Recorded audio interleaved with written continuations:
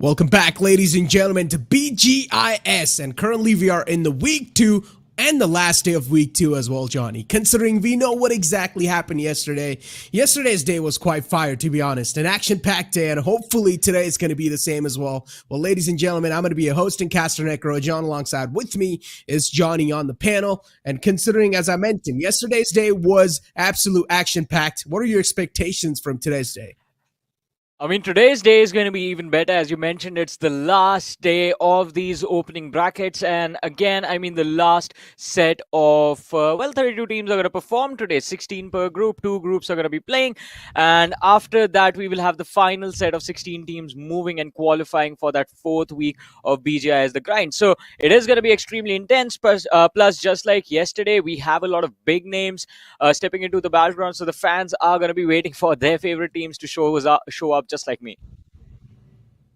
Exactly. I mean, as you mentioned, today's day, expectations are going to be all-time high once again. And considering today some of those teams are actually duking it out once again, and the known teams, to be honest, we are talking about Team X-Spark, one of the known teams out there. And I am personally really excited to see this team duke it out inside the Battlegrounds itself. Now, speaking about yesterday as well, you know, we had this conversation brewing up since a while, and OG, in that last group when they came up yesterday, they absolutely stomped everyone in the first 2 maps. But why did they did so?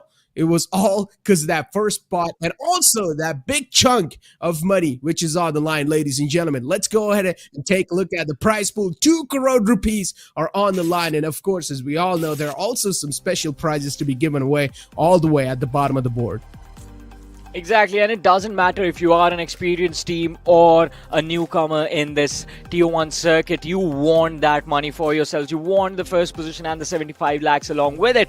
But as we have been discussing for the last 2 weeks, in fact, since we started this BGIS The Grind, I mean, the individual prize pools themselves are pretty massive for the players who are willing to take it. But that will all happen once they eventually make it to the BGIS. For now, though, the intensity of the grind, it keeps on rising with game by game, day by day. And again, I mean, as you mentioned yesterday, OG, they were on a destruction spree as they were able to secure a lot of placement points in their matches. But I think their primary focus was on those finish points, because every single finish, like always, equals 1 point. Exactly, as you all know. But you know what? Let's move on forward and take a look at the schedule. Nothing's going to be changed over there as well. As we all know, each group will be getting 3 lifelines. That means 3 chances to make it in the top 8. The first one will be given on the map of Erangel. The second one will be given on the map of Miramar. And then the third one, as usual, will be ending things off on Sanhok. As Group 15 and 16 will be duking it out. And as I mentioned, some known names are definitely there inside both of these groups. But a lot of the fans' eyes are going to be on Team X-Spark, that's for sure. We all know. But I have a question for the lovely viewers that are tuning in right now. Have you guys registered yet for the BGIS? Because let us remind you, the registration lines are still open, and registration process, it is as simple as going on the link that is Necro. Esports.battlegroundsmobileindia.com. That is the link, ladies and gentlemen. So go on that link and register your team right now. And also make sure all the information that you guys are filling up on the website is valid, and also it's filled with the maximum amount of precision. Just like in game, your aim will be pretty good. We want your precision to be really good in typing as well, because I'm a person that makes a lot of typos. So hopefully you guys are not going to be making those typos when you're going to be filling those information, because if you do make that mistake, your team will be DQ'd out of BGIS, and you do not really want that to happen. But you know what, Johnny, getting back to the conversation once again about today's day and today's groups, as we know, Group 15 and Group 16 will be duking it out inside today's battle. And as I mentioned, no names are definitely there. As usual, underdogs are going to be there as well. Now, if you speak about Team X-Spark, the history's been a little bit in the downhill. Expectations from my side today are definitely going to be that hopefully X-Spark are going to be on the rising side now. I mean, hopefully the fans are going to be hoping for that to happen as well, but it is definitely going to be a challenge, because as we have noticed the trend so far in the first 2 weeks, heading into this final day of competition for these opening Yeah. weeks. I mean, it's not easy to make it, even for the veterans. I mean, they mess up a couple of matches and then their qualification is on the line. I mean, yesterday, the biggest news from yesterday was the Team Soul's performance. I mean, the first two games not really working out for them, then converting on Sanhok and then pushing through inside of the top eight. I mean, it is extremely difficult to just put it all on the line based on that one game. If you pull it off, it is going to look extremely impressive. But if you fail, then all the fingers are going to be pointed towards you. But we were talking about the matchup, and we have the 16 teams that are going to be playing this first game right now on our screens. And as you mentioned, Team X-Park, yeah, they definitely are going to be one of the biggest names inside of this lobby.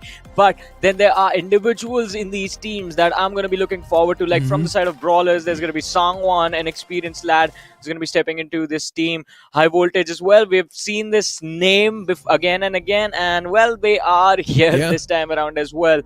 Apart from these guys, Revenge Esports, they have Final Boss playing in their lineup. So that is one of the individuals that I'm looking forward to the most, actually.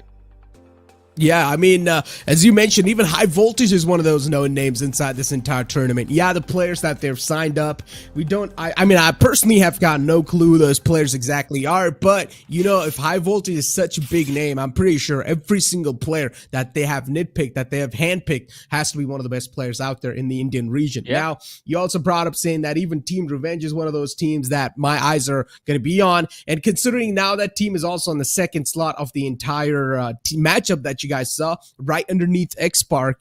There's a lot of these teams, to be honest, that are completely unknown to me personally. I don't know how these players are going to be performing inside the game, where the drop spot's going to be like, and I think so the similar type of circumstances are outing even the other players are going to be expecting inside the lobby. So I'm going to be hoping for a lot of early collisions.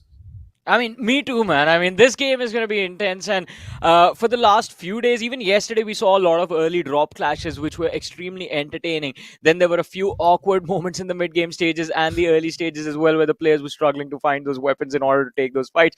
I mean, talk about the first Erangel yesterday. If you remember, the first few picks were, well, the players tried to get the first few picks with those revolvers and those pistols in that early game open drop clash. So yeah, moments like these are expected, and I'm pretty sure there's a high probability of them occurring today as well, especially considering, I mean, a lot of these big names right now, especially considering this is the last day of the last week of opening matches, week 2, because from next week onwards we move on to the teams that have played their matches before in week 1. So it'll be interesting to see if any one of these experienced teams is going to try and set a statement like the sort of medal esports, just the way they did, like Enigma Gaming did, wherein you are going to be disclosing your drops to everyone else and just challenging them up front. Like, this is where we are going to go.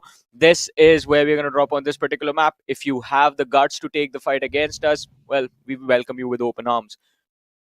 Exactly. Now, no name streams, drop location, everyone already knows where they're going to be dropping down onto words. But the unknown teams' drop locations, they're always anonymous. They're always a secret. Now, you can also say that that is also a plus point, or you can also say that that is also a negative point, considering you never know which team's going to be dropping on top of you. So, I mean, there's always these pros and cons that you can look at. And the revolver scenario that you brought up, I remember it was one of the players from the side of FS Esports all the way back from that Stalber Hill. That's where all this thing just happened. And the player was actually just trying to run inside the water lines. He tried to get on top of the jet ski as well. He tried to escape, but that was next to impossible because you've got so many guns just trained at you and they've locked you in their sights. And another thing that I would really like to bring up, in the second group of yesterday that we saw, OG came into play. Now, OG, they dominated Erangel and Miramar, back-to-back chicken dinners. But then in the third map of Sanhok, a team dropped right on top of them inside boot camp,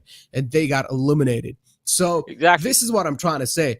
Even when OG, they dominated, they managed to secure 60 points in only 2 games, Johnny. That is impressive. But still, you never know, man. Which map, what's going to happen? So you always got to be trained.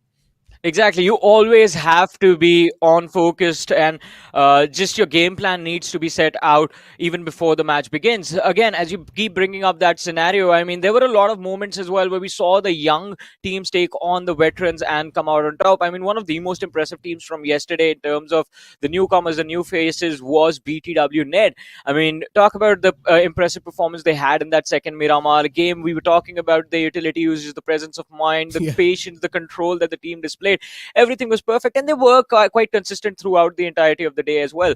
uh, I will be looking forward to seeing those sort of scenarios from these Hmm. upcoming teams as well, because it is extremely easy to get distracted, realize, or fail to realize, like, all right, we might be doing really well, we might have won two fights in a row till now, we might have stacked up 8 or 9 eliminations till now, but we can't just keep on steamrolling over every single team that we see. There will be a point where we will reach our breaking point and we are going to have to back True. off. And that is the most important thing to realize, especially in the heat of the moment. We have multitude Yeah. of times seen big names be a part of those open area fights, especially on maps like Miramar, where you don't really have time to reset. They take fights, they get third partied, and they continue to sustain that third party situation as well, instead of just backing off and resetting. That reset can be the difference between you just getting two placement points and you finishing off with a chicken dinner. So it's important to, sometimes it is important to back off, and I think that is Yeah. one of the most difficult decisions to take, when to back off and when to push forward. So it will be quite interesting to see what those scenarios are going to look like for these teams that are going to be playing today. That's a really good point, actually, and this is where the entire team soul point as well raises up, because we saw them duke it out yesterday, right? Now, Yeah. on the map of Miramar and Erangel, this team was looking really confident with how they were moving on the map. It just seemed like they were not fearing anyone, right? Yeah. And then when the map of Sanhok comes around, they realize that, okay, now our qualification's on the line. Two players are alive. I think so. It's Goblin and Hector, if I'm not wrong. These two Oh, guys, Omega, or Omega. maybe Omega. Yeah. Yeah, it was Omega, or I think so. So yeah, two guys were alive, and then those two guys somehow clutched it up, and that's why Solar are now going to be moving up to the round two. So even the top teams, man, if you're a top team, do not get too complacent, because as I always like to say, when you get too complacent, you perhaps start taking fights that you should not. And I also mentioned one thing yesterday: there's a Yeah. very thin line between confidence and overconfidence. Yeah, definitely. And I think that overconfidence aspect needs to go away from the bigger names. I mean, we have seen confident teams stepping into the battleground as well and then dominating the entire day. As you keep mentioning about OG, I mean, we saw OG take fights in the first few games as well. First two matches, you mentioned, they were able to secure 60 points. But in every single fight, we also saw them just be extremely cautious, make sure they were treating these teams, the new upcomers, the underdogs, as they would the veterans of the scene. Equal amount of Yeah. respect being given to these teams as well. Mm-hmm. And they were completely focused on protecting their numbers. They did not want to risk anything. And because of that, they were able to just dominate those matches yesterday. Today, Yeah. I think, since considering again it is the last days of the veterans, they're going to try and enjoy themselves a little bit more. So for teams like Team X Park and teams like High Voltage, I think their expectation is going to be, or their game plan for today is going to be to try and get to that 20-point marker within the first two matches, and then just enjoy themselves on the map of Sanhok. Today, for both these groups, I think Sanhok is just going to be crazy. You can't expect any standard gameplay on any Sanhok today. I mean, to be honest, the heal battles might be coming into play as well, from Yeah. especially High Voltage, if I remember. So there's a high chance we might just see the heal battles coming in by a lot of these teams. But as I mentioned recently, what's been happening is that a lot of teams are getting in the map of Sanhok with the similar type of mentality, and then we're seeing a lot of these drop collisions happen on those individual compounds, so it gets really tough to accumulate all those meds. But ladies and gentlemen, here we go, the first game of this final day of this week 2, as we have the plain flat path on our screen, starting all the way from Georgia Pole Hospital towards Yasnaya Poliana. Yeah, and this one is leaning heavily towards the northern part of the map, so it's going to be quite interesting to see which teams, in fact, now decide to head towards the military island, even if anyone does, in fact, because military island is going to be quite far away from this flight path, and it's going to be a challenge to get there. First of all, you're going to have to drop out in the open, find some vehicles, and then rotate. And then, if the zone is towards the northern side of the map, you're going to have to come back. So I think it's going to be quite interesting to see how the teams adapt to this flight path. But Necro, did you expect this? I mean, we have a team heading towards the Georgia Pole City, one team, Team X-Park, going towards northern Georgia Pole, but High Voltage has taken a similar drop. So we have 3 teams. There's a potential of 3 teams dropping in that Georgia Pole circle. Exactly. I mean, 3 teams in that overall vicinity. I mean, once again, Northern Georgia Pool has enough amount of buildings that you can just spread yourself out and get a lot of loot. I personally think so. Northern Georgia Pool, 2 teams can easily just settle down and loot up without even needing to fight against each other. Now, if you talk about the Georgia Pool containers, though, that's where the collisions might start to happen. But if you do take a look at the players of OH, Old Hood, they're going to be dropping inside the Georgia Pool City. So that's a really good news for them. No one's going to be around them. They can't loot up peacefully without any threat lingering around. Now, as we did see the planned flatbats sort of just favoring the northern side a little bit, military base is going to be completely abandoned. And now we also do have to circle, so it does not really make a lot of sense to go all the way down south and then rotate back up once again. So teams who like to go all the way down south towards military base, they will now need to find a temporary drop location, their secondary drop location. Yeah, there are only a few teams who can deal with a situation like this consistently. Like, even if the zone and the flight path is not there, they're going to go to their drop spot and figure out a way of making it back into the zone, be it in the early stages or the mid-game stages. One way or the other, they will get there. But I agree with you. It is extremely difficult to pull it off, and being consistent with that sort of a strat can make it even more tricky. But I think since we all saw 3 teams heading towards that Georgia Pole area, one towards city, the other 2 towards the northern Georgia City, our eyes are going to be stuck here for the first few minutes of the game, as this is the highest probability of this is the place where there is the highest probability of the first fight breaking out. But so far in the game, early seconds, we all know everyone's priority is the same. It is to get that loot.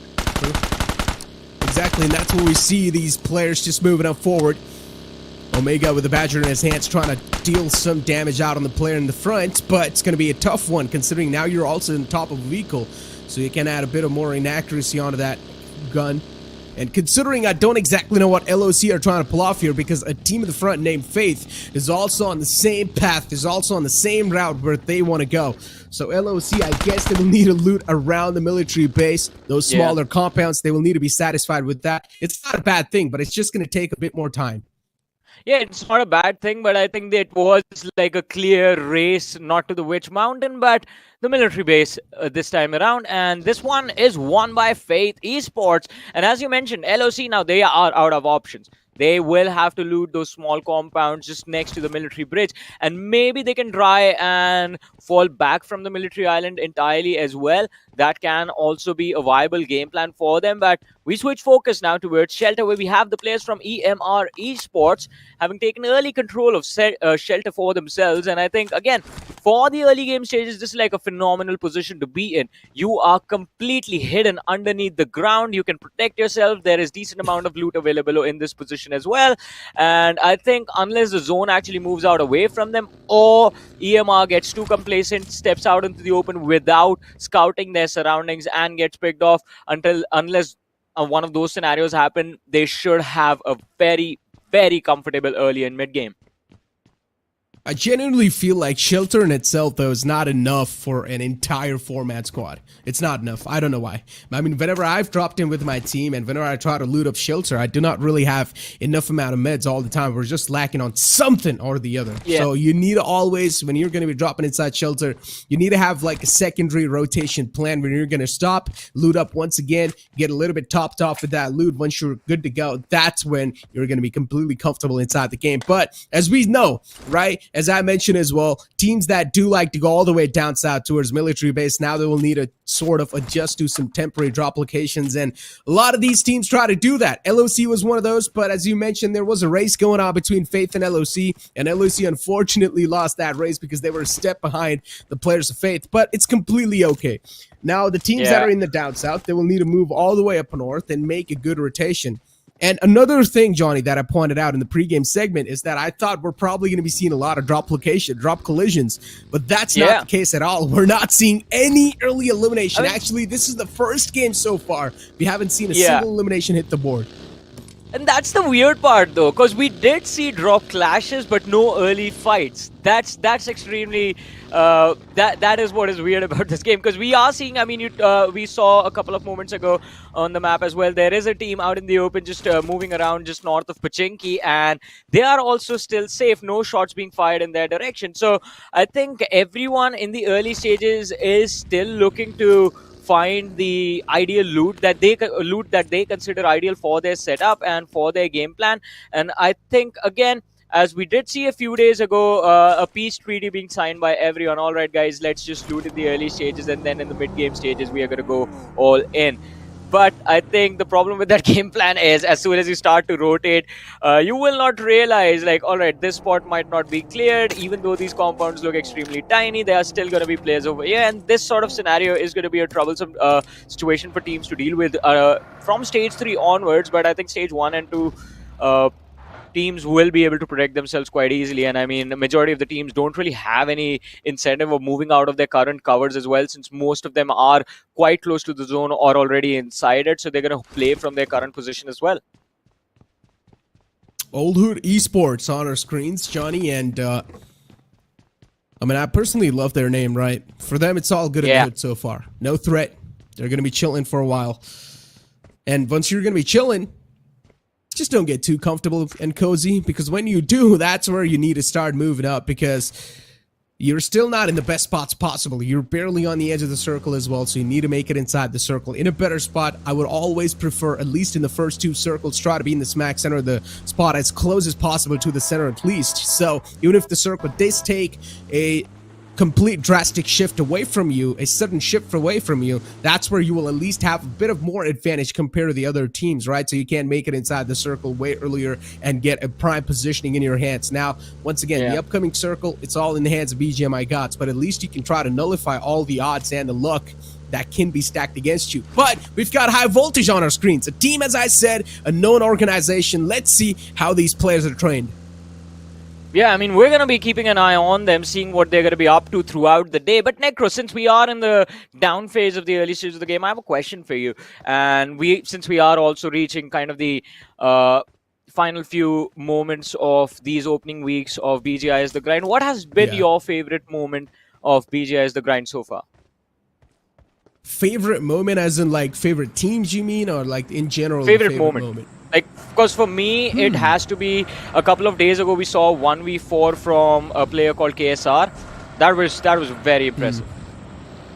I would say Gladiator Esports performances. Like, they just battle it out like gladiators. Honestly, the way they fought the lobby, I've never seen a team just dominate their way through so much. I mean, yeah, we do understand these are underdog teams, but still, I mean, even if these are underdog teams, at least they're mechanically skilled. But Gladiator Esports was just straight up disrespecting everyone. They did not care who you are. And the best part is, yeah, even if they are overconfident, they're at least getting the job done. So that's what matters.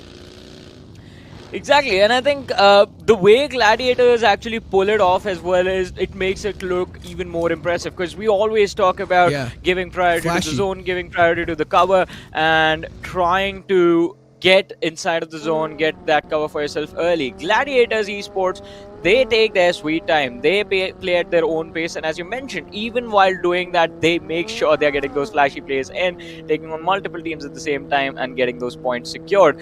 But as we transition into the second stage of the game, there are still 64 players still remaining in the game. Not a single shot has been fired. But look towards Severny, 4 teams colliding smack in the center. In the meanwhile, though, Faith Esports, they're going to have to pay for the mistake of the early game stages, as they took military base away from LOC Esports, and now LOC Esports are gatekeeping that military bridge away from them. Exactly. Omega, I mean, yeah, he himself has taken a lot of chip damage, but he needs to realize that there's one player still knocked out in the backlines, and is probably going to be giving away all the information possible to the enemy team. Look at LOC. I mean, yeah, considering they were looting the outskirts of the military base, now they're also starting to camp out the team in the front. So you can't say it. They turned this disadvantage into a massive advantage now in their favor. So for LOC, a really solid news that they can't keep on moving forward just like this. But soon enough, even LOC needs to get inside a comfortable spot inside the circle. They cannot keep on camping that bridge lines too long. Revenge Esports on our screens right next to the players of Team X Spark. A lot of rotations now starting to happen as the circle did take a drastic shift up north. As I mentioned, this is why you need to be in the smack center of the circle. If you're going to be in the center, no matter how drastic of a shift it's going to be, no matter how big of a shift the circle is going to throw at you, you would still at least be in some part of the zone. And that's all you need for yourself, to be inside the zone. If you're not taking damage from the wall of death, well, that's a little added bonus for you inside of this fight. But for now, Team Xpark, look at them, collecting all the information about the team surrounding them. And I believe till now they haven't really given away their position. But first pick of the game being picked up by LOC, as we saw a few moments ago, towards that military bridge. And I wonder if they are going to allow Faith to cross easily as well. Are they going to themselves move out, realizing that, alright, this is going to be a northern zone game, so we are going to have to move out a little too soon than we anticipated. On our screens, though, we do see the players from Revenge Esports collecting those vehicles. Sonic Fox has a buggy. He's going to take his teammate to the group as well. But on the other side, Xpark finding the first pick as Reflex. IGL from the side of AKB is going to be picked up by Aditya. Yeah, good way to kick things off. I mean, Faith Esports was one of those teams that lost out on their player for the first time inside the lobby. And that was the first ever elimination that happened. And then now AKB Esports, they lost out on their players. This is how those two eliminations really went down. And then we also saw one player from AKB get taken away. Yeah, I mean, it's been such a long time, and it feels like this lobby in itself, they knew exactly where the rotation pathways are going on, and how the drop locations are going to be like. But again, I mean, we did expect a slow game as well in this one. A lot on the line for these teams. Final few slots for the qualification, and again, it's a hard shift towards the northeastern side of the previous zone. Brawlers find themselves smack in the center of this one, and majority of the teams are going to be playing from that southwestern edge of the circle. So Team Xpark, they will have to deal with a lot of pressure while they try to move inside of the zone. Right now, we are seeing Pukar move ahead with his buggy leading to charge forward into the team. But I wonder what about the others are still on that main island. How do they plan to rotate? Well, while that happens, Pukar mid-rotation gets out of his buggy, sees High Voltage Smokey behind him, gets the pick, and secures the finish point for his team as well. And still he just drives out of that position. Does not want anything to do with it. He's also got a decent amount of meds, Johnny. Look at the booster. 7 boosters in total. So Pukar, he's really chilling when it comes to the loot stats as well. DBS in his hands, High Voltage 2 now starting to make a move towards the edge lines of the entire game. Well, let's see though. How is this going to go for High Voltage? Now they're down a player and they're trying to pick up the fight against Team Xpark. It looks like Demon and Akshu in a vehicle. Hydrox leading the charge in that US. Dreams on the other side, he's just keeping an eye on the opposition, but he needs to be careful. At any given moment, the players from Xpark are going to exit their vehicle and start shooting at him. In the meanwhile, his teammates are a little bit further ahead. Oh, look at him. How far has he gone from this position? He needs to rotate back, fall back with his teammates. Exactly. High Voltage in the water lines as they've lost out on one of the players. These lines are quite exposed, but it's understandable too why High Voltage really wants to play around these lines too. But it's not a good idea. They're taking way too much hurt, and the shots that Dreams is connecting, they're also inflicting a lot of pain and hurt onto the players of High Voltage. They cannot afford to stay there for any longer. Demon knocked out. Another player goes down. Team Xpark. It's like a meal for them in the name of High Voltage. As Demon's knocked out, Pukar's going to try to close his distance, get the confirmation rolling in his favor. And High Voltage underestimating what they were going up against are going to be punished. Pukar takes a little bit of damage, but it is going to be just a smidge. And nothing he's going to be too worried about since he knows he has his boys backing him up. And the players of High Voltage are split up as well. Akshu on one side, Hydrox way back, way back in the blue.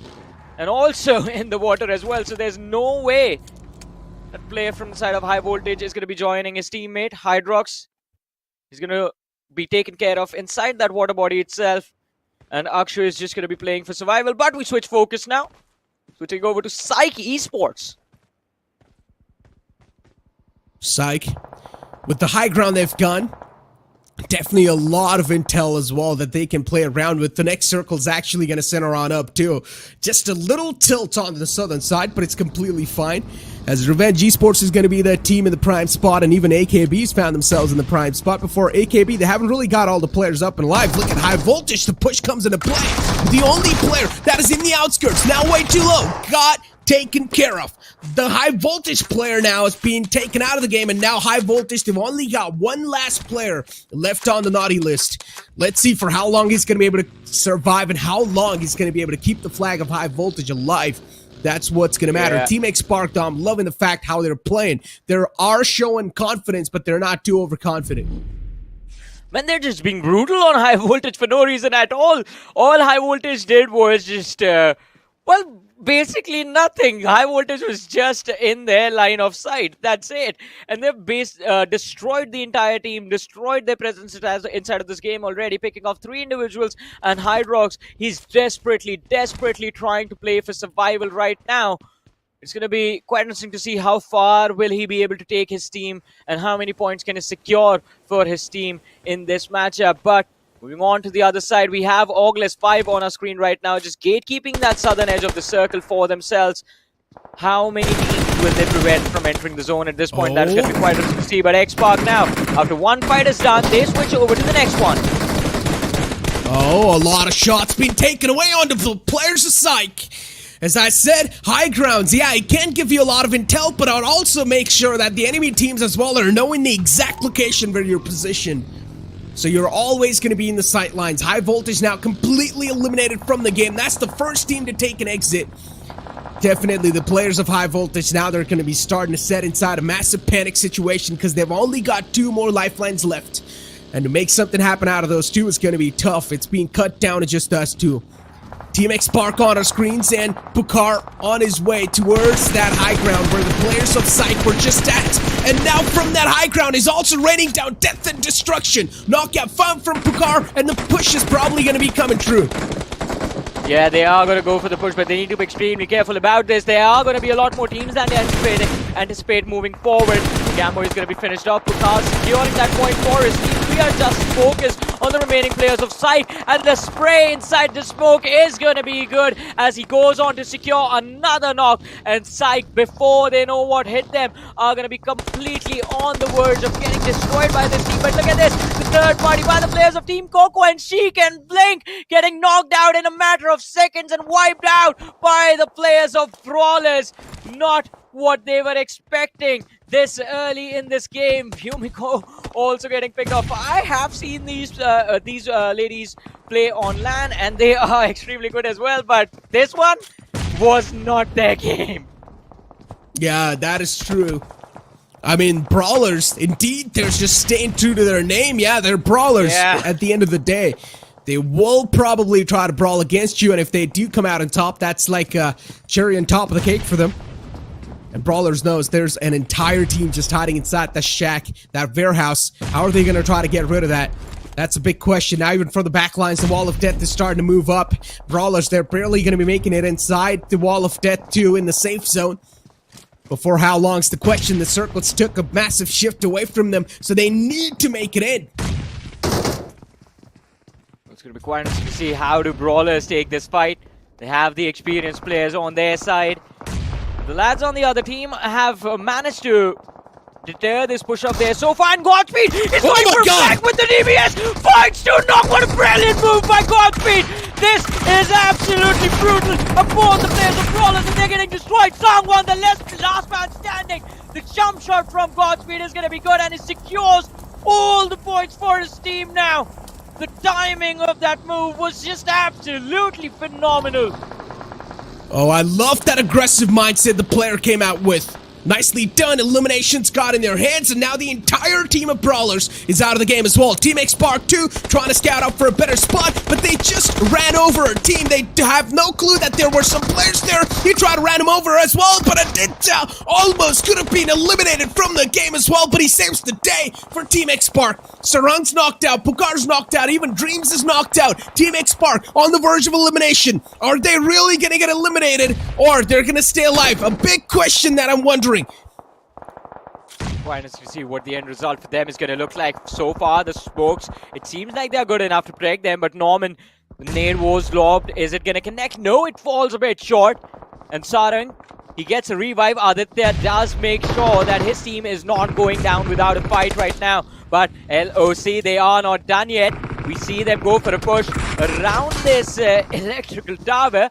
And they have the numbers on their side. And wait, what? I thought the lads were still healthy. Did not realize they were already knocked out. Oh, now they're trying to just creep and crawl their way in inside the circle. I thought Aditya could have gotten the resurrection onto Sarang, but that's not the case. Instead, he's going to prioritize his life. And he's also moving in with the wall of death. For how long the fallen man's going to stay alive? Soon enough, he's going to bleed to his death.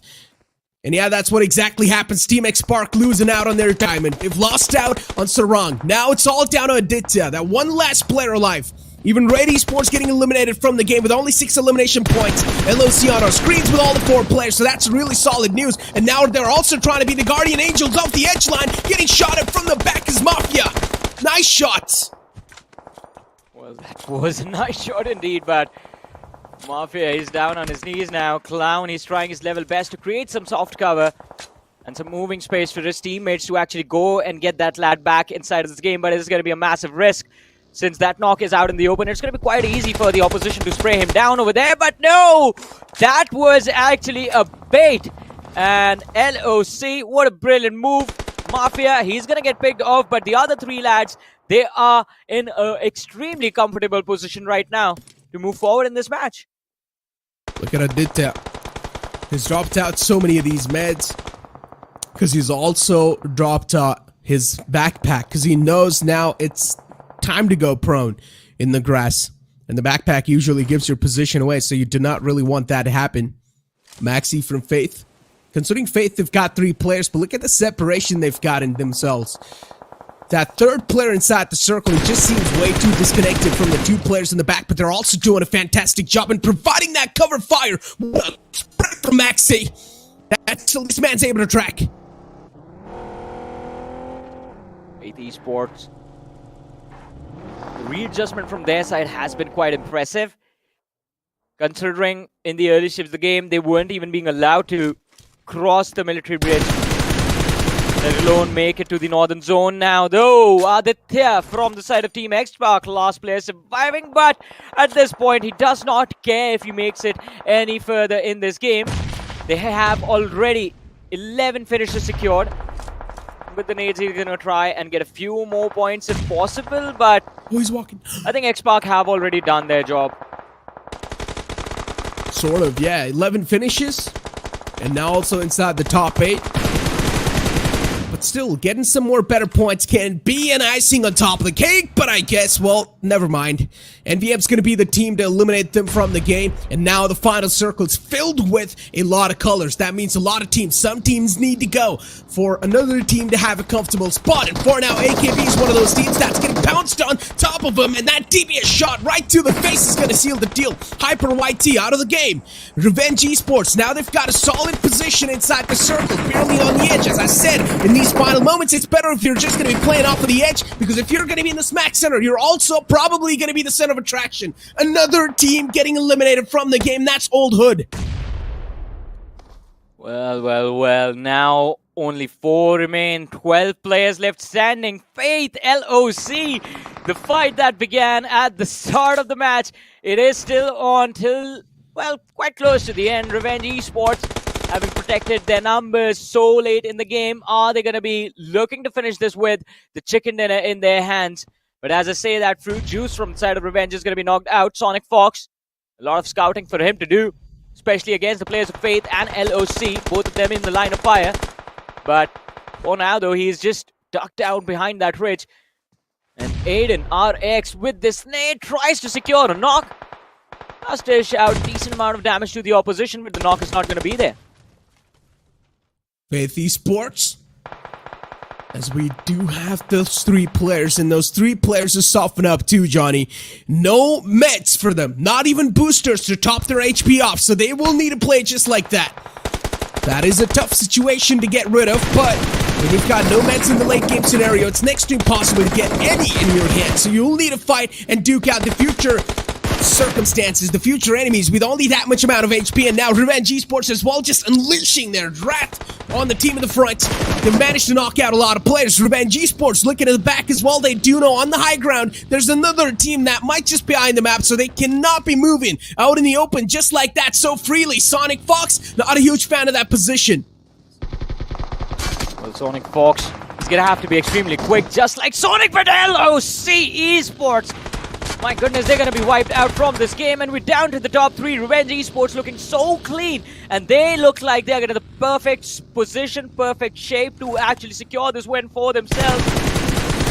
T.NAVVAM, they're trying. Norman with a brilliant spray trace secures the knock onto final boss, but now his position is compromised. His teammate is going to get knocked out, and he's going to be the last man standing. The slam does come in from Sonic, but the trade knock is going to be good, and Revenge with that are down to just 2 players standing, 1 lad knocked out. So this final fight, at least for now, is a 2v2.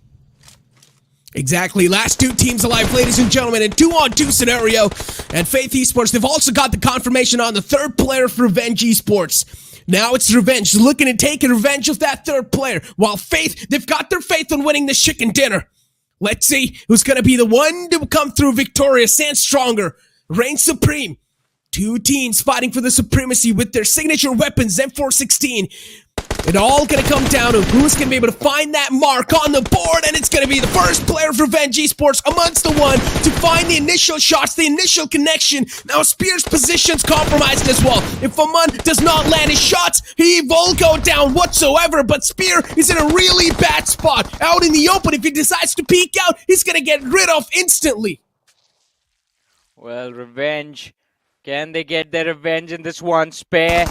He's all that's left from the side of Faith, and Aman, the way he's shooting, it looks like he has a general idea of where this last surviving individual from the side of Faith Esports is going to be, but not the exact location. And Spare slowly and steadily is crawling towards his teammates, getting the revive in. It's going to be extremely difficult. Fruit Juice as well, look at him. He's also just slowly and steadily moving towards the players of Faith Esports. In the moment Spare, he makes a move, Fruit Juice is going to be the man responsible for the final finish. He has the UMP on him, gets up, starts moving around, making a run for it. He's going to be able to secure that final finish. But no! Fruit Juice, trying his level best, runs out of possibilities in the very end. And Revenge Esports are going to be the winners of this first match. The chicken dinner is theirs. And of course, I think they hit double-digit finishes as well. Yeah, probably, but the last guy, man, the last guy from Faith Esports, he ran out of bullets in the magazine. He needed a fresh one, but unfortunately, he didn't have that in his backpack. So he got eliminated from the game completely. Faith Esports, though, still a solid outing from their side. As you mentioned, for Revenge Esports, this might be a really solid opening for them. Yeah, definitely, but Faith Esports, I mean, huge round of applause. I am impressed with the way this team dealt with every single challenge that was put in front of them. Let's start from the beginning of the match, right? Assuming they went to the military base, I think their preferred drop spot is the military base. So flight path is away from them. They have to rotate, find vehicles, and then rotate all the way to military base. They do that. Their rotation in the early stages, even before they find any weapons, gets challenged. They still work around it. Their rotation back to the main island gets blocked. They lose a player. They still make it work, making it into the top 2. And they had, I believe, 4 eliminations. So that's a grand total of 16 points. That is not a shabby game. That is, in fact, a brilliant game coming in from the side of Faith, considering how it could have gone. Exactly. I mean, still, those are some decent amount of points. As we all know, all you need is consistency and maybe like 22 points in total to make it inside the top 8, Johnny. So they're already halfway there. All they need is one more decent game just like this, and they're going to be good to go. They're probably in top 8. That's that easily enough. For X-Spark, they had a pretty massive start without a doubt, Johnny. They had a blast inside the game, but then later on, they got blasted themselves. X-Spark was smurfing. I'm just gonna say this. I mean, look at the way they're taking those fights. Look at the radar. There's no line of fire available. The players in the back lines are looking in completely different direction. 2 players out in the open taking a fight outside the zone. X-Spark was here just for the finish points, and they have a lot of them already in their bag. So I think the next 2 games they're gonna try and keep the same momentum. But Raid Esports, Godspeed, man, the timing and the communication for that moment from Godspeed to happen needed to be on point, and they were extremely precise with that in that particular moment.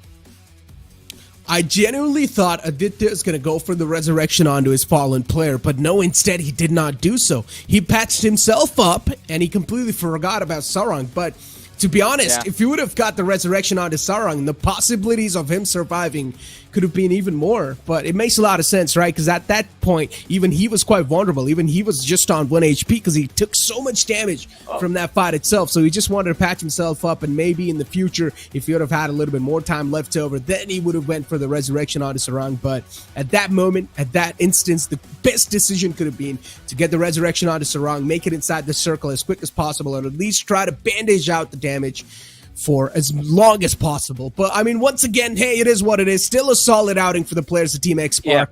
Consistency is the way to go, and they're probably going to be keeping that in mind. And this fight from the players of Revenge Esports, it could have went so south.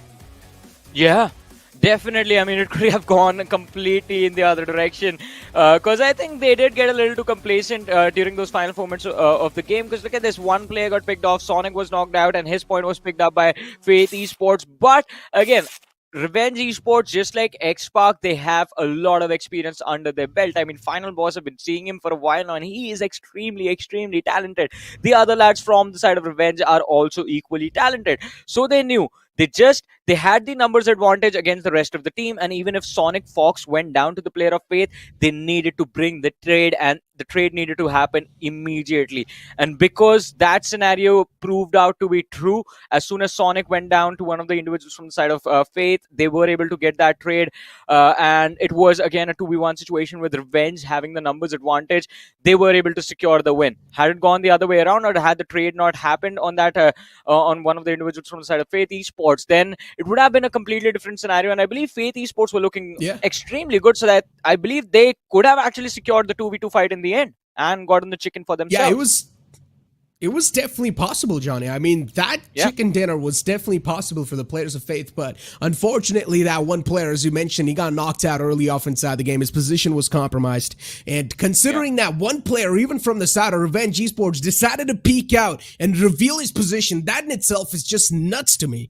I don't think so anyone would ever prefer to do that in a 2v2 scenario where you do not really have any cover. There's only an airdrop for cover. He peeks out, goes behind the airdrop, knows exactly where the person's position, and then fires at that general direction, and he gets the knockout. Like, that is just a psychotic move to me, but he still somehow managed to pull it off. And I guess if he's pulled it off, then that's why there's a main reason why he's also able to win the chicken dinner. So I would say they definitely deserved it for pulling something like that off. As everyone says, right? Next to fear is the victory. And if you're going to be surpassing that fear, you will get the victory. And that's what the players of Revenge Esports did. Exactly. I mean, Revenge was just phenomenal in this game. I mean, quite clean in the way they were taking those fights, and as we use the same kind of phrases that we used for Orangutan a little while before, just being respectful to everyone, giving everyone the equal amount of respect. Like, all right, you might be competing against us for the first time, we might have a little bit more experience than you, but we will show you what we do when we go up against the bigger teams, the teams that do actually compete for the trophy. This is how they like to fight, and this is the situation that you will have to deal with. Because Revenge in team fights, just like X-Park, if you I mean, as we were looking at the highlights, you are going to notice this as well, and during the game it was quite clearly visible as well. They were extremely good at choking the opposition, putting so much pressure upon them that the opposition can't even think as to where they have to do.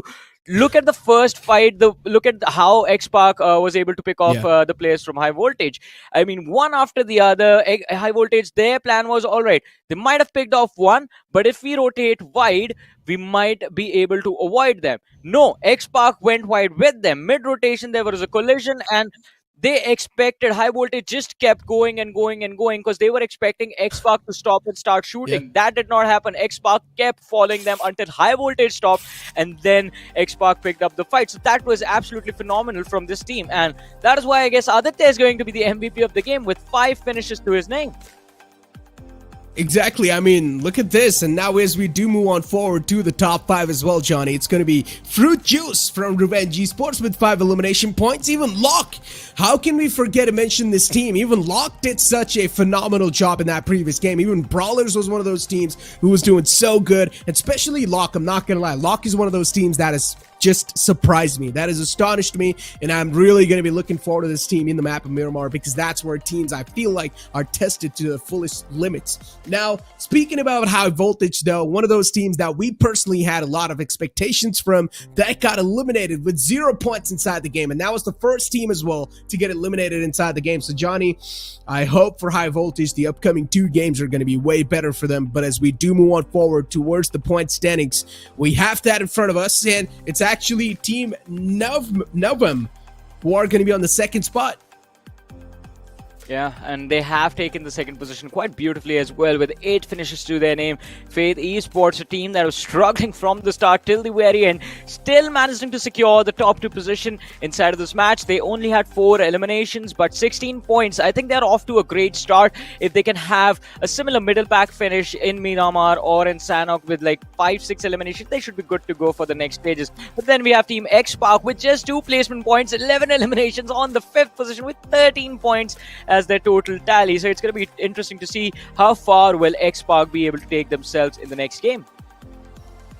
And as I said, high voltage, the first team to get eliminated. Then even Team Coco, they got eliminated from the game. So yeah, Johnny, just a lot of these eliminations that were quite unfortunate. Even MIG did not really get a lot of points for themselves. And all these teams, all the teams that are in the second half of the board, so many eyes are going to be on them, considering now they've only got 2 lifelines left over, not even a lot of points secured from the first game. But these 3 points that the top 3 teams on the second half has secured, that might just be the saving grace in the future lines, because as we know, they need 20 points in total, 10 points in the upcoming game, and then 10 points in the map of Sanhok as well.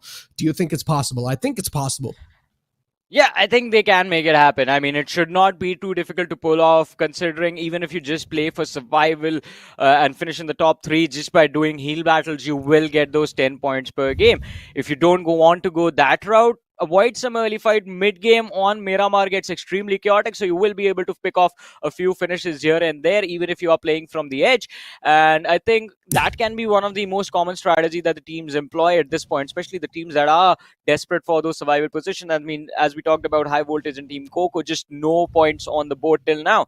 So I think for them, it will be extremely important to get themselves on the board on Miramar itself, and the finish numbers and the placement points need to be balanced out. Anything outside of the top 4 in Miramar, and I think their qualification is going to be quite questionable, and it's going to be extremely difficult for them to move forward just off of Sanhok. I mean, when you say it that way, it sounds really easy, right? It sounds so simple. You're going to be like, yeah, just 10 points. All you need to do is go in the mid game, try to get elimination points. You know, it's not that hard, guys. But when you actually try to pull it off with a professional lobby, it's tough, man. So, yeah, I understand the struggle from all the underdog teams, considering it's your first time playing inside such a massive tournament. As I always say, when you are the new team, your hands will be sweaty. You will have those sweaty palms. You will have those jittery hands. So it's really tough to play with all those things just working against you. Yeah, and it becomes extremely difficult to think clearly in a moment like that as well. But we are all set for map number 2 between these teams from group number 15. And ladies and gentlemen, along with the change of the map, there's a change on the panel as well. As now I'm going to be joined by my boy Salty, who's going to be, well, I believe equally excited as I am for the next matchup. Are you, Salty? I certainly am, man. Miramar has always been crazy, especially in terms of completely overturning the tables, right? We've seen Erangel sort of set up teams in a way where, all right, these are the teams at the very top, but then Miramar comes up and suddenly the table and the overall standings just completely shifts. And that is where the excitement lies, because then there's that big question mark on that map of Sanhok, that who's going to qualify and who's not going to qualify. And speaking of groups itself, Johnny, there are so many big names, and if some of those big names do not manage to actually make the mark, then I feel like the audience is going to have some sort of a gossip to actually deal with for the rest of the day.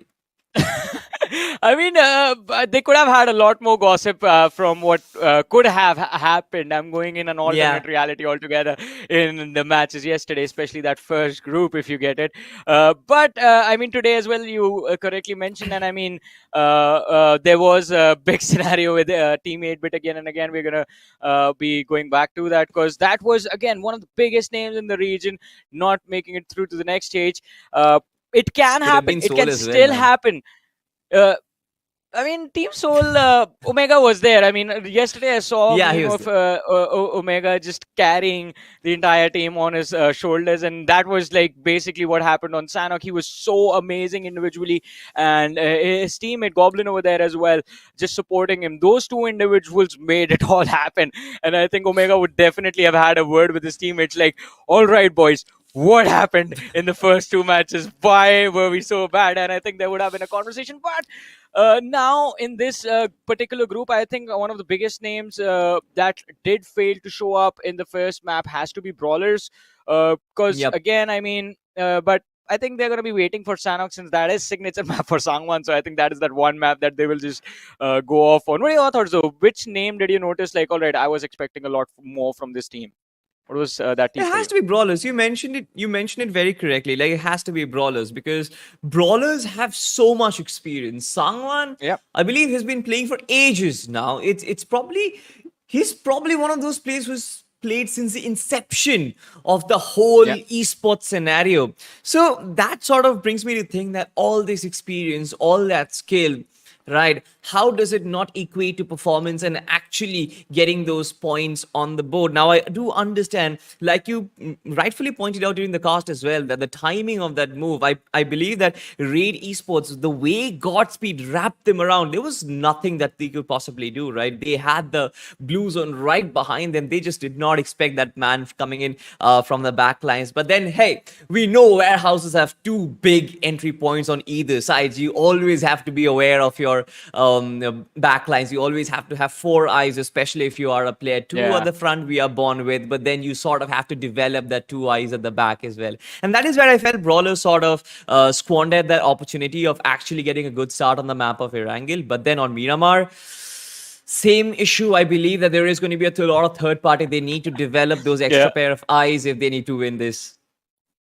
And even in that fight, I think there was an opportunity for Brawlers to actually capitalize because before we saw Raid Esports actually charge upon the Brawlers, there was Team Coco who just Yep. ran into that warehouse and just got annihilated by both these teams in tandem. And that was like a little bit of opening for Brawlers to capitalize upon, but unfortunately for them, Raid Esports had that thought before Brawlers actually had the same idea. So Raid actually came for the counter push, and it was just incredible to witness. But now it is a reset. Miramar, it is a new map, a new opportunity. We're going to see what the flight path is going to look like, where the zone is going to be taking these teams. But it will be a little bit more interesting to see how some of the teams that we were expecting a lot from, what are they going to be doing right now? Because Xpark, big name, have the elimination, have the decent points on the board already. They might be looking for a switch up, just playing for placements in this one, just making sure that their top 8 is secured and they don't have anything to worry about. And a lot of the other teams are going to try and do the same thing. But I think for teams like Team Coco, High Voltage, teams that haven't put themselves on the board yet, would it be correct to say that convert Miramar or you're done? Yes, 100%.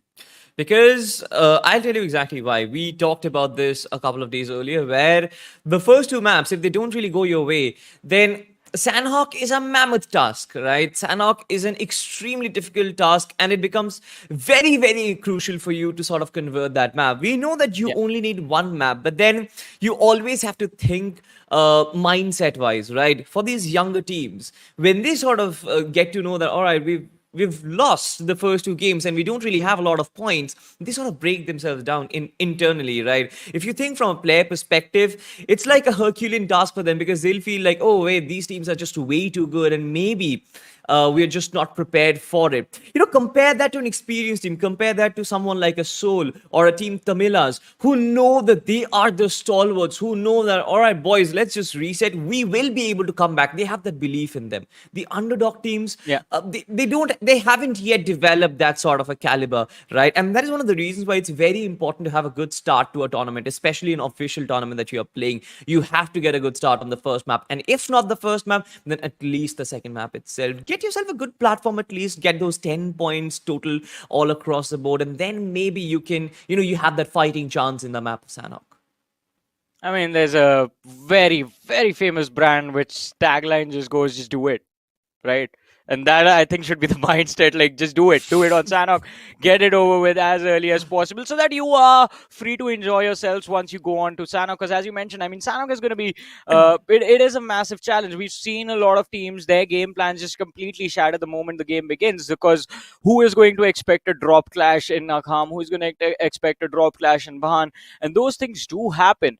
And in those desperate moments, you do not really want to be put in like a complete corner and with that last map also slipping out of your fingers, just to sit there worrying like, oh, we could have played this better, we could have done this differently on this particular map. So it's important to secure those points as early as possible. Even if you don't cross into the qualification position, get close.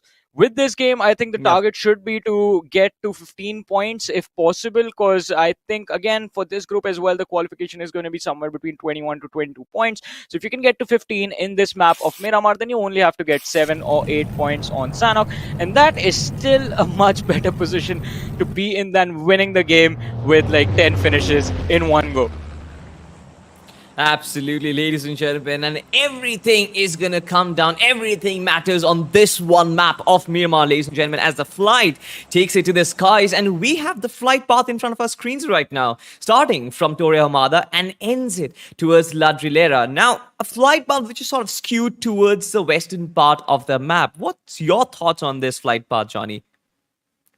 Well, I think it's quite a decent one. I mean, a lot of high priority drop locations easily available to the players. Los Leones City, even if two teams are headed over there, I think they're going to have preferred drops towards Hacienda del Petron. They can drop towards Picado, pick up a few vehicles from there. Even San Martin City, get a few vehicles from there.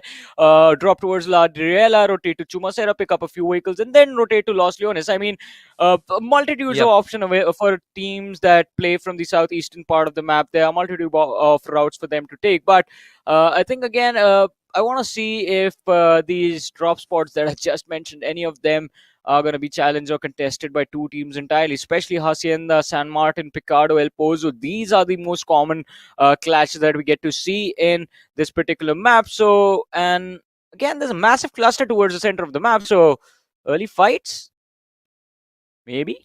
Certainly, right. There's a lot of teams. There's a lot of teams in that central region of the map itself. But so far, this is something interesting that we get to see right at the edge of the circle. There is Team X-Park, right? And then there is another team in the vicinity. Now, I believe Team X-Park knows that there is someone who might just be able to spoil their game plan. We've just seen last day how Team Orangutan's game plan was completely spoiled on the map of Sanhok. I just hope that something of that sort does not happen. But look at this, the high voltage. Are they aware the Team Radiant Sports is inside as Akshu looks to invade the compound? And the first knock has been confirmed, Johnny. This is insane. High voltage, they're not stopping whatsoever. A trade-off comes in and now it's a 3v3 situation. Confirmation confirmed as of yet. High voltage still trying to move up and they want to take this fight. Well, let's see how it's going to go, though. OP. Yep. I mean, for now, the reset is going to be there for the side of high voltage, so it should not be too difficult for them to actually find a way out of this. Especially, there's a little bit of distance between the two squads, so I don't think it's going to be forced. But hey, talk about forcing fights, and X-Park appears.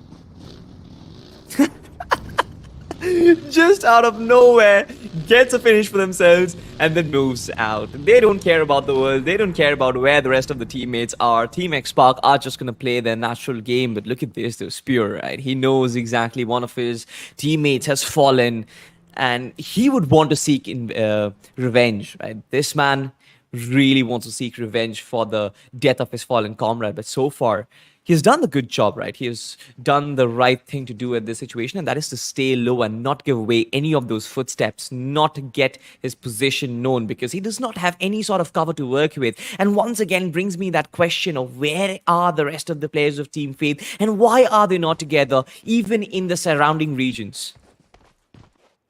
Well, let's see. I mean, X-Park, they're still not done.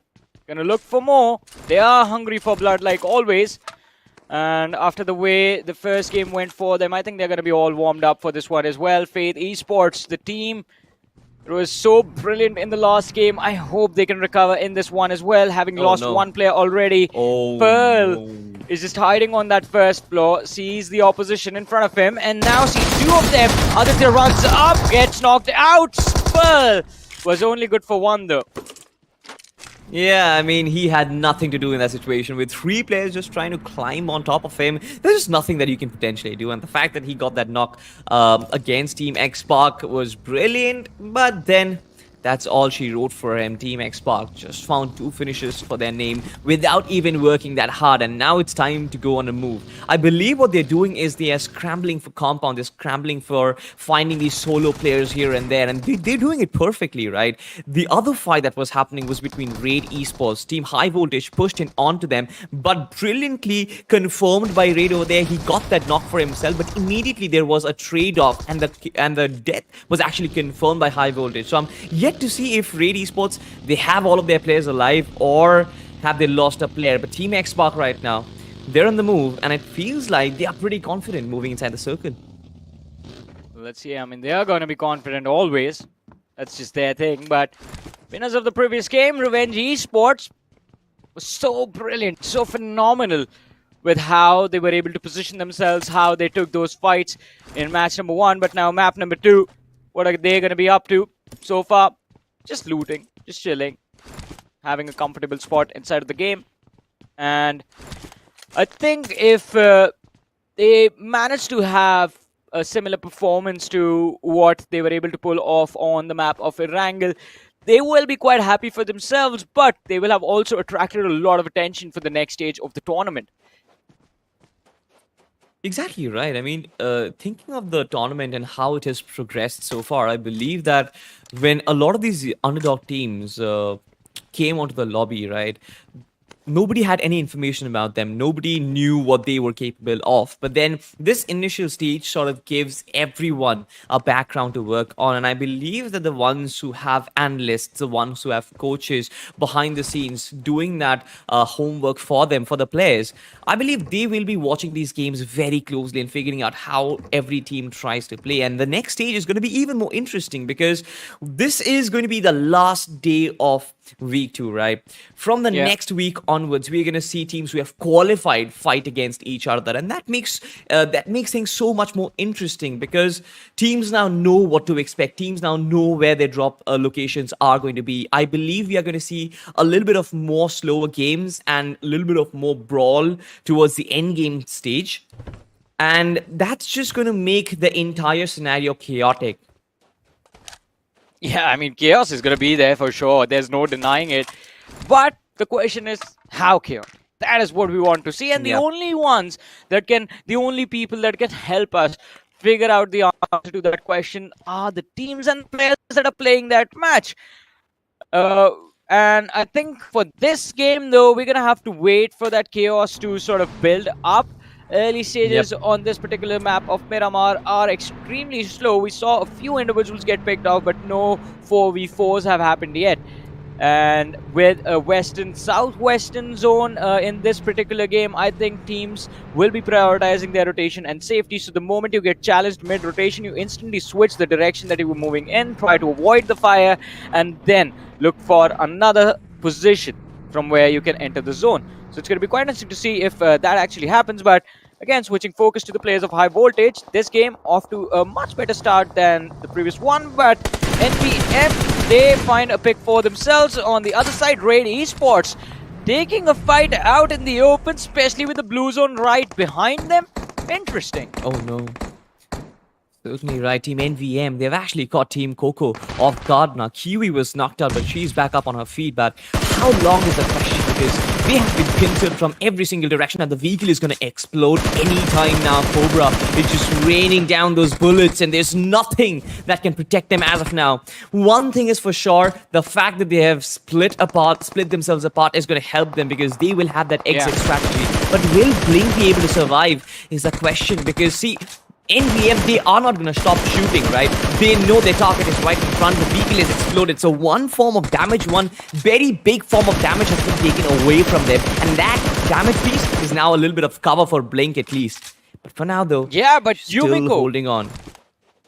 Yeah, but Yumiko has found a trade, and I think she has created an opening for Team Coco to actually fall back. And that trade, that knock, did come in on the perfect timing as well. NVM, they got a little too complacent, just as you mentioned. They were just emptying out clips after clips on that bus, and because of that, they did not realize that the formation from the side of Team Coco was going to work out in their favor. But Team Coco, they get complacent now, and all 4 players moving together are getting absolutely destroyed. They had no points in the previous game. Sheik, last player left standing, and she will get picked off as well.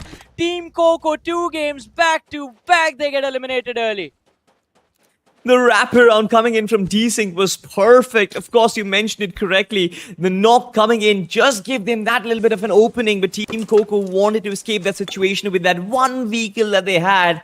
But who knew that D-Sync would come in from the backlines and completely shatter their hopes, of course.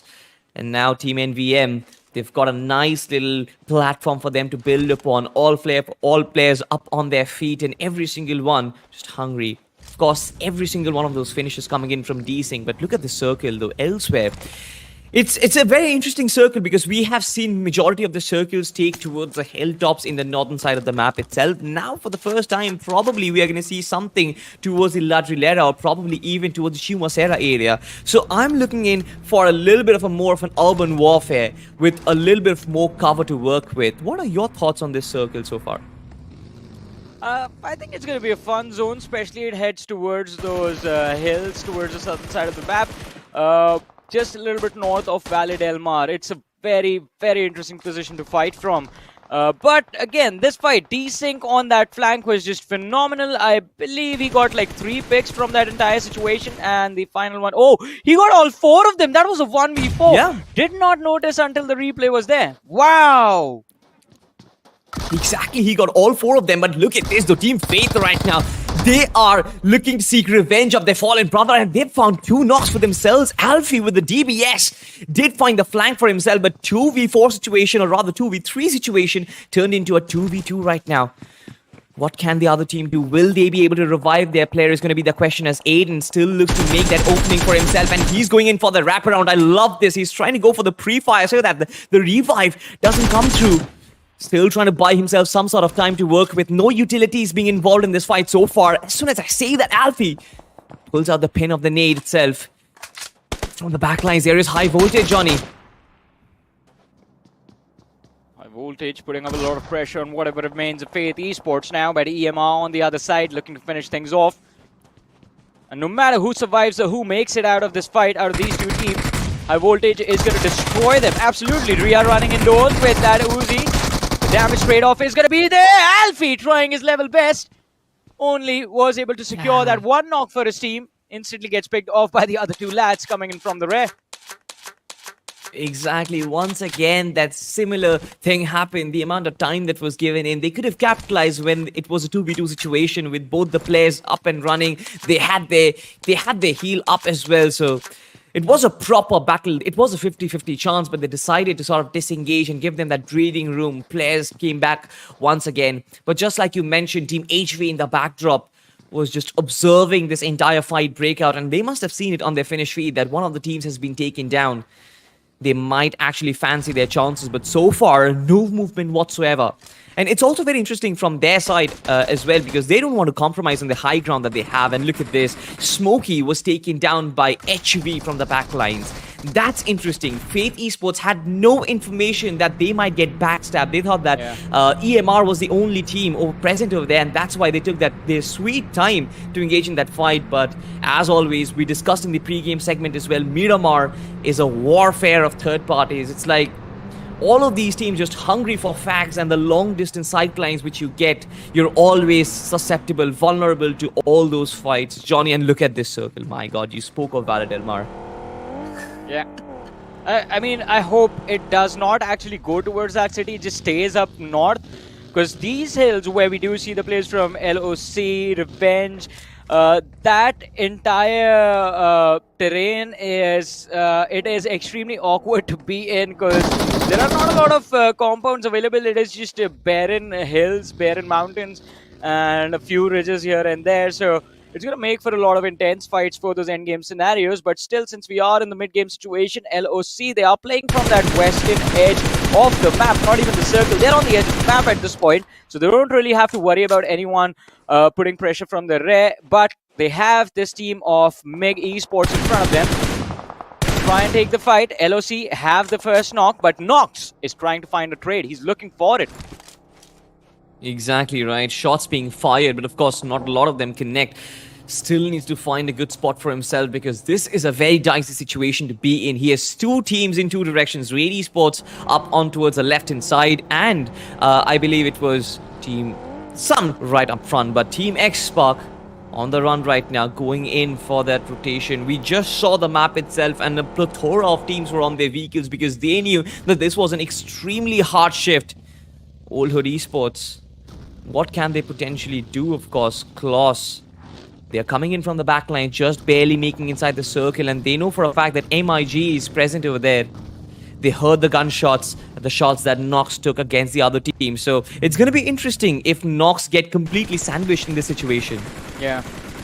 And I wonder if that is actually going to happen, because as you mentioned, I mean, the information is going to be there for Old Hood to work with.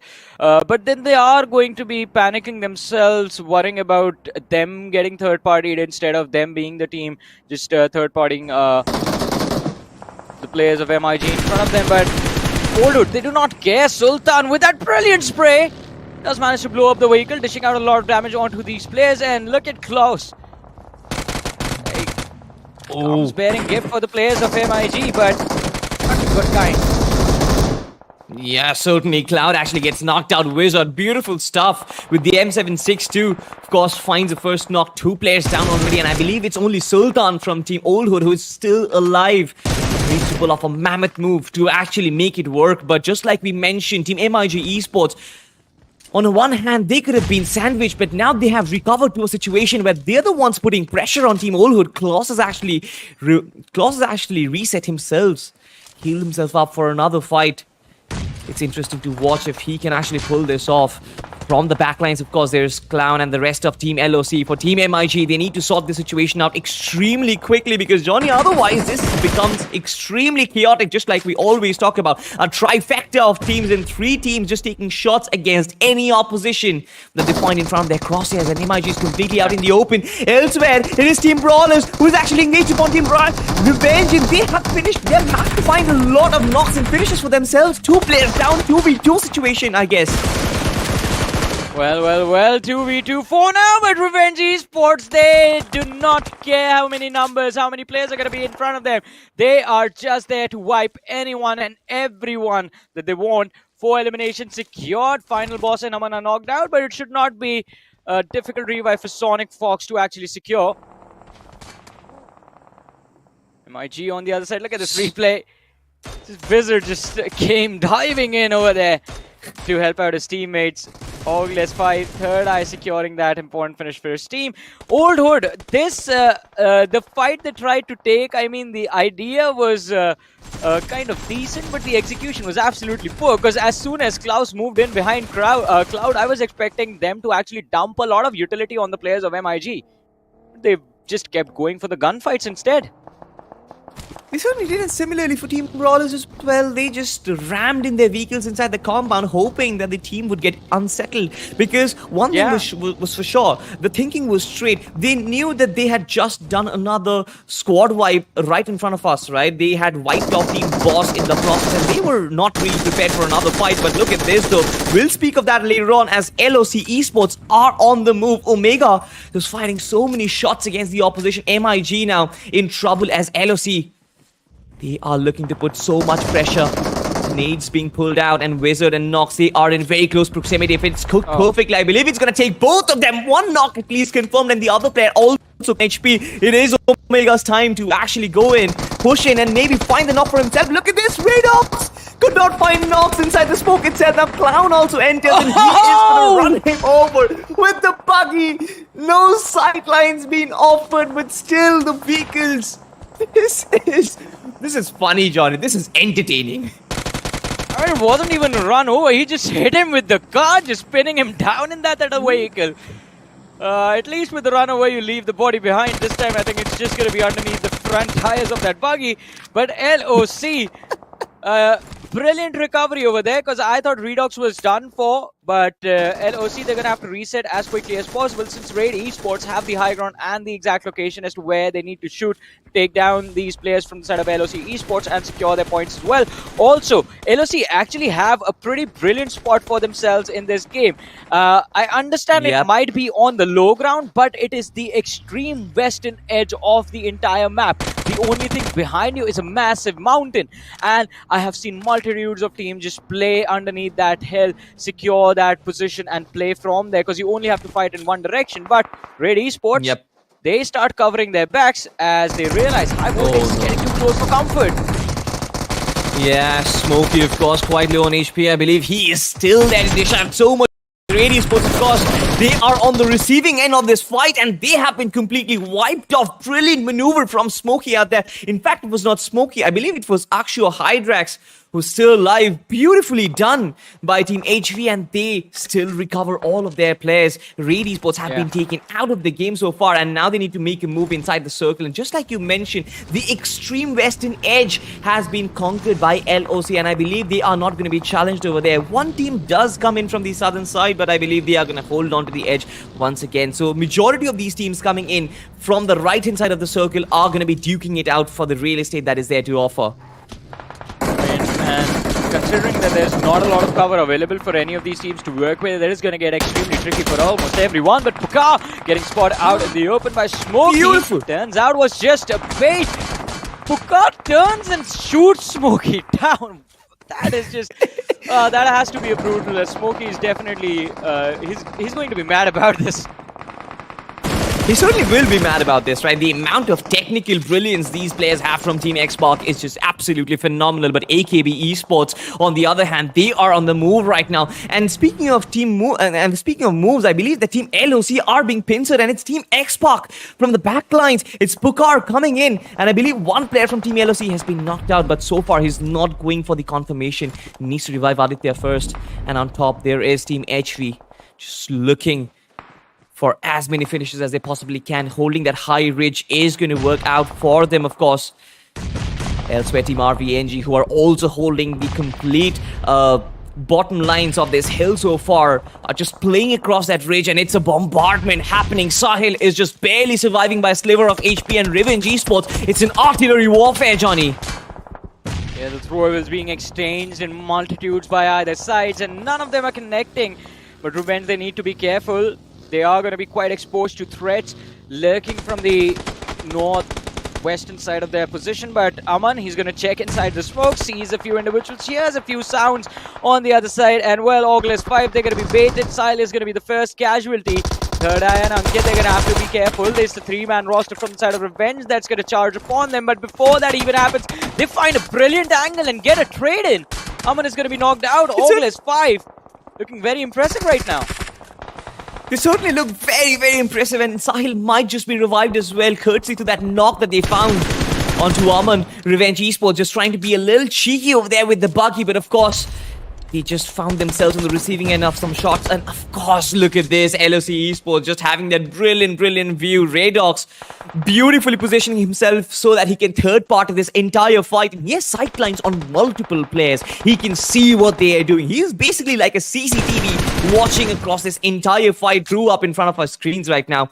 And crawling back to its teammate to safety so that they can revive them and they can come back in this fight with reinforced vigor.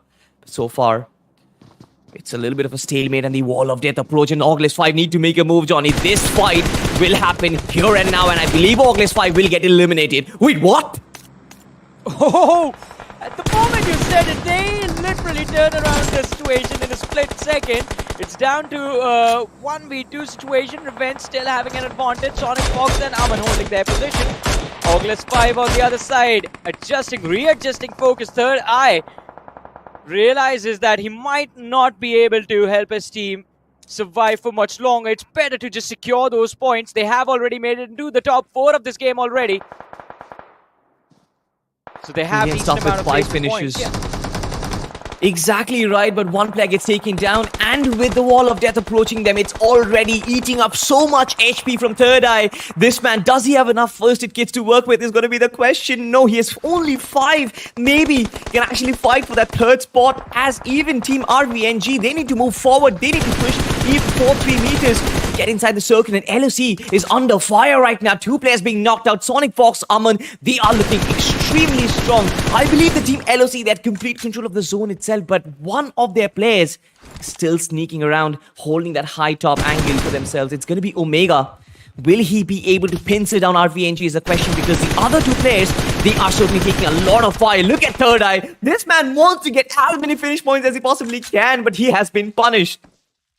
And now there are just 2 teams left, 6 players alive. LOC just dominating this match, all thanks to the amazing positioning and amazing presence that they have had since the early stages of this match. All that is left for them to do is pick off the players of Revenge Esports and deny them the back-to-back chicken dinner wins for this day. Final boss and Aman 2v4 situation. It's going to be extremely difficult, especially with a lot of util being dumped upon them now.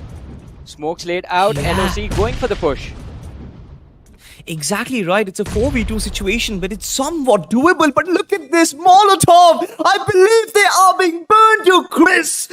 They are a well-done steak, ladies and gentlemen, as Revenge.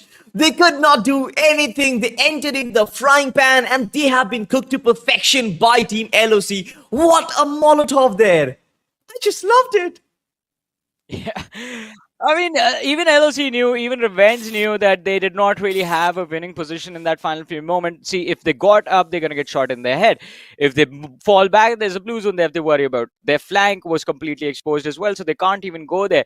That one dip, they were just stuck behind that ridge, and LOC was free to do whatever they wanted. So I think this was still a wonderful game for both these 2 teams, and LOC, as we talked about it, they were the first ones to sort of take a gamble, because playing from that western edge, as I kept talking about it, yes, it gives you a massive advantage, but also at any given time, if the zone abandons that edge spot, if it moves away, your game is over. There is no way you're entering the circle again. The moment you try to run for the hills, you will be you will be wiped out. And I've seen entire teams get wiped out in like 2-3 seconds just because the zone moves away from west to the eastern shift the moment that eastern shift occurs. But lucky for LOC, this time the zone kept sticking to the western side, just a little bit of a southern shift. They dealt with it quite easily. But their positioning was phenomenal, and Revenge Esports maintaining composure under heavy fire. That is, I think, where their experience was put on display. So both these teams, impressive performance. Impressive performance, certainly, as we witness the highlights once again. And Team X-Spark, they look pretty confident with their positioning. They look pretty confident with their rotations, as well as with their gunfights. It's still yet for us to find out where exactly it actually went wrong and how many points did Team X-Spark acquire in this map itself. But for Team Coco, it certainly is not working out, Johnny. I mean, getting pincered in that location was probably in their worst dreams, the worst nightmares, and they just faced it to reality. D-Sync once again, I believe that he's the guy who has been wiping teams off all by himself. We just saw Team X-Spark getting wiped off by D-Sync. We knew that D-Sync did a 1v4 against Team Coco as well. Is the MVP of the game is going to be D-Sync? I think so. I think he, again, the 1v4 against Team Coco, I wonder how many picks were there for him in total as well. I think, but there's a high possibility that he might actually pull it off, becoming the MVP of this game. And again, as you were talking about Team Coco, yeah, it was a little bit of a disappointment. 2 games back-to-back early finishes with no points secured. Even in this game, going for an open push, you know you only have 1 knock secured over there. D6 position was... they were completely unaware of that one individual. He was invisible to them. And I think it was that one player who turned out to be the game changer over there. But X-Spark, 8 eliminations in this match as well. I think we all know what the instructions have been given to the players of X-Spark. Just go, boys. Go and finish everyone. Yeah, with just 1 game remaining, I wonder if Scout must be thinking, maybe it's just time for me to, go in and just experience all the action that's happening from within the battlegrounds, not just from the backlines itself. It's his birthday as well. So happy birthday to Scout. But of course, Yeah. speaking of the fight itself, it was LOC who actually managed to get that winner chicken dinner for themselves. And with that, I believe that they have confirmed their slots for the next round itself. But the question is, Johnny, of course, the big question mark on Sanhok still stays. And which team is going to have the balls to actually make it and catapult themselves up inside the top 8 is going to be the question. I have named this route the soul route. All right. The way Yeah. first 2 games don't really go your way, but then you sort of make that Yeah. big jump, get a big game for yourself. Yeah, which team is going to take the soul route? That is going to I be the think question for us. it's Soul slash God's Range slash Team Tamila's route. Because again, all three teams did the same thing. They were chilling the first 2 games, and then all of a sudden at Sanhok they realized, like, I believe there was like calls being made, like, guys, are you not focused? This is the last map that you have. What are you doing? Oh, it's the last game. Don't worry, we got this. And all three of them made it through, just based on that one game. But again, to be able to have so much confidence in your skills, in yourself, for people to have so much confidence in your abilities, that yes, we know this team can pull it off in one game. It takes a whole different set of you need to be on a whole another level in terms of the gameplay, in terms of your strategy, normally in your ideal situations. And I think that is the problem over here, that now a new norm is being defined by these teams that are playing this lobby for this particular group. And it has been defined, in fact, in the first 2 games, that it is going to be important to play a positional based play style.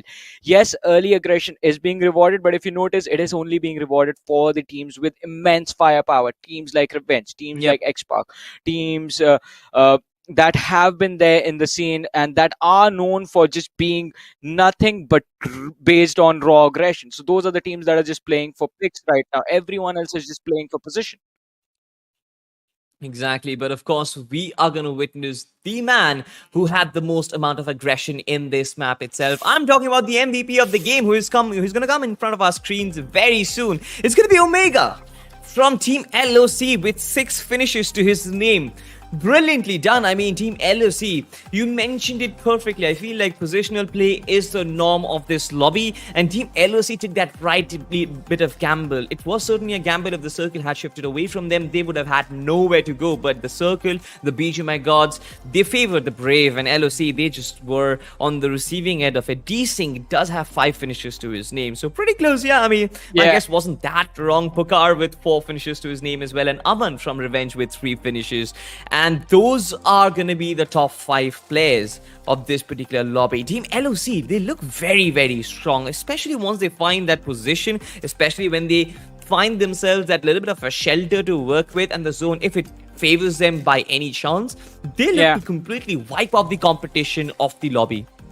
Yeah, and they have been quite decent in the first. They were quite decent, in fact, in the first game as well. But let's have a look at the standings of this game in LOC.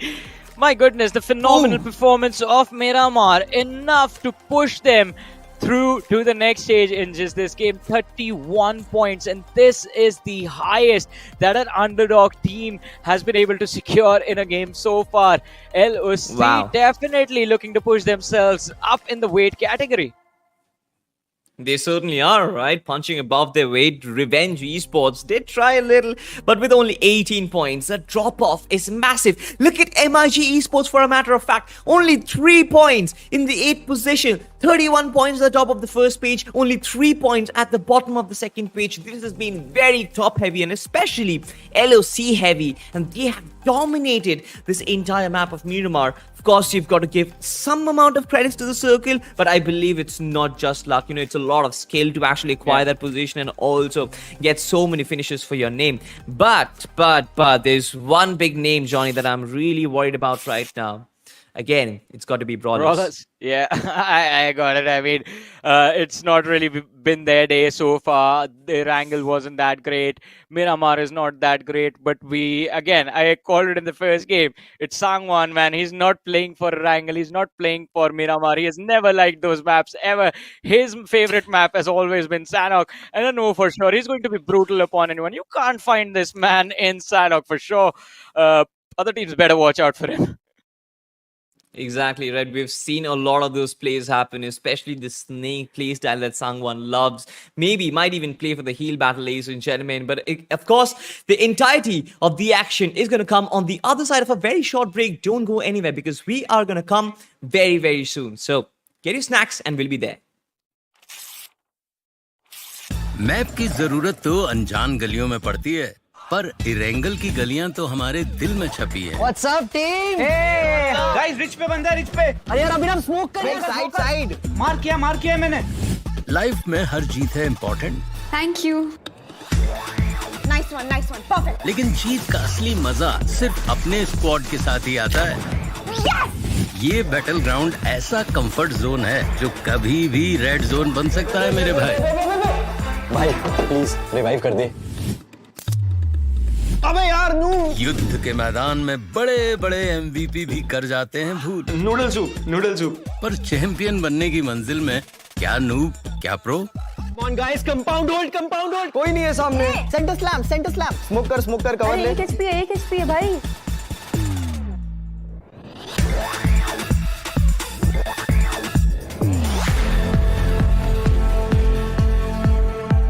ये game हम सबका है, धड़कने और जोश है हाय। India खेल रहा है BGMI।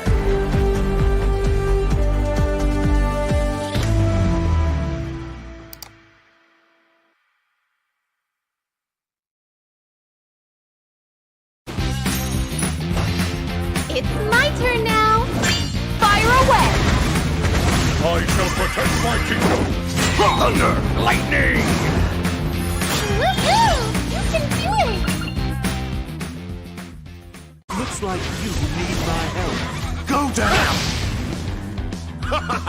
Let's go. Water clears the mind. Soldiers, give me strength. I'll take care of it. I shall protect my kingdom. Trust my shield. Stop right there. Come at me. All right, here we go. Hey-ya! Surrender to the power of the dragon. Go away. Back off. Now, shall we fight? Fire away! Rapid fire! May lightning always be with you. Get struck by lightning. Thunder, lightning. Oh, is it time to go? Ah, the power of the land! My heart is burning up. Go down. I'll show you overwhelming power. My turn. Take that.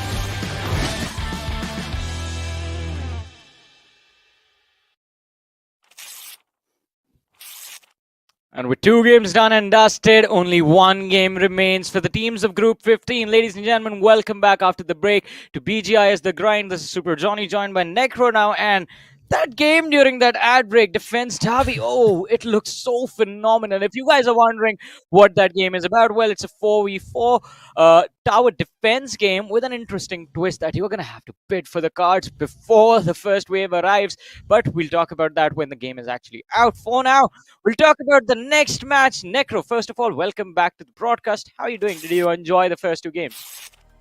Listen, man, I enjoyed the first 2 games, that's for sure. I mean, especially the game of Miramar, though. I'm so happy for a team like LOC, as you guys mentioned, Yes. right? It's the first underdog team to secure that many amount of points. And I mentioned this even in the game of Erangel. LOC, they looked really promising, but they also delivered right after that in the second games. I really want to see what this game's going to be packing in the game of Sanhok, but right now, the main focus is going to be on other teams as well. For example, teams like High Voltage, who were able to make it till the late game scenario, but still they got picked off by the players of Team Xpark. I think so 2 of them got picked off by Xpark, and then the rest of the only 2 players were not really able to secure that much.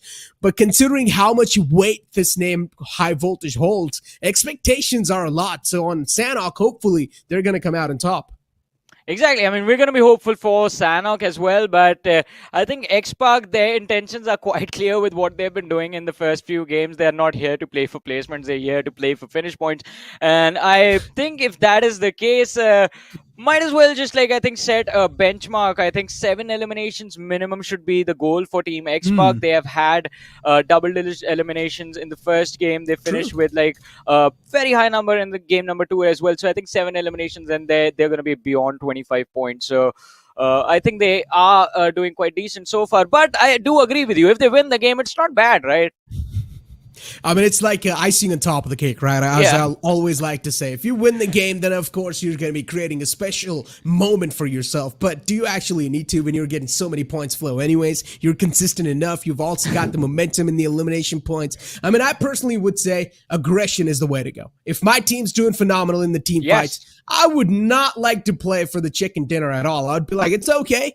We can win the game anyways. We can go for the placement points, or we can also prefer to just go for the elimination points because we're good to go. We're going to be qualifying anyways if we keep on consistently performing. And now considering the upcoming game of Sanhok, that means a lot of these teams won't even need to do a lot. All they need to do is rack up those meds and go for the med strats. So all the lazy teams now will be getting a lot of opportunities to try and make something happen on the board. Exactly. I mean, as you mentioned, I mean, the opportunity, the extra added opportunity of playing for survival and going for that heal battle strat is definitely going to be there for a lot of teams that have been struggling in the first 2 matches. I mean, teams like Team Coco, because even High Voltage did quite well in this game. And after the first game, there were 2 teams who hadn't opened up on the overall rankings. And now they're just one who's sitting there with no points on the overall ranking. So, I mean, the opportunity is going to be there for them. But ladies and gentlemen, opportunity is there for you guys as well to become a part of the BGIS, because registrations are still open. And all you have to do is just follow what Necro says next. Exactly. Go on esports.battlegroundsmobileindia.com in your browser, register your team with all the players, make sure every single information or piece of information that you guys are providing is valid, and also it's filled with pinpoint precision. One single mistake and your team will be DQ'd out of the registration. So be careful, because I personally want to see some new dark horses. I want to see some new underdog teams. I want to see that one team who can beat the best of the best in the Indian region and out of nowhere just come out on top and astonish all of us, because we all love the dark horses. We all love an underdog story, and we want to see some new champions arise as well. Johnny, getting back to the conversation, last game for this group, as you mentioned, even Team Coco is on a struggle, and Team Brawlers as well. I mean, I don't exactly know what's going on with this team. You want to add something onto that? I mean, I have no idea as well. It was a positional error, not even a positional error. It was just a brilliant move from the opposition in the form of Raid Esports, Godspeed, who, as even Salty mentioned, I mean, just an unexpected move running in towards the blue and then swinging out from there was something that Brawlers weren't really able to read. In this game, it was just a positional error, and that was the deterring factor for them. But as I've been saying again and again, those twos weren't their maps. Sanhok is where they will shine, or Sanhok is where I believe they should shine, because, I mean, we all talk about the Sanhok snakes, and they have the man because of whom they became notorious. That playstyle became notorious. Someone is the man who's mastered that snake strategy to himself, and I think at this point, it needs to be a combination of that snake strategy and what you've been saying, like, hide yourself, stick in the grass, but play for that heal battle, play for the points. If you can secure, and they will definitely need to secure those eliminations while playing for placements at the same time, because I believe they're a little bit too far away from the qualification marker right now. I genuinely think there's going to be a lot of those teams going for the med strat. I genuinely think so. On the southern side, we're probably going to be seeing a lot of collisions. Now, if you guys are hearing this stream, this broadcast, I've got a special tip for you guys. Recently, I've been noticing the area near Nakam and Tambang is completely open. No one's going there. So you guys can maybe drop over there, loot those compounds, be safe. But yeah, Ruins is going to be a big red flag for you guys. So watch out from Ruins, rotate safely out of that spot, leave one guy all the way in the back with all the meds, and let him keep on patching himself up. You're good to go. The rest of the 3 players will go inside the circle, get as many as elimination points, play just like how Xpark is playing. Those rest 3 guys will go in the circle, will go absolutely berserk, get any elimination points as you can. Even if you manage to secure 5 elimination points, you're good to go, Johnny. 5 elimination points from that, and then imagine maybe top 4 with heals. You are getting, like, how many points? My max is not too good, but 15. I'm going to hold on to that word for now. We've got the plane flat path in front of us, and the plane flat path starting all the way from docks towards Hot Tin. Well, this is going to be an interesting game as we have been talking about it during the pre-game as well. And a lot of teams quite close to each other in terms of the overall ranking. So anyone can make it inside the top 8 so far. You were talking about drop clashes happening and the southern side of the map being completely abandoned this time as well. We do not see teams heading towards TNAVVAM, Nakam, Sami, SIKE have taken an exit. But Charlie and Bantai, I think, are going to be their preferred starting points for this game. X-Spark heading towards Kampong after all places. Wow. Yeah, I mean, and Aditya is all by himself towards stocks because he knows there's no one around him, so he can't be comfortable and loot around too. Johnny, one thing's for sure, I guess Team X-Spark aren't going to go for the mid strat. Because maybe Team X-Spark thinks that they probably need a little bit more points to survive in the top 8. But speaking about survival and high voltage survival's on the line. Yeah, and Revenge Esports, Aman already has a shotgun in his hand. Hydrox with the M4. We know point blank range shotgun is going to outdamage that AR, and Aman just needs to line up the crosshair, but no! Fails to connect even a single bullet. And Hydrox destroys Aman. Revenge taking a massive hit in the early stages of the game. Juice is going to be the next man charging forward, and even he's going to be taken out. Revenge is 2 players down now. High voltage, what a brilliant conversion. And well, this is the reason, guys, why we were hyping high voltage up so much from the start. Look at them, just single-handedly picking off their position like it's nothing. And now Revenge Esports, the team that won the previous game, or at least they were on the 2nd spot, is on the verge of getting eliminated. Oh, Revenge Esports, not the start they wanted, but I think so they should have decent amount of points accumulated for themselves to at least make it out of this tricky spot. We do see the rest of the players of high voltage as well. Now the backup's starting to arrive, Johnny. The cavalry's here, so Revenge Esports with this 2-man squad, they will need to make the impossible. Let's see. I mean, as you mentioned, the situation right now, it appears impossible, but Fruit Juice, he has the M249 to work with. He's looking to back off Akshu with the Uzi. And actually dish out quite a lot of damage at this range, but final boss in the backlines has a flank available, and this is a wonderful position to be in. Yeah, he's getting pushed onto Akshu. DBS in the hands. 1 shot. Into play. Oh. Finally down to the last player. Revenge Esports final boss with the UMP, trying his level best. Will they be able to make it? Revenge Esports, this game, it's not as important to them as it is for the players of high voltage. Revenge already has a phenomenal performance. In fact, 2 phenomenal performances in their bag with Erangel and Miramar being wonderful for them. But they still are not giving up. Final boss, look at that. Knock secured. Will he get the finish? I don't think so. Oh, there we go. Final boss. Well, he was the final man to stay alive from that squad, and he gets eliminated finally. So, out of the game, the entire team Revenge, and even High Voltage, actually, they lost out on one of their players. It's in the name of Demon, so it's still a fair trade, I would say. That was worth it. 1 for 4, I would take that any day.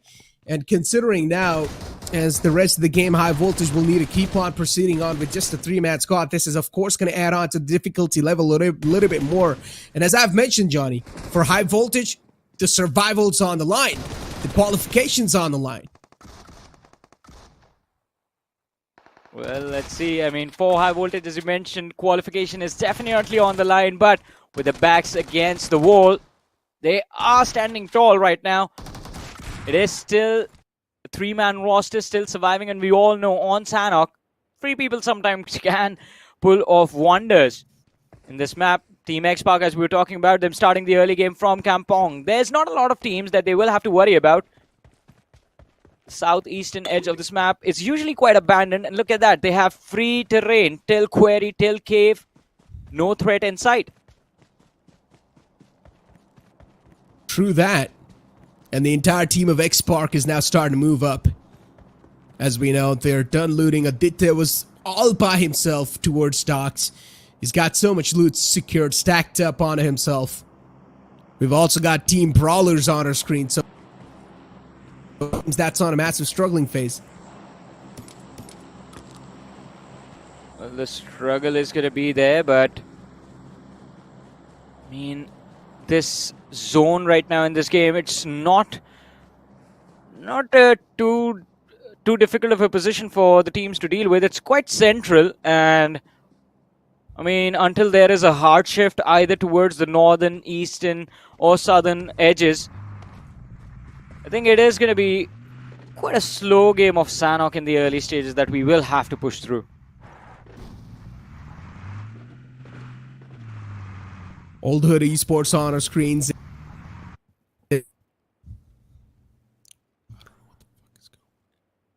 And again, for the people that are watching us right now, look at that. Price pool, 2 crore INR on the line in BGIS. So make sure if you want to participate, you head on to esports.battlegroundsmobileindia.com and register your squads.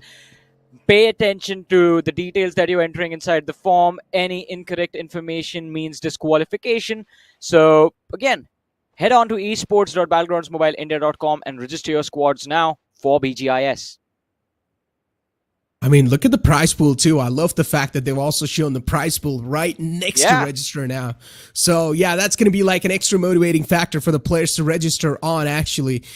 So yeah, 2 crore rupees is on the line, guys. Make sure to register on esports.battlegroundsmobileindia.com. We've been letting you guys know over and over again, and there's a reason, because we want to see some new upcoming superstars, some rock stars that can rock the stage of BGIS. But MIG Esports on our screen so far, and Wizard, you know, there's the players of Old Hood in the front lines. He still hasn't decided to strike yet. Finally strikes one player down. Second one to go in the front lines, and Old Hood now might just be making things a little tough for the player Wizard.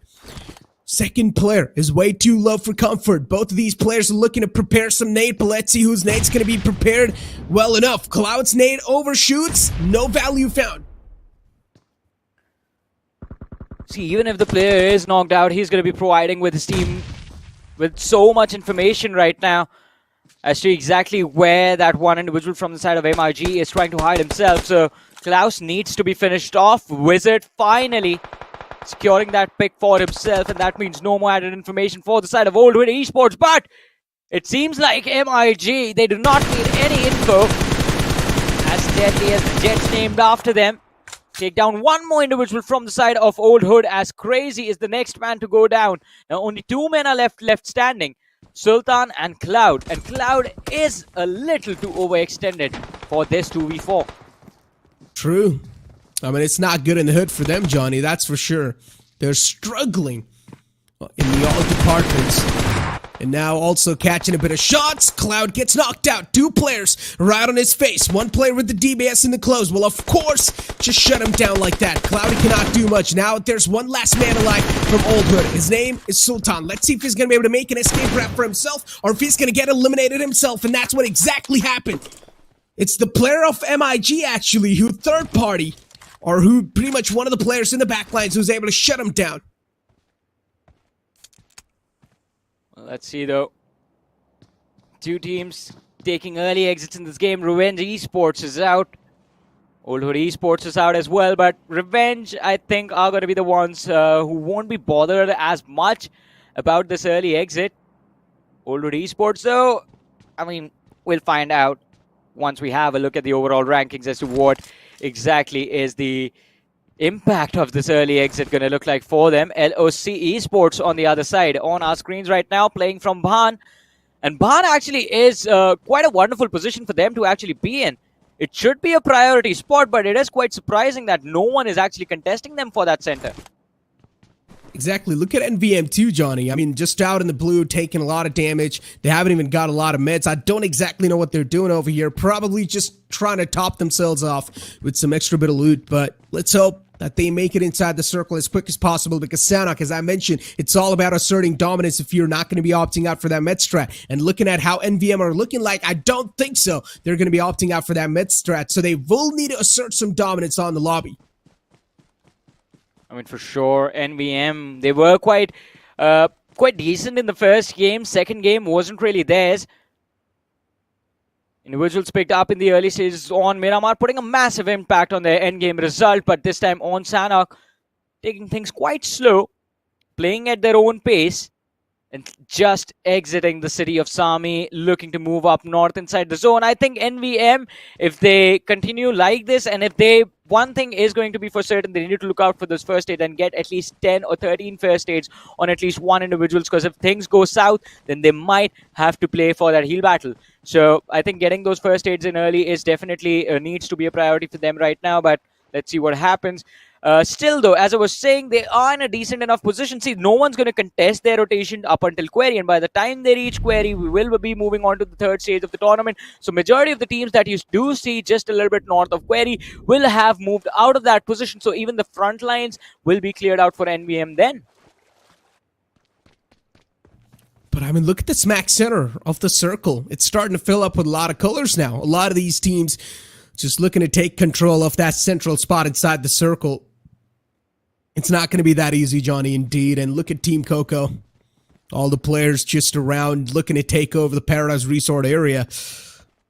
Considering how the journey's been looking like for Team Coco, they haven't really been doing that phenomenal for themselves. So this game has to be a do-or-die type of scenario for the side of Team Coco. And stepping inside Paradise Resort, I don't think so that's the way to go, because you're going to be meeting a lot of players who will probably have those unique angles onto you. Yeah. And this is one of the few times where the fight in Paradise Resort does not break out as soon as the game begins. Instead, it is happening 10 minutes into this match, and Faith Esports kind of in a better position compared to Team Coco, because Faith did get a few decent points from their first game. The next match, Miramar, they were also eliminated early, but that first game, they did have a few points at least. Coco still looking to put themselves up on that board. And since all four players are grouped together, they might have an advantage if they are able to isolate these fights against the individuals from the side of Faith. But now finally going for the push inside these compounds, they're going to have to be extremely careful. This game of Sanhok is their last shot at making it into the next stage of this tournament. Faith Esports. This is the team that is guarding the Paradise Resort. And they're just waiting for that single mistake from Team Coco. Just waiting to step out in the open. And as soon as that happens, Alfie's going to strike him down. He's a monster that's waiting for the right opportunity to strike. But he still hasn't found that opportunity. And soon enough, it seems like that opportunity might just greet him as well. But she's being quite careful while approaching that grounds. And I love the fact that Faith Esports, they haven't even revealed one single footstep from their side. But now finally, that might just come true. Alfie pulls out the DPS. That's two players knocked out. This man is an absolute monster, eating them alive like it's nothing. Now looking to devour the entire squad as well. Max is going to close up. One more to go. Another shot connects DPS. And out of nowhere, you blink it and you miss it. Two players from Faith Esports, they eat the entire Team Coco alive. Nothing working out for Team Coco today. All three games finishing off with no points on the board at all. Quite brutal, but again, I mean, you can't really do much when you're running in the face of TBS. And Max and Alfie, just the timing of those fights, phenomenal. Hey, where did he get hit from? What? I saw the indicator pop up. Yeah, I mean, Johnny, it's literally one of the cleanest 2v4s that I've seen so far. Just Alfie and Maxi, these two players just cleaning up the entire team like they're nothing, as if they're unparalleled, not even compared anywhere close to the skill level. But now the next circle's going to shift down south, a little bit tilted on the left, Johnny, and the only team that's currently in the smack center, it's Boss.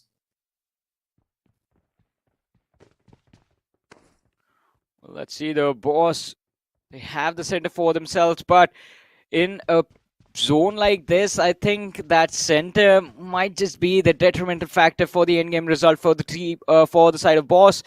They're going to have a lot of attention on them, and a lot of big names are definitely not going to be scared to push a position like that out in the open.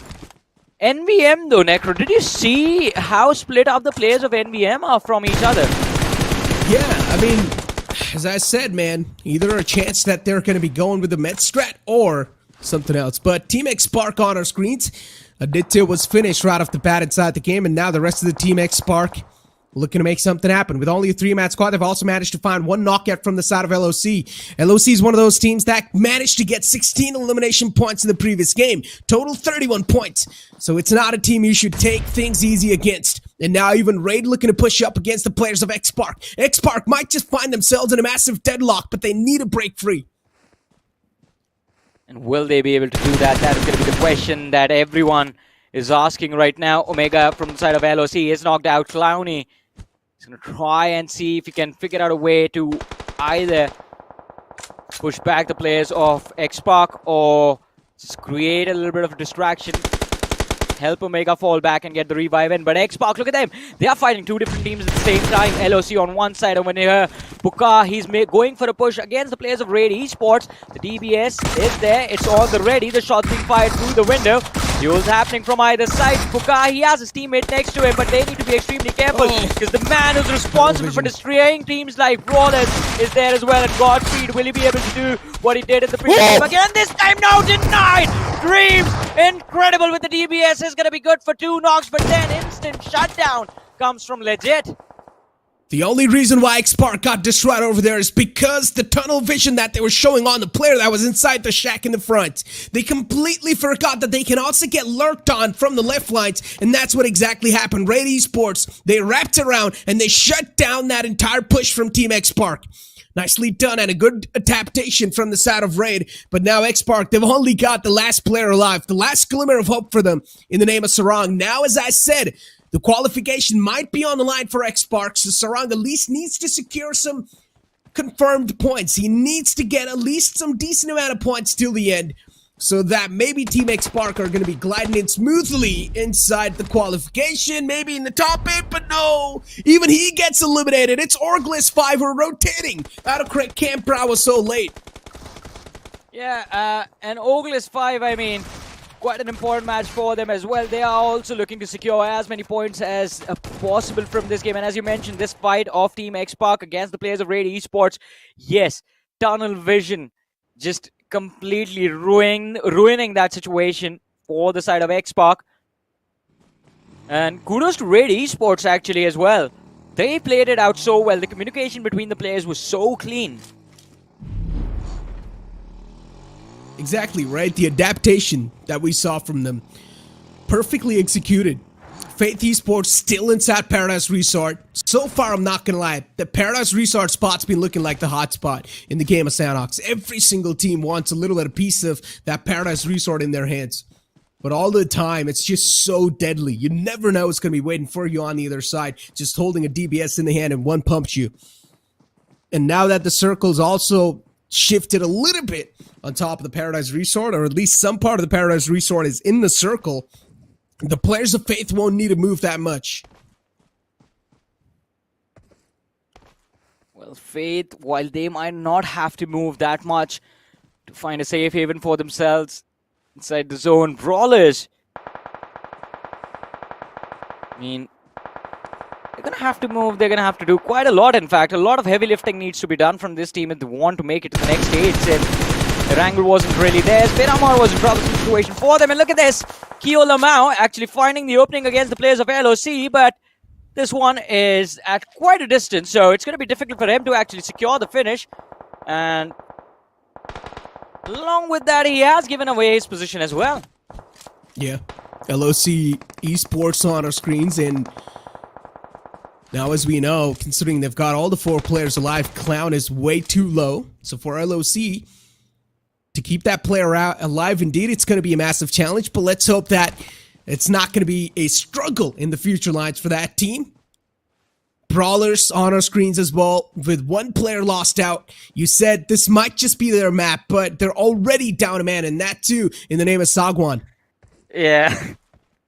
This is just unfortunate. The man who is responsible to get those points for the team in this game is the man that they have lost. But again, the remaining 3 players, then they aren't bad. They're in fact extremely decent, talented players, and extremely good in fact, not even decent. So I think it should not be too difficult for them to actually finish this game amongst the top 3 and with a lot of finishes as well. But let's see.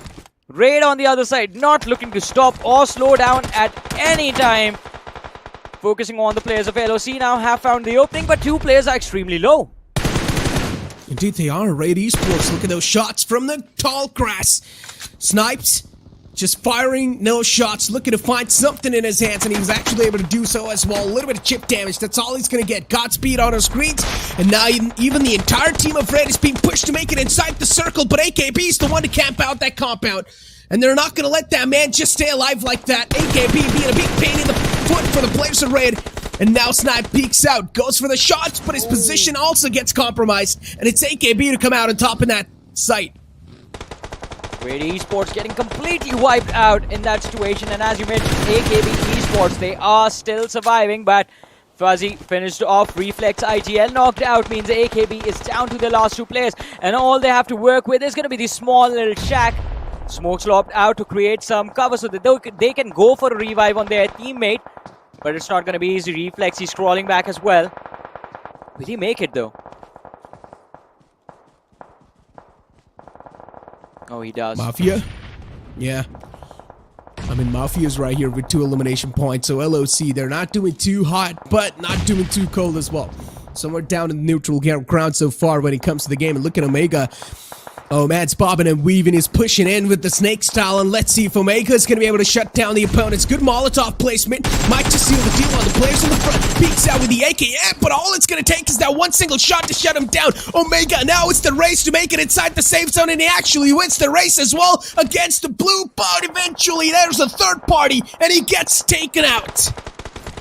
And LOC down to the last two players. Crypto is trying to make a run out in the open. It's a risky maneuver, and he might not succeed as well, but it's important for the team to actually secure these points in this game as well and prove that they can be consistent no matter what the situation looks like. Mafia secures an important knock. Beast OG is going to be knocked out, and they're still going for the push. Mafia taken care of, and Kyo Lamau is going to Lamau in the face of opposition as he is going to finish off LOC. All players are done. Oh, wow. And now he looks to clear the front lines for his teammates. Man's got a decent position in the battlegrounds, but unfortunately he's not going to have a lot of backup to support him in the future. Brawlers, with only 2 players, the firepower's now been cut down as well, and now they're also starting to run out of the resources. Backs against the wall. Let's see Brawlers, what they can pull off. Maxi knows one player's position. Aditya, now he's pinned. All it's going to take is that one nade to seal the deal on Aditya, but unfortunately for the players of Fate, they're not going to have that nade in their hand, but it's still completely fine. That player gets knocked out from the sideline by the players of Boss Esports. Now it's all down to Kyo, and he spots out one of the players walking out. What? That is actually good. Had he started to shoot over there, Fate, they had the numbers to actually wipe him in an instant, in the blink, but now since they aren't going to be aware about the position of one man lurking behind them, he can turn the game around for Fate. And as I say that, Kyo is going to be spotted out by Boss Esports' player, and he gets finished off, so it doesn't matter. We're down to the top 4, 11 players remaining. It just doesn't make any sense for him to not take that shot because he knows that there's even Boss Esports right next to him. Ladies and gentlemen, the registrations are open, and as I speak of that, Faith Esports, they valid my statement, and they eliminate the team in the front. Nicely done. That was the last players from that team. Now, High Voltage, they've only got one more player left alive, and he's also trying to be a snake. As long as he's able to secure the top 2 spot, that should be good enough for the players of High Voltage. Let's hope that that's going to be the case. That's going to be the way to go. And the entire Boss Esports now, they've only got that one single solid piece of cover, and now they're also starting to get mowed down by that one player from Faith Esports in the name of Maxi, and that's going to be it. Boss Esports eliminated out of the game. Now it's all down to Smokey from the side of High Voltage. It's a 1-on-4 scenario. Let's see if he's going to be able to be the one-man army for the team High Voltage or not. I mean, now they know where he is, and the Molotov is actually going to dish out a lot of damage on him. Smokey, no way he lives past this. No way he survives and secures the win. Faith Esports, an impressive performance. Not just on Sanhok, though. They were impressive on Erangel, and they were impressive on Sanhok. 2 maps wonderfully played, and Faith Esports now, I think with this performance, they have also guaranteed themselves the top 8 slot. Exactly. I mean, Faith Esports, solid performance in the Battlegrounds. To be honest, this is what I expected from a team like Faith. They got so close to the chicken dinner in the first game, but then in the third game, they finally achieved it. To be honest, that consistency Faith Esports has been showing, it's been phenomenal. And you know what? We've been mentioning this over and over again from the start of the show. Why aren't you guys registering, man? Go to esports.battlegroundsmobileindia.com and register your team. It's not that hard. And also, actually, it's pretty hard. So make sure the information that you guys are filling, it's quite valid and pinpoint precise as well. If the information is not going to be precise, one single mistake found and your team will be disqualified. So make sure the information that you guys are filling, it's valid. And if you have any questions, there's an FAQ section on the website. There's a support link as well that you can feel free to reach out on that support link with any doubts that you might have regarding the registration. Also, the talents on the Hindi desk have actually put out a lot of videos on every single detail that you need to keep in mind. So you can go and check those out as well. Crafton's channel has a lot of resources available. Go ahead and check out as well. But important thing, register now. And also, I think we have to look back at this game now, Necro, because this was an intense one, and I haven't seen this before. An S12K against an M4, and he doesn't connect a single shot on Hydrox. Not even a pellet. Exactly. I mean, a team, Revenge Esports, that managed to get second spot in the previous game, and then inside the third game, I don't know exactly what just happened to them. What hit them out of nowhere? Things started falling off. Things started going south for them. But hey, I think so they have pretty much qualified, right? They had a pretty solid game of Miramar, so I don't think so they're going to be struggling anyways. But this elimination right here, this wipeout is one of the dirtiest wipeouts inside the entire BGS the grind I've seen so far. It's so quick and so nasty. Team Coco, obliterated, unparalleled. They're not even equal to the skill. That's what they proved. That's what Faith Esports proved to Team Coco. Well. I mean, it wasn't really their day today, to be honest. I mean, things not really working out for them. And can't really say much. I mean, I don't know how many points they have in total on the overall leaderboard, though. Although, I'll talk about the teams that have been impressive throughout the day. And, I mean, talk about consistent performances. LOC played wonderfully on all 3 matches. Faith was actually very impressive on 2 of the maps. And along with them, one more team, I think NBM, again, had brilliant positioning. They were also quite incredible with how their approach was. But unfortunately for them, gatekeeping became a massive challenge in this particular game. No one was expecting this open situation just south of Paradise Resort, I guess. True that. I mean, look at how these elimination points were just falling up, too.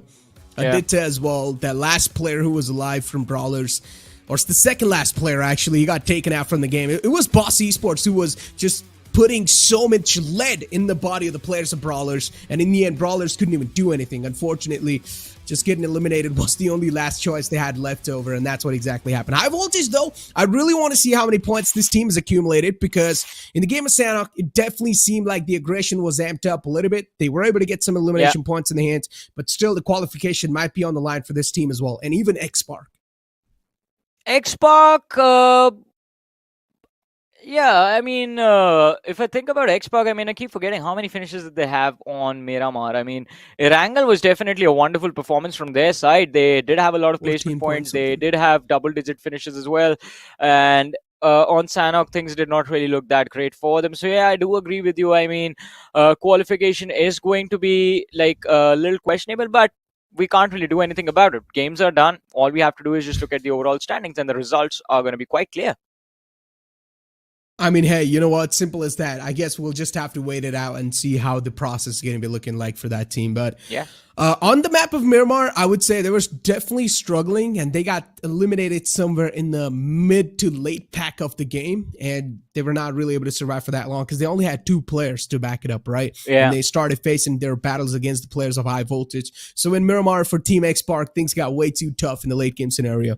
But speaking about Revenge Esports, I think so they're going to be sitting in a really comfortable spot. Even Faith Esports, they're going to be doing absolutely phenomenal. The teams that might be barely qualifying can be Brawlers, if they have managed to somehow secure a decent points. You think so?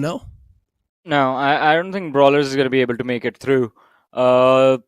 They did not have good finish points on Erangel. Miramar did not really work out for them as well in this. Sanhok is what I think even I was relying on, because I mean, Sangwon has been one of those players who's just a joy to watch once he actually gets warmed up and once he gets comfortable inside of this game. So I mean, I was looking forward to seeing him move on to the next stage, but I don't think that's going to happen now. I mean, even Sanhok in particular, Sangwon was the first player to go down. Then the rest three players, we saw the fight they were trying to push for, did not really work out for them as well. So, I mean, I'm just going to wait for the standings, but can't really say much about that. I mean, it was just an unfortunate series of events. I think so. Even LOC is probably going to make it. So, yeah, any team that has won yeah, LOC like 31 points, Necro. Why is that a question? That too, with that chicken dinner they got on Miramar. So yeah, without a doubt, they're just gonna make it. But you know what? Let's move on forward and take a look at the MVP of the previous game. It's gonna be Faith Esports, and as we do see, Happy07, he's the one to get a lot of finishes, 5 finish points, and then Maxi as well with 5, and then you've got Boss Banta 999 with 4 finish points in his hands. Yeah, and Faith, I think just on these two players, they have 10 eliminations. They did win the game as well. So just this game was enough to get them inside the top 8. But now I think I agree with you. They're going to be in the top 3 as well. High Voltage Smokey is there with 3 eliminations as the last player on this list of top 5. But let's move on from the individuals. Let's have a look at the rankings of the teams in particular, as the point rankings for the previous map are going to be there. 29 points for Voltage. Brawlers have 10 points. Do you think they push through? What's their total tally like? They should be somewhere around like 19, 20 maybe, but yeah, man, it's honestly really questionable. That's why I said maybe Brawlers are probably going to make it, because inside this game they were able to at least stick around inside the lobby for a decent amount of seconds, right? Decent amount of circles till the late game as well. So there's a chance Brawlers are probably going to make it. But you know what? Let's take a look at the second page and let's see which were the upsets in that previous game, and maybe also on the verge of getting eliminated from this entire run of Bgis The Grind. Team Coco, they got 0 points in 3 games, Johnny. And even Old Hood Esports, they got 0 points. Oh, that's going to sting when you look at these point standings. But finally, let's move on forward and take a look at the overall standing. And here they are, ladies and gentlemen, right after the drum roll. Overall rankings in front of us, and LOC Esport taking the first position away. 52 points is going to be the total tally after the phenomenal Miramar game that they had today. Revenge Esports on the second. Faith pushed through. High Voltage is there. X-Park is there. AKB, Orgless, 5 Brawlers. They failed to make it, Necro. That just hurts, Johnny. Brawlers is probably going to be right on the opposite side of the board. They're probably going to be on 9th position or something. And when you're going to be looking at these boards, it's just going to sting you so much in the heart. But you know what? Let's take a look at the second page and find out where exactly Brawlers are. I really just want to see where Brawlers are. Okay, they're actually pretty far away. 15 points on 11th spot.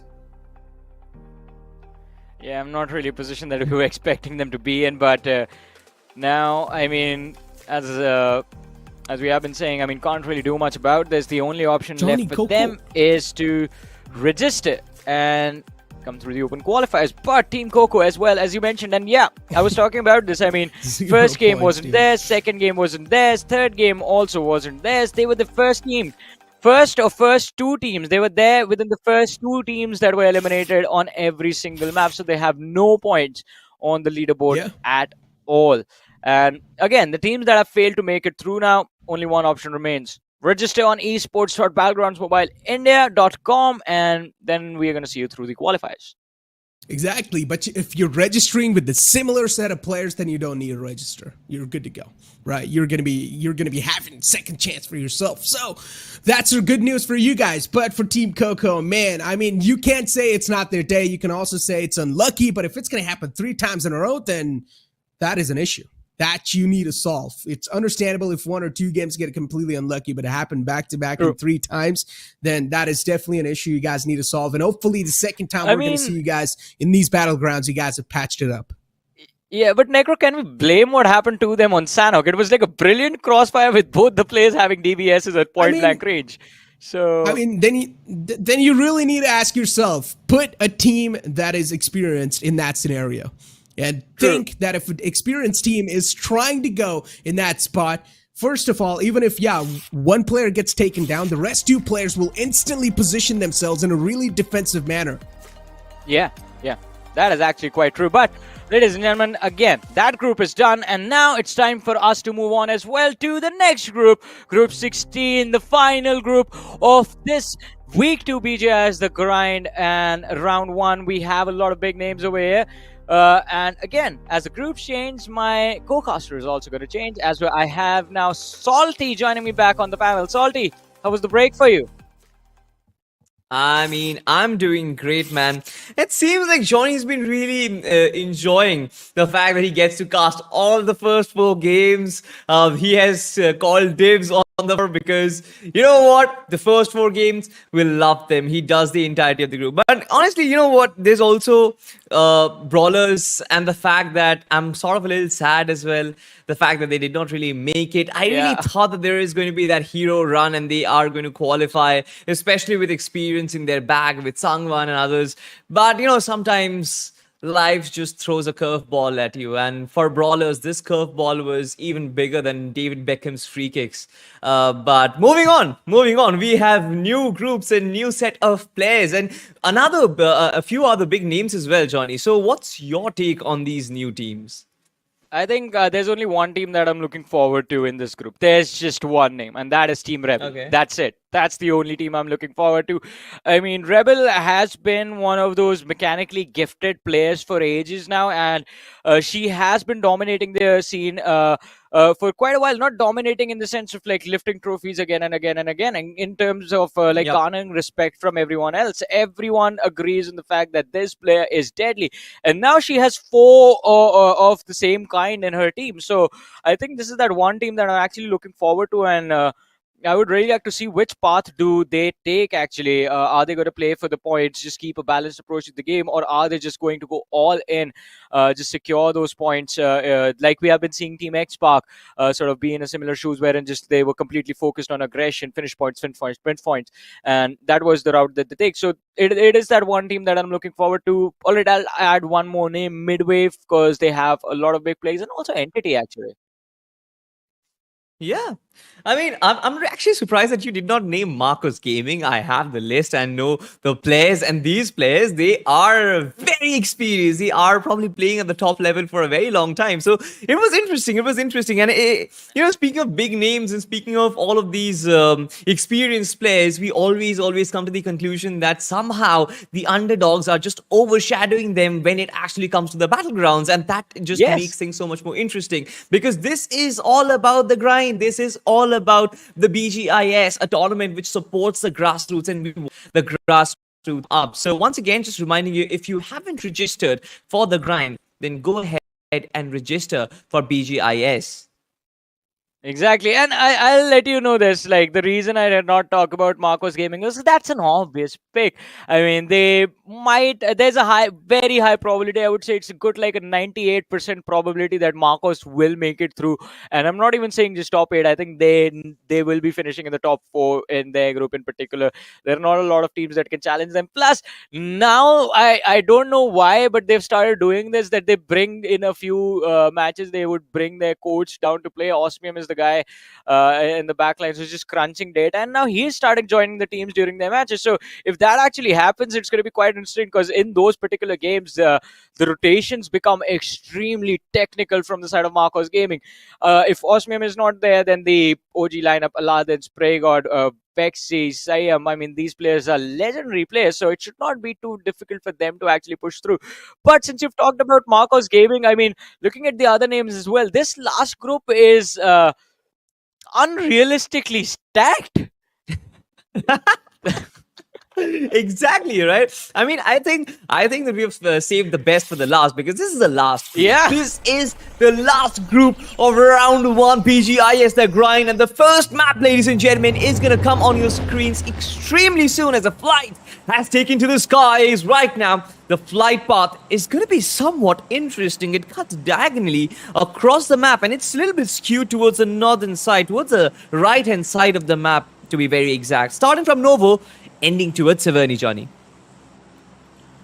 And it is going to be quite interesting to see how do teams react to this flight path as well, considering, as you mentioned, and we talked about it as well, last group of BGI is the grind round 1, ladies and gentlemen, playing their very first game.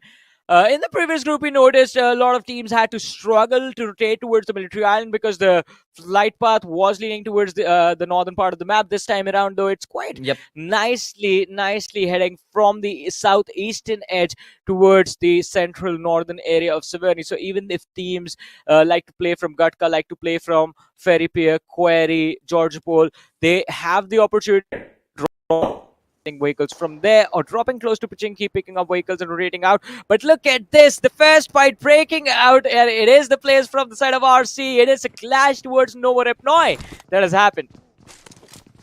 Oh no, Redemption Crew, they have another team, team number 2. And I love the player name that is right in front of me, that is Send Noodles.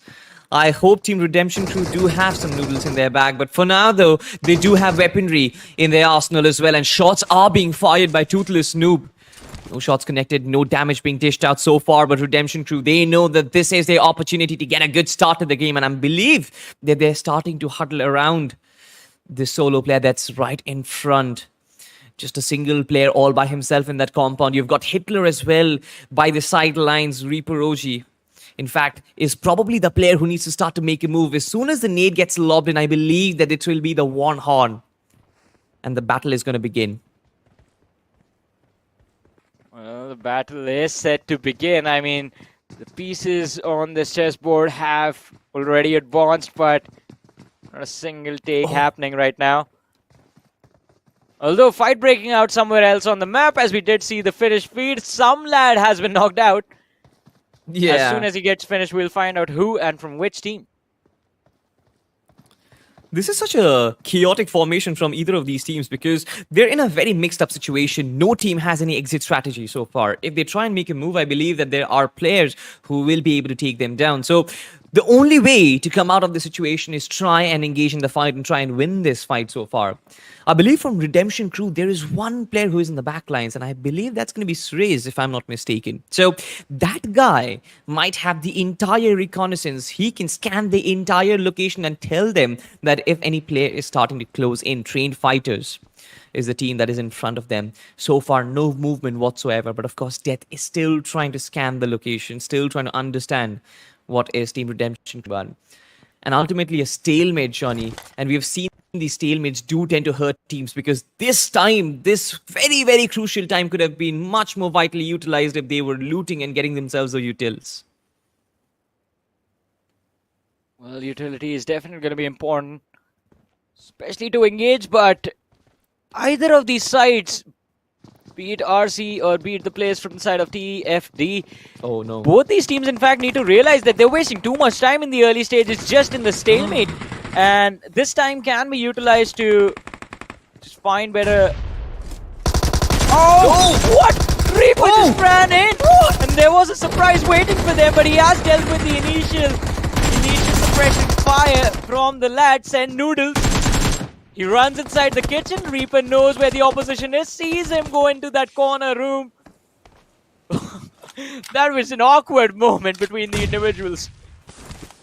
Yeah, that was an awkward first contact. But of course, Send Noodles actually gets back to safety. And Reaper Oji, of course, giving him the time to actually fall back. A lot of shots were connected, but I believe that Redemption Crew, they're not in a mental state to fight. They're holding themselves back. They're holding themselves from pulling the triggers. And this is not really a good sign. But of course, this fight did disengage as trained fighters. They are falling back. They have crossed multiple compounds and are going backwards towards the containers of the Novo Repnoi region. Now, they might be able to find an exit strategy from there, but look at the circle itself. The circle completely covers the military island and has so much water bodies, a plethora of teams, every single one making those quick rotations, every single one on the map, on the vehicles to try and traverse and cross this location. And you know what, Johnny, what is so exciting about this circle? There's going to be a lot of bridge battle.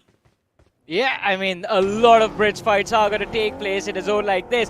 And I think in order to capitalize on those moments, we did see the players from the side of ILC taking the Nova Repnoy bridge. I think they can try and gatekeep a lot of individuals from crossing over, just like they did to the players of the CS a few moments ago. But look at this Redemption crew having secured their exit from the stalemate towards Nova Repnoy. They're going to look to move out, and trained fighters as well. They move out as well. So both teams, again, as we were talking about it, realize that, all right, this is just a waste of time, just waiting here for someone, the other side, to make a mistake or for us to actually find a good opening. We are not really accomplishing anything, just laying down over here. Both the teams move out. But I wonder, where are they going to go? Because now you have two options. One of the better options that I think can be taken is that observatory hell. It's a massive high ground advantage, and you can gather a lot of information from there. But the challenge is you need to have good loot before you actually head to that high ground, because not a lot is available over there. Exactly, right? And the fact that those teams, there was a massive stalemate, a lot of their initial time was wasted into try and deal with that situation instead of try and gather those utils that we were talking about initially. So right now, both of these teams, since they have fallen back, neither of them have enough in terms of utilities. Look at this, the team UltraInstincts just taking that highway for themselves. Divine on that Bgis just completely being left alone, and now he's been shot at. From the backlines, teams have actually captured those compounds. These compounds are going to be enormous for Team Anonymous. They certainly have named themselves Anonymous, but they're making their presence felt on the map. Shots being fired, teams being deterred from their location. I believe that they are going to hold their ground till eternity. But another interesting fact for this circle is that a lot of teams, once their loot is done, once they are completely stacked with those utils, I believe that they might also try and gather the southern shoreline of the military base page as well. Because you remember there was one circle that we got to see. So teams would love to do that. It's still exciting to see if there's going to be any sort of water rotation coming in from the mainland, but I believe there isn't going to be any. I'm waiting for that as well, water rotations. Because in a zone like this, they are quite luring. I mean, you're going to think it looks easy, we might make it to the shoreline, but it is extremely difficult to find a good spot to land on Military Base Island. I mean, that island's terrain towards the southern side gets extremely tricky and difficult to judge. You won't really know which cliff you can actually comfortably climb upon. And of course, there's the aspect of the timing itself. If you are a little bit too late, then there are going to be teams just gatekeeping you, and they won't even allow you an opportunity to set foot on dry land. So I think that water rotation decision, if it needs to happen for any of these teams, it needs to happen now. And well, Kinetic Esports, hearing my cry, is already moving. And in fact, no boats, they go for a swim. This is a long river to swim, right? But of course, the teams will manage to. I feel like this is the early stages. So since Team Kinetic did decide to actually rotate early, they won't really face any sort of trouble. Speaking of trouble, look at this. One boat has already been exploded. This is Team YouTube, if I'm not mistaken. One of the players has actually been knocked out, and the Supari gang, they are lining up. They want to feed upon these finishes for themselves. 3 points, if I must say, for them. And once again, this is just a chaotic situation. The BGMI gods, these players aren't praying enough, Johnny. They certainly aren't. Yeah. I mean, they are not praying enough, and I think even if they do at this point, it's not even going to be heard. Because there's no way this team gets out of this alive. All 4 players. 3 of them have already drowned, and 2 of them drowned. 1 got shot, and then there's just one last individual who is out for a swim. Why are you giving up?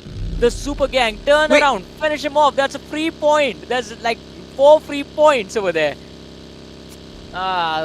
This is very interesting, Johnny, because Team Super Gang, they left a player, they left a teammate over there who is still swimming, and this guy using his buggy, he's making a very long rotation. What is the big idea? I don't understand here. I believe that the player inside the water body was to scout out the players who were knocked inside, right, from Team Galactic Gladiators.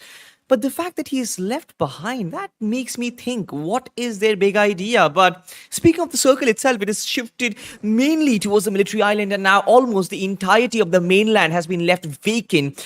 There are still a couple of teams who are very late into the rotation, but for Team YouTube and Team TSG, What is the outcome of the situation?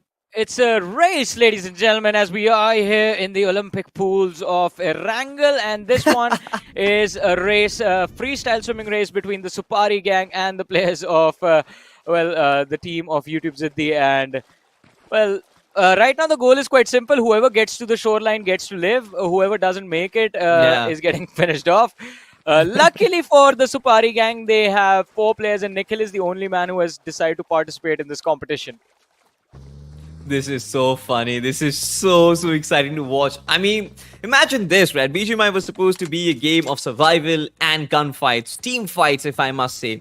And now we do get to see races as well. We get to see a little bit of Fast and Furious. We get to see a little bit of Baywatch as well. And there's just so many different aspects of it.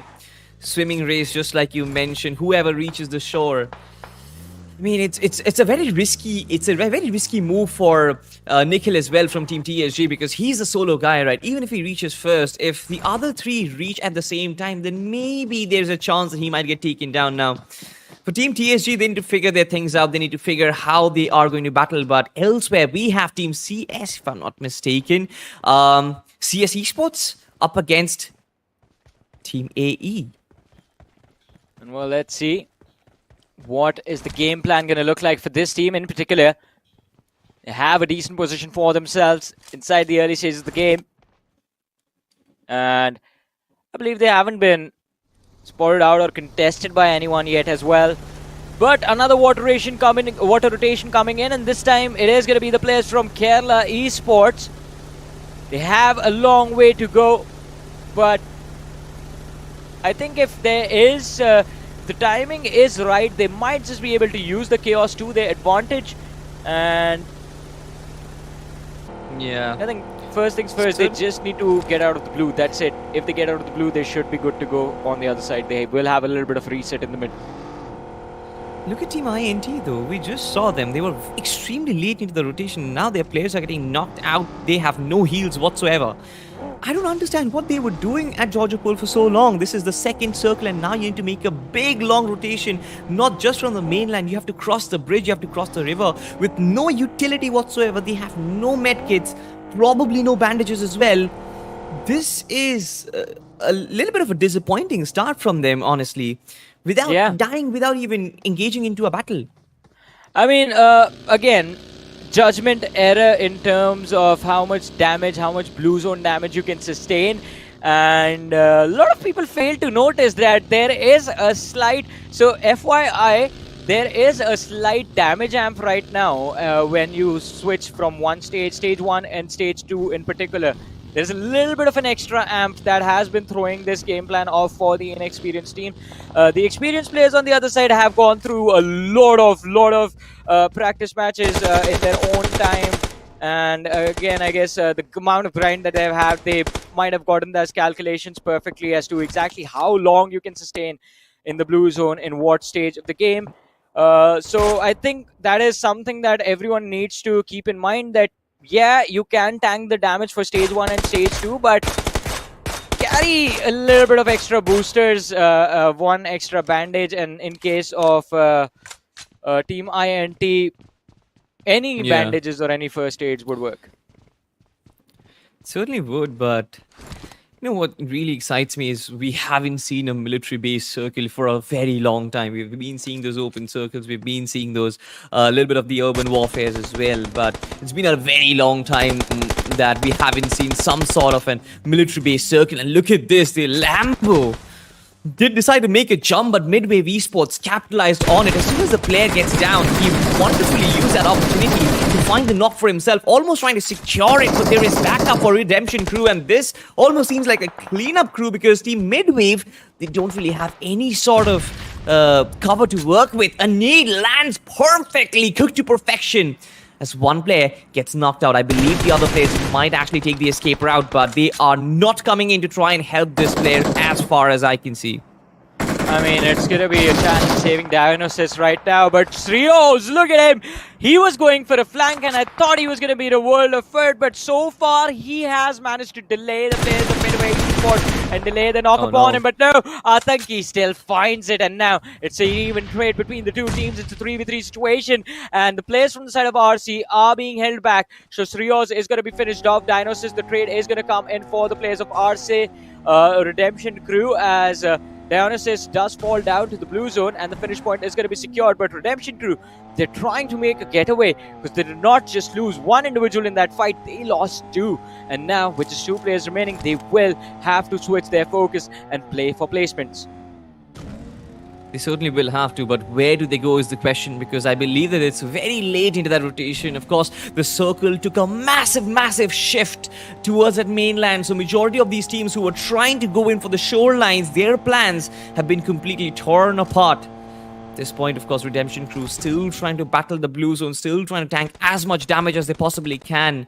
The trade-off being a longer rotation, a safer route of rotation. This plan was brilliant, to try and use the vehicle to maybe run the other guy over, but then as soon as he tried to, climb the cliff, the Lamborghini and the speed of it, and the vehicle being a little lighter, it just went up in the air, and as soon as you know that you are in the air, you are done for. There's nothing that can possibly save you. So MIDWAVE Esports, kudos to them. They still survive with 3 players, and I believe that they can make it work, especially in a circle like this.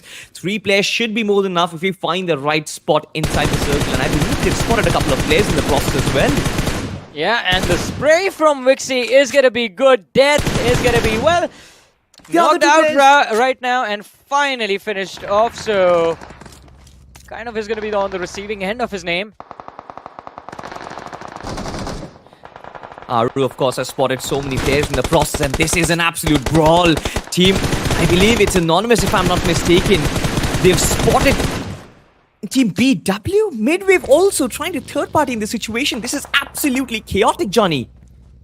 Yeah, a lot of chaos is going to ensue into these next few zones. We're already in stage 4 with 12 teams remaining, and MIDWAVE Esports, they're not letting anyone cross them for free. Shots being fired on whoever they see. Divine is going to be the next man in Whiskey's crosshairs, and Atanki in the perfect position to actually force him to move further ahead. Shadow as well is going to be the next target, but Wixie, a little bit of a trouble tracing the spray, but as soon as Shadow gets out of that car, he's going to be knocked out and finished off. Another point for the lads of MIDWAVE. Yeah, certainly MIDWAVE just doing so much damage to the other teams in the process. Not really engaging in a fight, but also third-partying and successfully finishing off a lot of players in the process. But look at this, though. Another stalemate in front of us. Team Intense06 up against Team CS Esports. Now, Rana OP probably has been spotted through that window itself. Pain trying to get in that little bit of a angle. But of course, one player has been knocked down with the nade itself. And I believe that this is time for ambush. Players are trying to walk in as Ando climbs to the upstairs. It's all down to Vampy. And he just finds the first knock for himself. Dealing a lot of damage. Not the knock, pardon me for that. But nades in the hands. I believe this is going to be a beautiful Molotov. And first knock has been capitalized. Well, it looks quite good, but Intense OG, I think the intentions are quite clear. Want to hold their position on the top floor. Denying the fight for now, though. CS Esports, Rana. Damage from that nade is going to run indoors with the UMP in his hands.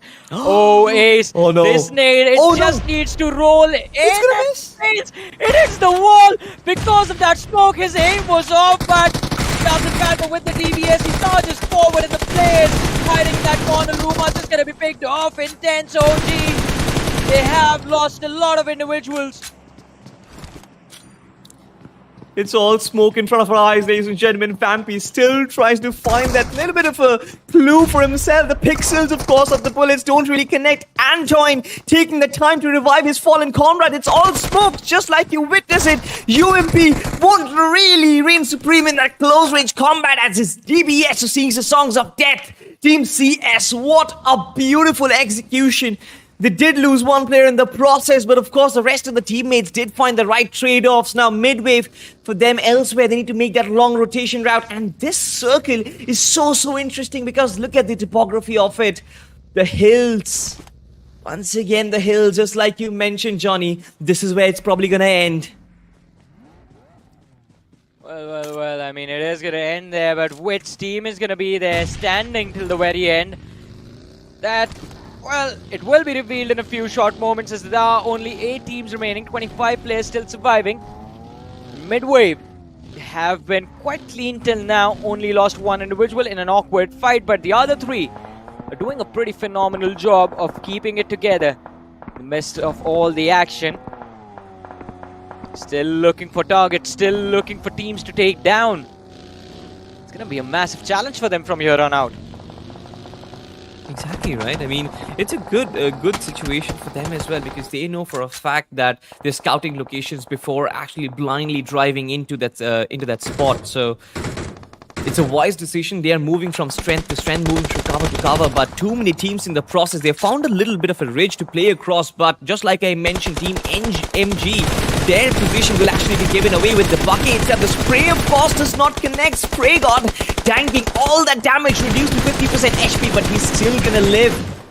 At least for a little while. If his exit strategy has been taken off, but how long will the smokes last is going to be the question, as utility is being flooded in, and from the backlines it's Team Entity who is coming in. Johnny, this is bad news for Team MIDWAVE, a team who was so clean in their fights. Right now they are facing the cleanup crew, backstabs, and the smokes is the only form of defense for Aru, and he has been wiped off. Wait, what? Kamla boy? It's not looking good. It's not looking good for them. But Kamla boy with 3 eliminations. I mean, making sure that his IGL Somraj is going to be a happy man in this game. 3 finishes secured, making it into the top 5. Entity Gaming, a lot of expectation from this. One of the biggest names in the Indian esports scene.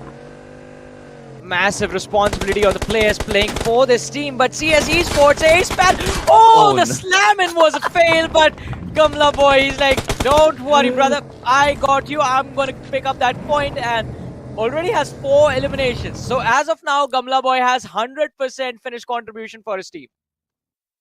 He certainly will, but for how long is the question, because Team Entity and Team Marcus Gaming, they face each other. The battle of the titans might just unfold in front of our eyes, ladies and gentlemen, as Somraj decides to disengage and fall back.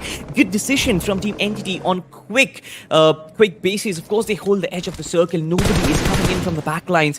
But just like I mentioned, Marcus Gaming, they're well split across. A 2-2 split, which kind of deters Team Entity's pathway inside the circle. And for how long will they hold the edge is going to be the question. Especially it being completely out in the open. They always have to worry about the backlines, because you never know when do the vehicles start firing up the engines. When does the buggy slams in? I love this split coming in from Marcus Gaming. They cover so much real estate. It's going to be quite interesting to see how these teams actually take these final few fights. Because look at this. Look at the teams that are there in the top 3. I mean, you have Marcus Gaming, you have Entity holding that position for themselves. Then you have Team Rebel also being a part of this contention. So this is not going to be an easy end game to play. I mean, these are grandmasters going up against each other in the final few moments. And let's not forget, all 3 teams are here with complete rosters. It is a 4v4 situation. A king of the hill fight between the titans of BGMI. Yeah, definitely Kamla boy with the nade itself just completely explodes Vexy, and also with the DP, of course, just almost taking down Spray God in the process. Marcus Gaming, the split kind of looks being spotted, and all of their players, the information has been given out, and Entity is just capitalizing on it. Wait, are they going to use the vehicle now? Especially with every one of the players alive, 12 players still remain. He just readjusts his positioning to get that higher ridge for himself. But of course, Marcus Gaming in the midst of everything, handling 2 things at once, 2 teams at once. It's not going to be easy. Smokes their only form of cover right now. Players trying to heal themselves up, but Entity applying so much pressure, so much movement. It's just too difficult for them to track. Yeah, and I mean, Entity, the amount of pressure, as you mentioned, upon Marcus Gaming from their side is actually immense. But now Entity under fire from the players of Team Rebel. And it is quite impressive. Team Rebel, no flashy plays, but still have gone on to secure 6 finishes in this game. I believe they are going to finish this with a chicken dinner as well. If Entity can stop them, Entity with that nade. Kamla boy actually securing 3 impressive knocks. Spray God is the last player remaining. from the side of Marcos Gaming and shuts down Secret from Entity. Impressive spray connection. Hasn't taken a single hit of damage so far. But Gamla looking for the push. Dragon needs to be careful. He knows the opposition is behind the tree. The pre-fire is going to be there to stop any more aggression from the opposition. And the knock is going to be secured by Siam from the side of Marcos Gaming as the flank was good for Marcos. Entity, they're going to be down to their last two surviving players. And Marcos Gaming, what an impressive recovery. Spray God just doing so much heavy lifting for the team, just carrying the team's hopes on his shoulders right now. And this is the time for him to capitalize as Team Entity. They've been cut down to 50% strength. Nades being lobbed in, so much damage being dealt, but Marcos Gaming, they are still trying to revive all four men in the process. All of a sudden, the tables have turned and the sides have flipped. Entity Gaming on the receiving end of this, and Team Rebel just lurking around in the background, not really making their presence felt because they know for a fact that these two teams brawling it out, it only makes sense because they will catapult themselves to the second position. Ala then just trying to cook up that nade, and it's an artillery warfare, ladies and gentlemen. Too much movement happening, and Spray God fires up that engine, almost dashes in inside that player, and he gets taken down. It's what? Marcos Gaming, they wiped out Entity. Johnny, this is impressive. This is impressive, but now Marcos Gaming, they're down a player. Spray God trying to go for a revive, and this is the perfect opportunity for Team Rebel to chime in and secure this win for themselves. But the Molotov is going to be lobbed behind Rebel. She's going to be pinned down behind the tree. Nowhere left to go. They see Wexy on the high ground holding the flank for his team. And it's a complete 4v4 again, ladies and gentlemen.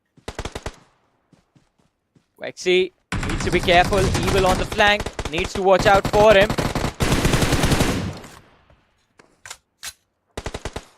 Vexy so far just holding his ground for himself because he knows that he is the backlines, and the two teams, all of them just proning down. I believe that in a couple of moments they might even ditch their backpacks.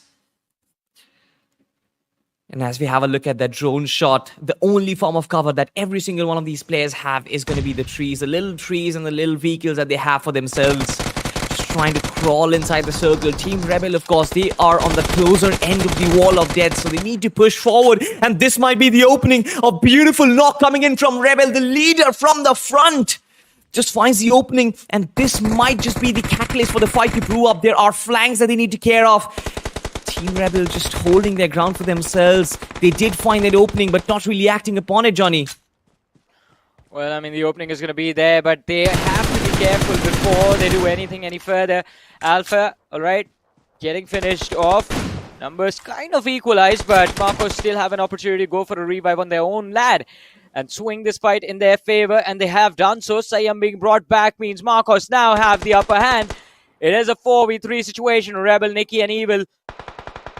They have a good spread, these three ladies, but Evil as well has the airdrop for cover. Now she needs to move out. This is Yeah, it. The just damage Wexy is going to needs to be be taken out. extreme. And look at this though. No heal whatsoever. Evil knew that. Just tried to hold on to that location for a little bit longer. But Vexy has spotted him. This means that Marcos Gaming, they are going to be the cleanup crew. And they are going to clean up Team Rebel in a flash. And what a beautiful winner chicken dinner from them. But Johnny, you must have to give it to every single one of these three teams because that end circle was really a blockbuster. I mean, exactly, and I don't think we should be surprised with how this final fight was played out. The top three teams, how they played their particular scenario, because look at the names of the teams, man. Marcos Gaming, Entity Gaming, and of course, I mean, it is Team Rebel, but even though the name is new, we all know Rebel has been there in the scene for a while, and she's been there at the top tier for a long time now. So she has all that tier 1 experience. Plus, this roster is actually quite incredible. I mean, I've been hearing stories about them, about what they have been up to, and I mean, this was definitely going to be a challenging position for anyone who was up against Marcos or Entity, because that high ground was going to be there. But still, incredible game coming in from these three teams, and I think now we're going to be waiting for the standings to see actually where does this set them up for the next matches. And also, what about the underdogs in this group? Exactly right, but Speaking of underdogs, I feel like there were a lot of curveballs that were thrown at them. The circle, of course, Yeah. the rotations, the bridge battles, the water battles that we got to see. Too much stuff to actually deal with, where they probably could not even focus on their gunplay. But ladies and gentlemen, we are going to witness all of these action in the highlights, and I believe the majority of it will be inside the final circle. Some of them might actually be in the waterways as well, just like I say, it's the Supari gang. Now, it's interesting for us to watch out where did Team TAG land on the points table, because in spite of having that early advantage, I believe that they kind of squandered it by letting Team Yeah. YouTube stay alive in that location, and once again that wrong decision making which they had to do over there. But this player Assaulter, beautiful stuff, and this entire fight where Team MIDWAVE could actually capitalize on every single team involved in their individual fights, and they were just chipping in with a little bit of damage here and there. Take a little bit of damage here, take a little bit of damage there. I love what they did over there. Yeah, it was quite beautiful. It looked like all the players were sync. All four of them shared one brain because, they were playing in tandem and all of them were out in the open, far away from each other, overly exposed, but still they got so many picks from those positions. So MIDWAVE, I think the aggression from their side was on point and very impressive. Then, of course, the players from the side of CS also equally impressive in this game. They also had quite a lot of points for themselves and the fights looked very impressive. Unfortunately for them, they had the right idea. They knew exactly where they wanted to be for a circle like this. But unfortunately for them, Marcos Gaming also had the same plan. Yeah, of course. Speaking of Marcus Gaming, this player Spray God, we are going to see that piece of highlight where the battle between Entity Gaming and Marcus Gaming, it drew out for an extremely long time, and it almost felt like Entity Gaming, they are having their way, especially Gamla Boy, right, doing so much damage with that single nade and almost taking down Spray God in the process with the DP. But look at this recovery. Man heals himself up, takes out the driver, takes out the vehicle ambush, and then also finishes off the rest of the cleanup crew. Siam and Spray God pushes in and completely wipes off the rest of the team. The amount of composure to save the team from a 2v4 situation, it's insane. And I believe Spray God just displayed his whole capabilities in this one moment itself. Of course, in the final circles, Team Rebel did have to battle the circle a little bit. The circle was a little favor towards Marcos Gaming, where Team Rebel had to push out of their covers. We saw Evil had no heals on her, and even she had to push out of the little bit of an airdrop that was stationed. And that just did so much damage, right? The players for Marcos Gaming, it wasn't really a tough job for them to actually clean up Team Rebel. There was only one plan of action for Team Rebel, and that was if Vexy was taken out, the man who was protecting the high ground for Marcos Gaming, if he was taken out, then they could have actually traded position with Marcos Gaming with just firepower and team fighting pressure, and then just push them on the low ground towards the disadvantage. But unfortunately for them, as you mentioned, Vexy did reposition correctly, and as soon as Evil stepped out from behind the cover, she was taken out. So it fell apart. But overall, it was quite an intense game, and I think by far, I want to know your thoughts on this, because I have a feeling this is the toughest group that we've witnessed, week 1, week 2 combined. Maybe there is a very high chance that it might be the toughest groups, because you've got a lot of big names, right?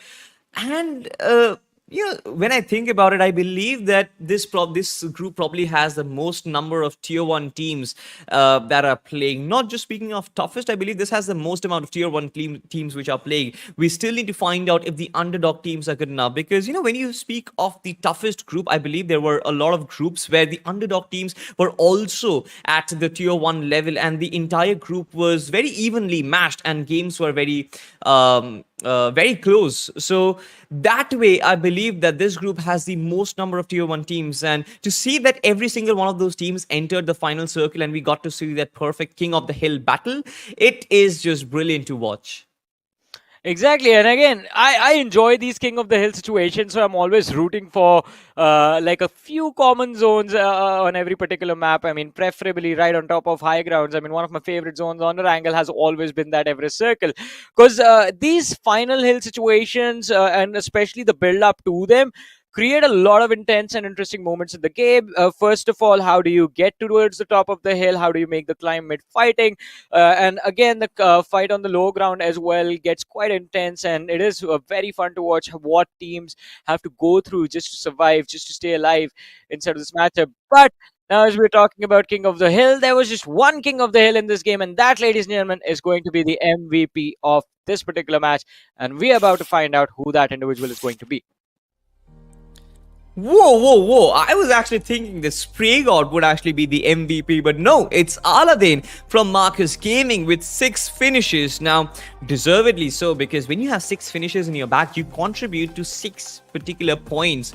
Gamla Boy, of course, from Team Entity has 4 finishes to his name. You've got Para BDC, who has got 5 finishes, and you've got Siam and Spray God with 4 and 3 finishes respectively. So Marcus Gaming, they have 3 places out of the top 5 players. So it does goes to show how much of a dominant run they've had trying to tear apart the opposition on their way inside the circle.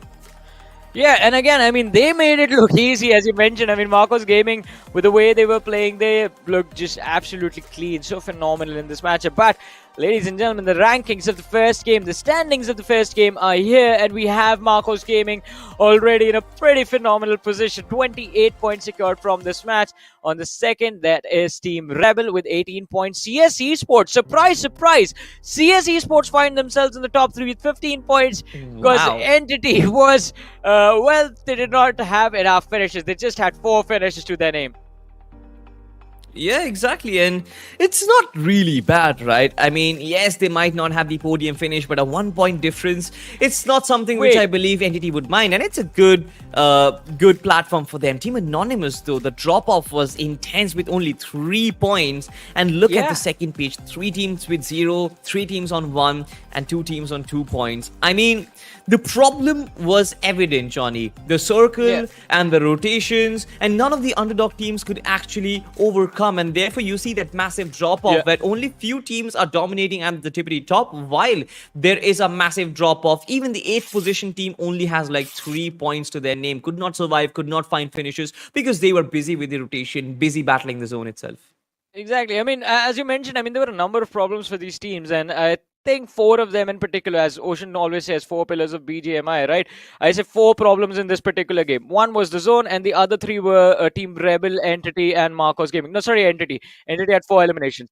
Team Rebel, Marcos Gaming, and MIDWAVE, actually, who were able to secure all those elimination points for themselves. And they actually picked off a lot of individuals mid-rotation. So hopefully the next game is going to be there with the same amount of intensity. It certainly is going to be. Of course, will they be able to repeat Orangutan's run, getting that second chicken dinner on a trot, is something which we will find out after this very short break. Don't go anywhere. Map की जरूरत तो अनजान गलियों में पड़ती है, पर Erangel की गलियां तो हमारे दिल में छपी है। What's up, team? Hey, guys, rich पे बंदा है, रिच पे। अरे यार, अभी हम स्मोक करेंगे। साइड। मार किया मैंने। लाइफ में हर जीत है important. Thank you. Nice one, perfect. लेकिन जीत का असली मजा सिर्फ अपने स्क्वाड के साथ ही आता है। ये बैटल ग्राउंड ऐसा कंफर्ट जोन है जो कभी भी रेड जोन बन सकता है मेरे भाई। भाई प्लीज रिवाइव कर दे। अबे यार, नू। युद्ध के मैदान में बड़े बड़े MVP भी कर जाते हैं भूल। Noodle soup. पर चैंपियन बनने की मंजिल में क्या नूब क्या pro. Come on guys, compound hold. कोई नहीं है सामने। Center slam. स्मोक कर कवर ले। 1 HP है भाई।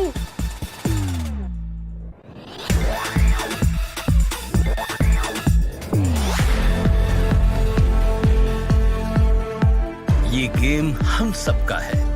धड़कनें और जोश है हाय। इंडिया खेल रहा है BGMI।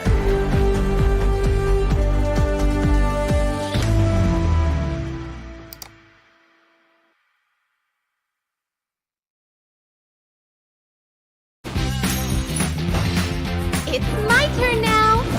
Fire away. I shall protect my kingdom.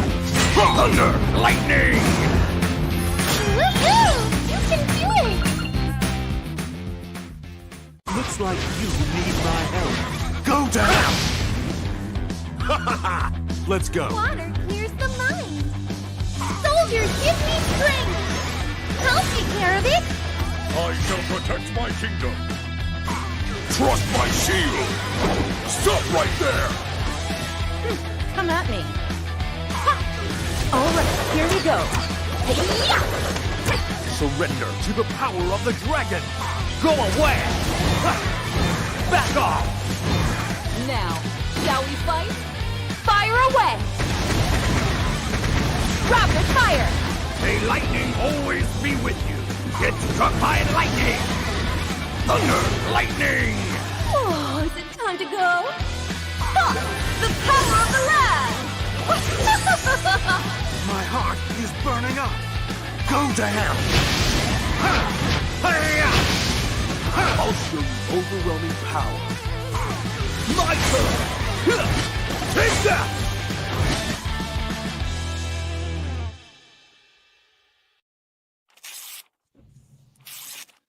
Welcome back, ladies and gentlemen. After a very short break, and joining me right now is gonna be the man, the myth, the legend, Necro. Wow. I mean, how are you feeling, especially after that first game? See, I love giving proper intros and a warm welcome to my co-host, and I feel like you are one of my closest friends. So, how are you feeling, firstly?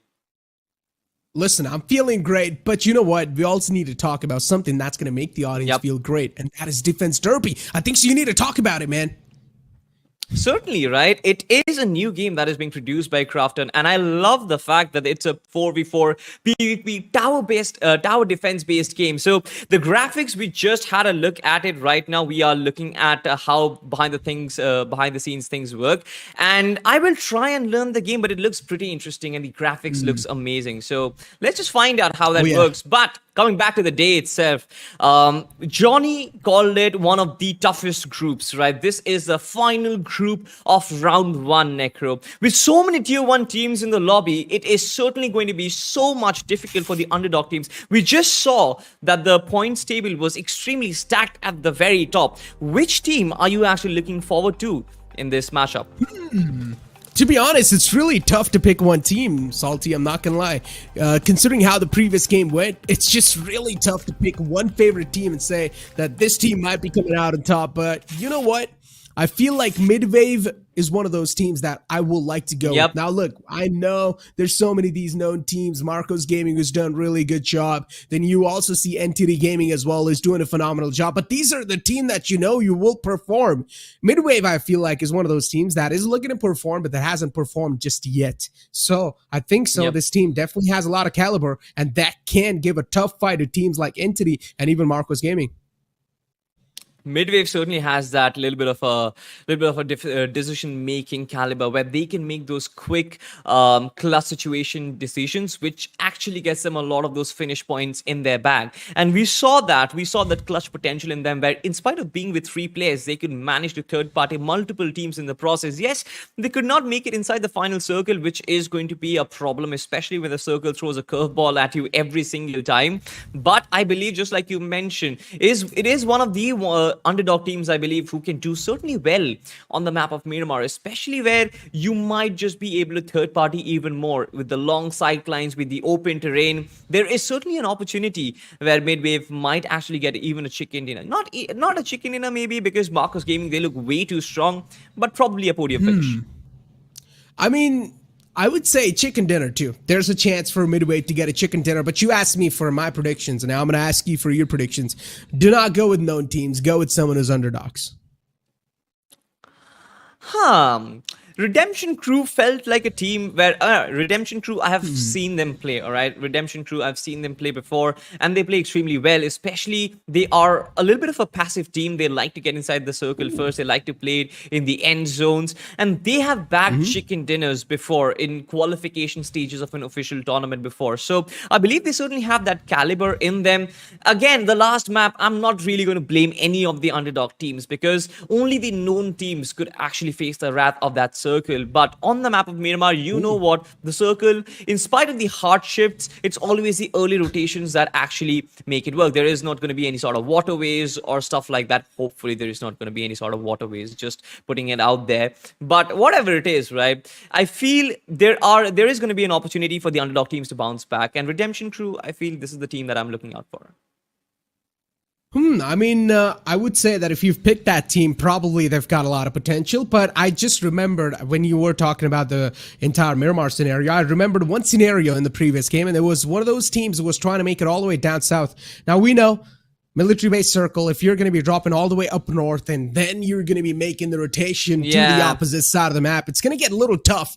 But this team was in the blue for like till the third zone, and they got eliminated out of the zone as well.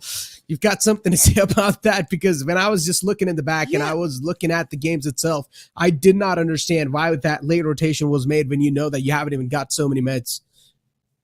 Exactly right, and that was Team INT. I remember very specifically that this team sort of stayed in the Georgopol region for probably like 2 circles, and they tanked that entire blue zone damage without even having any right goal in front of them. Because had they been engaged in a fight, or if there was a stalemate, you would have understood. You could have reasoned with them that, all right, we have enemies right in front of us, and that's why we could not rotate. But the team rotating in the 3rd circle without any meds, trying to tank all that damage when the entirety of the mainland is covered by the blue circle, it just did not make any sense to me. But ladies and gentlemen, you know what makes sense is going to be this game of Miramar, as it is going to shape up the overall standings for the final group of round 1.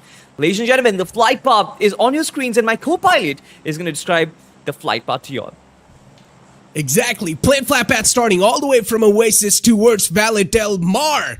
So it's a plant flat path that is tilted a little bit on the top left side, but once again, teams that do want to make it all the way down to Los Leones, a struggle will be there. Even Impala, out of reach. El Hazar as well will be out of reach, so that means a lot of these teams will probably need to drop on their temporary drop location, get some decent amount of loot racked up from that spot, get their vehicle stacked up, and then move all the way towards Los Leones. But let's see how the game plan is going to be looking like for a lot of these teams. Even I was looking at TSG move from the water lines in the previous game. They had quite a nice little water swim race going on between themselves. Don't exactly know what to call that, but yeah, it was definitely a good sport. And then we also saw YouTube right next to him. It was trying to do the same thing, but don't know who made it on the other side first. But inside this map, let's see where the circle's going to form. Exactly, that was one of the situations which I really wanted to look at what happened, because you don't really get to see these swimming battles every single day, right? The swimming races where one team who would get to the other shoreline first would actually find so many finishes for themselves. But I just hope that the better swimmer wins, because to be honest, I don't know any bit of swimming, so I'm nobody to judge. But speaking of being judged, I feel like Marcus Gaming, they're the ones who are being judged on the basis of their driving skills, because Praygod just rammed into a rock. True that. I mean, Marcus Gaming's on a move. They're on a run. Do not want anything to be done in that vicinity. Just does not want to cross the sights. And now as well, I've also got another team on our screens in the name of Team UltraInstincts. Let's see if they're going to be able to activate that UltraInstincts or not. Who's going to be their Master Beerus, though? That's what I'm trying to find. I mean, Dragon Ball Z references. I get to see you are some sort of an anime weeb, just like I am. But speaking of this fight so far, really. I believe it's just I mean, I find anime really enlightening. At some ways, it kind of teaches you much about life, just like BGMI does, survival instincts and everything else. But speaking about coming back to the game itself, I feel like One Last Chance is going to be one of the teams that would want to come back into this game. But so far, they've been spotted by trained fighters, and shots being fired, of course. Not a lot of them would connect. But they are trying to move out of the situation on foot, which ideally does not please me at this point, Necro. True that. Trained fighters just moving around, jumping around. And considering they know there's a team in the front with not really that much amount of loot, and this is what I exactly said, when the plain flat path's not going to be favoring your drop location, you will need to drop down on some temporary drop locations, get some solid loot stacked up, or a decent amount of loot stacked up, and you should be good to go from behalf of that. But now, trained fighters, as they've got one knockdown secured, just for now, though, it's going to be in the name of Snow. Let's see for how long Snow is going to be able to stay alive inside the game, or our Team BW going to decide to push up? That's a massive question. And so far, One Last Chance, just that player trying to back out in a safety spot. I like the fact that the players of One Last Chance, they're positioned in a pretty defensive manner. And now there's also a third party coming in. Send Noodles gets knocked out. It's Reaper. Yeah, it's actually not a third party. It's a flank coming in from One Last Chance. Yeah. Look at that massive split coming in from their end. One player going in to revive their fallen comrade. Meanwhile, Reaper just trying to pincer them from the right-hand side. And Nick Soapy, on top, on the tippity top. He does have a sniper rifle to work with as well, which is not that effective, but he can still take those pot shots and try and desettle the team. But so far, it's still a stalemate. Both of the teams have actually recovered from those knocks and are on their moves once again. I believe this is the time when they disengage. One last chance. They're barely hugging the circle, so might just make their way towards Picardo, which is completely empty right now. I mean, as you mentioned, Picardo is completely empty. And I think so the only main reason no one dropped over there is that probably thought that it's going to be the favorite spot of a lot of teams. And that's why no one decided to drop there. Did not want to take that early risk, huh? Maybe if one last chance get a chance to get their eyes on the Picardo City, there's a chance they probably can't take it over.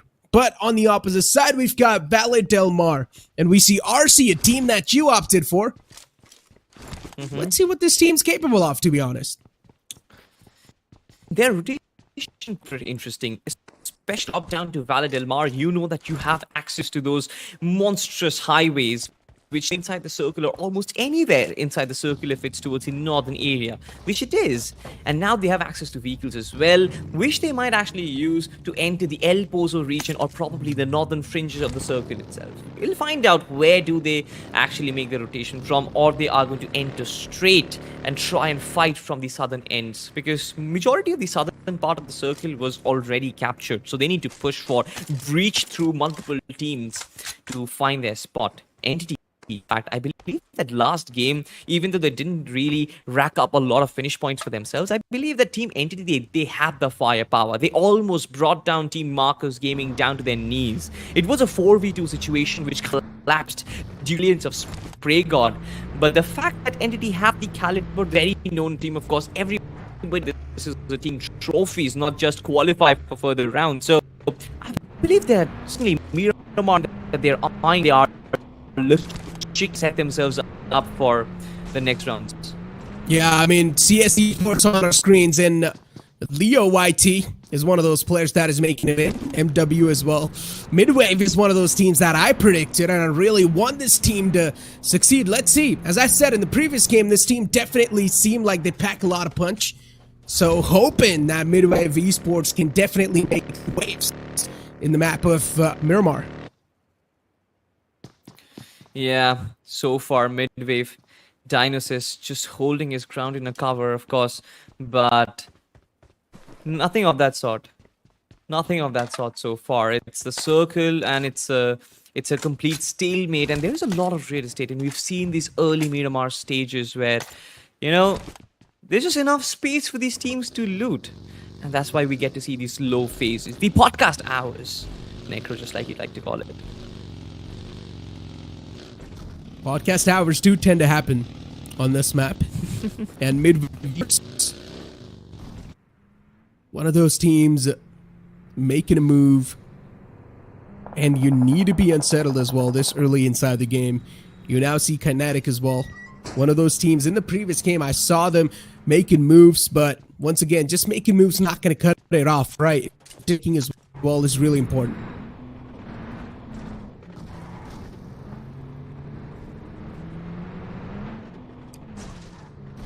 Yeah, Team Kinetic also on the move. I would love to have a look at the map feed right now to understand what sort of a rotation is happening at this point, because majority of the teams, they are on their vehicles, and the circle that we got to see the first glimpse of it by the very list, it's sort of a default circle, so none of the teams should actually have any problems.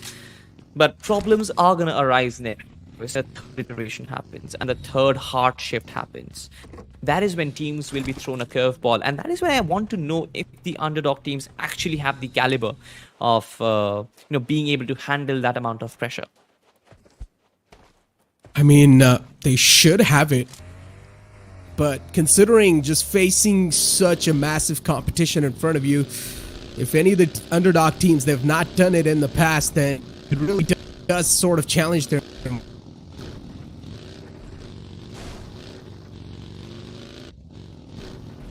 Marcus Gaming on the move, Aladdin as well as Siam on their on their Bgis, and this is interesting to watch because Marcus Gaming, they've been moving for an extremely long time, and there we have the circle itself just for a glimpse of it, but we did get to see that most of the teams are inside the circle itself. It's a little bit towards the northern side, so the teams you mentioned, they're taking the Validel Mar, they'll have to rotate for a long time. Look at that. There are multiple teams inside the blue zone who are tanking that damage, but majority of the teams, they've already made their way in, and we know for a fact that that topography near the crater fields, it's going to be extremely dicey for the teams to actually capture it at the earliest. We have the Tipperary top of it. Elsewhere, Team Rebel, they are under fire, Necro. I brewed up. Shots being taken around them. Guns being switched up as well in INTREPID Esports. Now they're getting pushed on. Hershey knocked out. Team Rebel doing a fantastic job, but even they've lost out on 2 of their players, so even they're short on numbers. Yeah. Alpha, of course, trying to take out the exit spots as well, but Team Rebel, they need to revive their fallen players. Of course, Evil and Rebel, both of them being knocked out. This is not good news, especially when INTREPID Esports, they hand power to fight this.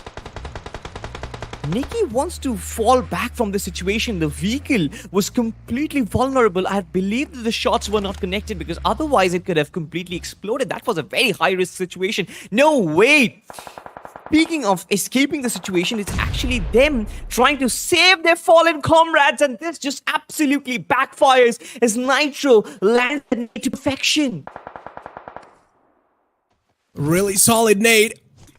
And now Alpha is going to be the only one alive. Let's see how much of an alpha this man is to carry his team on the back. It's going to be a tough task for him. But Team Rebel now just dropped down to a 2-man squad, from which one of that is knocked out as well. Alpha needs to make a quick escape out of this tricky spot, and that's what he's exactly doing. Catching a bit of bullets while trying to fade away from that spot. But it's not impossible to get away. And yeah, he is going to find himself a safe spot. But I don't think so he's going to be able to stay safe for long enough because he just does not have enough out of fire up. Team Rebel has their lone survivor in the form of Alpha, and for her, I feel like it's extremely important to try and stay alive, get those higher routes, and maybe get those higher angles so that she can stay alive for as long as possible. But look at this though, she is exactly facing another team right up front and immediately decides to change routes and find cover behind this ridge at the very minimum. Straight up just rams the vehicle in the warehouse.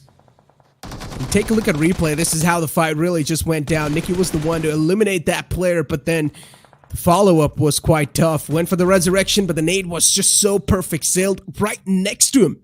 And that's how Team Rebel sort of dug their own grave in that scenario. Maybe Nikki should have tried to fall back a little bit, not go for the resurrection instantly. Should have predicted these utilities coming their way. But Team Rebel now, considering now they've just got one last player alive, the qualification's on the line for them. Yeah, the Supari gang, of course, just waiting as the other team sniffs past right underneath their nose. It's not going to be easy for them to hold their triggers, but the trigger discipline is good enough for them, at least for now, though. They need to survive with all their players alive, and in the vicinity of San Martin, they're in a very high volatile region where a lot of the teams would try and fight them. It's good to just hold their ground and try and survive as possible. TSG. I mean, as we do see one of the players right here in front of us, and as I said, this was one of those teams in the previous game as well who was participating in that swimming race. Not able to make it exactly to the mark, but hey, at least they tried to do something. But the next circle, though, if you can see, it's quite small, Smokey. I'm salty, so it's going to be a tough one to make it in, right? Considering now the circle's way too small, it's going to be tough to position yourself into that small circle, and there are way too many teams alive. There's certainly 16 teams alive and 60 players remaining. This is probably the highest number that I've seen, especially for the third circle. Just like you mentioned, there is a lot of real estate. Sarthak, of course, did take a lot of shots against one of the players from YouTube, Siddhi, but not a lot of them connected. No damage dished out whatsoever. At least their presence has been felt. They can now sense that the team is here. Let's not mess with them. It's better if you don't. GALACTIC, Gladiators, Let's see how much of the gladiators these guys really are. Considering all the teams are alive, and as I said, to make space for yourself, you'll need to eliminate the team that is holding that space. So, by that, what I mean is every single part of that circle is now going to be acquired by at least some of the other team, because the circle's not all of the teams in it. Yeah. Galactic Gladiators just holding that ridge, and you know for a fact that they are right at the edge of the circle, and just like you mentioned, they need to push forward Team CS, or at least breach through them to acquire that region for now. Compounds are extremely important to actually hold at the edge of the circle, but so far no moves at this point, as MIDWAVE Esports, they are also holding the edge of the circle. So many teams in the edges, Necro. What is happening? That is true, dude. I mean, considering how things have been looking like, let's hope that MIDWAVE is actually going to be safe in this battle that they've found themselves in. And you mentioned the split too from MIDWAVE. I think so this split is quite solid. They can't rely on this split for a long time now in the upcoming times as well. Aru and his teammate, and then there's all the way on the opposite side. That's really good land amount control. Yeah. Galactic Gladiators, of course, they've got the high ground advantage for themselves, and they know for a fact that right in front is a team that they need to push forth. I just talked about it, Team CS Esports, but they are very calm and composed about it. They're not trying to take unnecessary fights. Maybe when the circle rotates, they're waiting for Team CS to take that exit strategy, and they might just hear the engines firing up as one of the players embark upon the vehicle. Elsewhere, though, look at the circle, takes a massive southern shift, and all the players from Team Entity who were hoping that the circle would end on their higher ground would now need to sacrifice and take onto their vehicles and go towards the lower turfs. Redemption Crew, though, they have guessed it perfectly, and they hold the majority of the zone inside the circle. This is going to be a battle that I'm going to looking out for. Entity versus Redemption Crew. Big battle brewing up. Marcos Gaming on our screens, and a team that won the previous game too. So Marcos Gaming, they might just have a lot of eyes on them. Certainly they're going to be the hot topic as well in the map of Miramar. Any other team, if they're going to be seeing that Marcos Gaming name pop up in the elimination feed, they're probably going to be looking out for that team, or at least stay safe from that name, because they've got nothing to lose now. They've probably made it in the top 8 already. They certainly have, but look at this though. This is the stage 4. This is the 4th rendition of the circle, and it's way too small to house 60 players inside it. And I have no idea how on earth there is no shots being fired. How on earth players are finding shelter for themselves. And as soon as I say that, I believe that the first bit of action begins as nades explode on either sides. Alpha taking so much damage as Team Entity. They've spotted Team TRL right now, and I believe Gamla Boy is on the charge. Alpha still tries to patch himself up, and as soon as Entity are on the move, Secret takes so much damage for himself. True that. Entity, one of the players way too low in the name of Secret, as you mentioned, he's taken way too much damage, and now even the elimination feed's starting to pop up. For Entity to find a good cover, that's going to be the way to go. But there is one more threat lingering around in the close proximity. Hopefully they're going to get rid of that. Yeah, hopefully. Elsewhere, it's Team MIDWAVE who are up against BW, if I'm not mistaken. Insane Noodles has actually been knocked out, and I believe Team MIDWAVE, they're knocking on the doors of a triple-way fight, because I believe it's Team Kerala Esports who are also in a close compound. Speaking of it, they haven't really engaged in battle whatsoever, and Team MIDWAVE Esports, they also realize the potential threat of being third-partied. But as soon as they take to their vehicles, I believe they're getting shot at by Team YouTube Ziddi and someone else as well, and they're directly walking into it. Aru just escaped death by Smithereens. He was almost being blown apart. MIDWAVE found a little cover for themselves with this vehicle. Aru, not in the best of the positions you can ask yourself to be in, but now even Dinosaur's getting pushed up. YouTube, they're pushing up against the entire team of MIDWAVE, and Dinosaur's the only player who's alive in the clotheslines, and his life is on the line as well. A lot of utilities just bombarding down the players of YouTube, and I don't think so they're going to be staying alive for that. Gladiators fall down. Yeah, it's that one player who is still firing in those nades. So many nades being lobbed in the process. It's Bgis who has opened his entire arsenal, but this man has only one first aid kit, needs to heal himself up because one-off grenade chipping in a little bit of a damage might just take out the entirety of the squad. Of course, Aro is saving his life in the backlines, and as soon as I say that, the first aid kit has been popped in. Look at this though, Team Anonymous coming in from the backlines. This is such a good situation for them. MIDWAVE repositioning themselves. Considering it's only 2 players alive from MIDWAVE. Getting this win is going to be tough. So now MIDWAVE needs to switch their spot or focus on getting some more elimination points secured with this 2-man squad. It will be tough, but securing wins seems like next to impossible because there's so many teams who've surrounded the circle with 4 players alive. Yeah, exactly. Outside the circle, this battle is going to be intense because this is for the edge of the circle real estate, and Team Anonymous, they are looking to rack up every single finish that comes their way. Of course, there is another team in the process, team number 8, who I can see in the vicinity, who will also try and push up, but they have that little bit of a space to move around. Speaking of Team MIDWAVE, they don't, and that is a problem. YouTube's last remaining survivor, that is going to be, I believe, Erangel, if I'm not mistaken. He took to his buggy and just got the hell out of there. Even one of the players from Team Anonymous is actually hot on his tails, trying to take him down, and Team CS throwing in those nades. This is an advanced warfare, and Sanhok, oh my god, how did that man survive that nade? That is true. Sanhok, look at him. Barely alive on a sliver of HP, but now the nades are being exchanged from both the sides, and Kerala on the verge of getting eliminated. Only 2 players are up. And this nade should probably seal it. And yes, this is what exactly happens. Noisy is still somehow though. He's still surviving CS Esports. This is insane stuff. They are stuck inside this bubble, trying to hold themselves a little bit of a cover that they have. But it's all an artillery warfare, ladies and gentlemen. Only nades being exchanged and Molotovs being thrown across. Kerala Esports have their last remaining survivor in the form of Noisy. But there are players coming in from the back lines, and they have to move forward as a wall of death approaches them in about 50 seconds.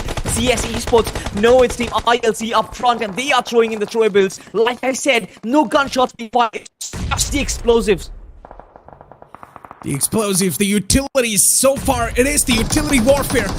Whoever's got more precision will come out on top in that fight, but finally CS did decide to push up. But Leo YT eventually catches a bit too much hurt, so he's going to decide to back out of that spot. So much chaos breaking out. Team CS right at the edge of the circle.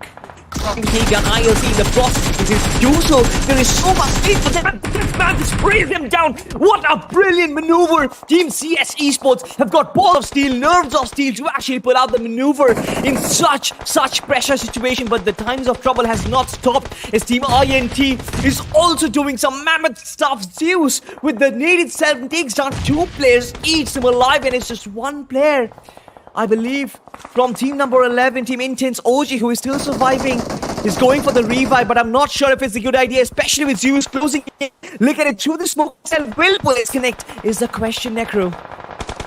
Big question. And the resurrections as well as now are starting to being stuck, so they aren't going to be back up on their feet soon enough, dude.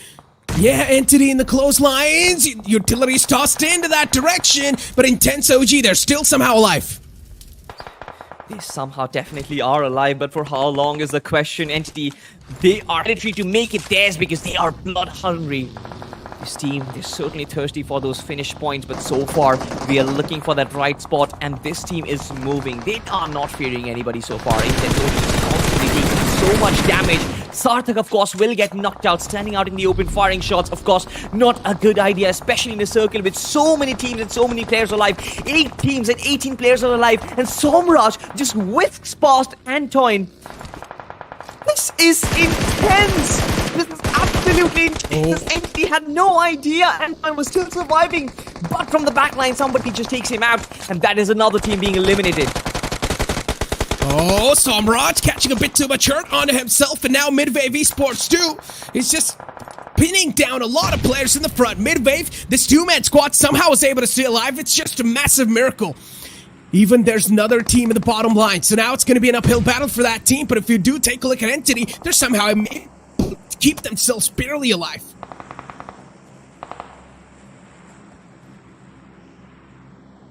Marcos Gaming on our screens, and things are looking way too tough for them. Utilities sailing in their direction. Sayam is knocked out.